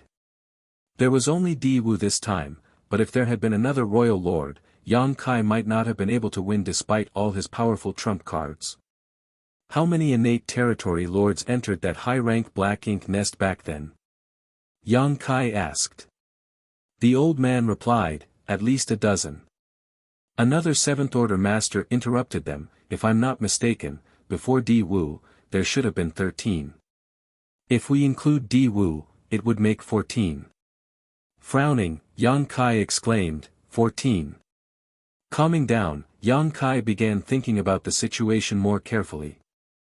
After a long time, he spoke up, if what you said is true, could the Black Ink clan have some sort of technique that is similar to a sacrificial ceremony, using the high-rank Black Ink nest to gather the strength from many innate territory lords to create a royal lord? Even though Yang Kai's estimations weren't entirely correct, he wasn't far from the truth. Technically speaking, the source fusion technique and sacrificial ceremonies were still different. It was just that the more innate territory lords performing the source fusion technique inside a high-rank Black Ink nest, the greater the chances of success. The 7th Order old man nodded, that is what this old man thinks too. Then, Yang Kai suddenly realized something, no wonder. Before, he kept having the feeling that Di Wu's performance as a royal lord was underwhelming. Di Wu clearly had the raw power of a royal lord, but he wasn't able to utilize it smoothly, resulting in him only being able to display about 70% to 80% of his full strength. In the last moments of the battle, Di Wu even suffered backlash from his own strength, which should have been impossible unless he used some kind of forbidden technique. Yang Kai originally thought that Di Wu's condition was because he was a new royal lord and wasn't familiar with controlling his new strength, but what if the truth was like what he had just guessed? Di Wu didn't become a royal lord through his own cultivation, but through some strange technique. He had suddenly gained a massive increase in strength, but that strength didn't belong to him, which was why he had difficulty using it. If that were true, the situation might not be as bad as Yang Kai feared. Though it wasn't clear whether sacrificing 14 territory lords to create a royal lord like Di Wu was a loss or gain for the Black Ink clan, it did give hope to the Black Ink clan in killing him while he was cultivating in the ancestral land. That was why the royal lord decided to use this hidden technique. If the Black Ink clan could kill Yang Kai, that sacrifice would be worth it. Sending out one royal lord, 20 territory lords, a few Black Ink disciples, and a 1,000,000-soldier Black Ink clan army clearly showed how determined the Black Ink clan was, but how could they have expected that Yang Kai alone could force the Black Ink clan to abandon everything and flee? Also, even the new royal lord, Di Wu, had also lost his life in the Divine Spirit ancestral land. The Black Ink clan had a lot of innate territory lords at the start of the war, but there wouldn't be many of them left now. Innate territory lords were very powerful, and ordinary 8th Order masters couldn't easily deal with them, therefore, the utility of a dozen or so innate territory lords on the battlefield was definitely higher than one defective royal lord. While thinking so, Yang Kai felt more relieved. Even if the Black Ink clan used that technique to make another royal lord, it wouldn't affect the overall situation too much. At the very least, it wouldn't reach the point of suppressing the humans. Then, Yang Kai suddenly thought of something and said, "This matter is quite important, so I need you all to head over to the Supreme Headquarters and provide them with a full report."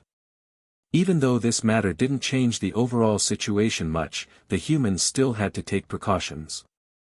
What if a few royal lords suddenly appeared on one of the battlefields? If that happened, the humans would definitely suffer a huge loss, therefore, it was necessary to report this matter to the Supreme Headquarters as soon as possible. We would be glad to do so. The 7th Order old man cupped his fist and moved to leave. Wait, there's no hurry to leave. Yang Kai stopped them, it's a long journey there, and there will be dangers along the way. Although the two races are still abiding by the peace agreement, there's no telling whether the Black Ink clan will make a move after this incident. If they do decide to break the treaty, there would be nothing restricting them. I'll give you all a small stone race master each so that you can refine them and use them for protection. While saying so, he waved his hand and summoned a few small stone race masters. Since the great sun and moon marks were inhibiting them, the few small stone race masters remained docile for the moment. The 7th Order Open Heaven Realm Masters were ecstatic and thanked Yang Kai. Then, they each found one small stone race master and began taming them. With these small stone race masters protecting them, they wouldn't be vulnerable even if they encountered a couple of territory lords. Actually, Yang Kai could personally make the trip to the Supreme Headquarters and bring the Seventh Order Masters with him, but his injuries hadn't recovered yet, therefore, he had to treat them immediately. Moreover, he suffered a huge loss after being ambushed by the Black Ink clan, so how could he be willing to let this matter slide? Even though the Black Ink clan suffered a huge loss in the end, that was because Yang Kai had many trump cards. If Yang Kai was unlucky this time, he might already be dead. Since the Black Ink clan dared to offend him, they should be ready for his retaliation. While the Seventh Order Open Heaven Realm Masters tamed the small stone race masters, Yang Kai adjusted his breathing and began healing his injuries. After the battle, the ancestral land had returned to its former peaceful state.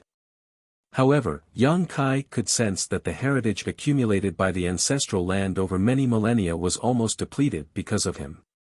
First, it was because he had been cultivating here for 300 years, constantly absorbing massive amounts of ancestral strength, which helped his dragon form grow to 99,999 meters long. After that, he engaged in a massive battle with the Black Ink clan and borrowed strength from the ancestral land, further exhausting the ancestral strength. To the ancestral land, who resembled a kind and gentle matriarch, Yang Kai was like a black sheep son who spent almost all her wealth in a short time. But Yang Kai also knew that this was inevitable because, during that life-or-death situation, the ancestral land's full support allowed him to use the ancestral strength as constant protection to block off the bulk of the powerful attacks he faced. Without the protection from the ancestral strength, he wouldn't have been able to withstand such a protracted battle against such powerful enemies. Fortunately, this situation didn't greatly affect the ancestral land. The birth of the ancestral land was because the primordial light had landed here. When that happened, the originally ordinary continent became the source of all divine spirits. Therefore, this land would be forever indestructible. With enough time, the ancestral land could restore its heritage.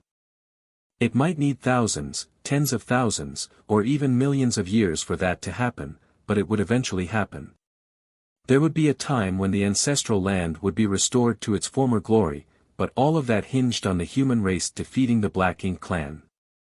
If the humans failed, the ancestral land would no longer exist. 2 months later, the Seventh Order Open Heaven Realm Masters finished refining their small stone race companions. Their cultivation was much lower than those of small stone race masters, so it took them quite a while to tame them. However, despite having tamed them, it was difficult for the Seventh Order Masters to fully control those small stone race masters and could only order them with basic commands. Once these small stone race masters moved too far away from them, the Seventh Order Masters would lose control of them. They all gathered before Yang Kai, who opened his eyes and retrieved several dozen world beads. These world beads were made by Yang Kai sacrificing small parts of his small universe to refine. Although it affected him somewhat, the damage wasn't too substantial. Moreover, with the World Tree clone assisting him, the damage would gradually be repaired. After giving those world beads to the Seventh Order Masters, he exhorted, "Every bead contains a sealed world with 4 1,000-meter-tall small stone race masters and 500,000 small stone race soldiers." The Seventh Order Masters drew in a sharp breath after hearing this. It didn't matter if it was 1 or 2 beads containing such an army, as they had already witnessed Yang Kai summoning some 300 small stone race masters earlier while operating the Grand Array. The point was that every bead also included 500,000 small stone race soldiers. That number was terrifying because Yang Kai had given them about 50 world beads. Wouldn't that mean there were 25 million small stone race soldiers? That was a huge force, and if they introduced all of them to the various great territory battlefields, it could shift the balance between the humans and Black Ink clan. You're tuning into the Han Li's Wuxia Chronicles YouTube channel. We're so grateful for your support, and don't forget to subscribe to join us on this incredible journey through captivating stories. Your generosity through donations truly makes a world of difference, as it's the primary source of revenue that allows me to expand and enhance this channel for you. Thank you from the bottom of my heart for being a part of this adventure.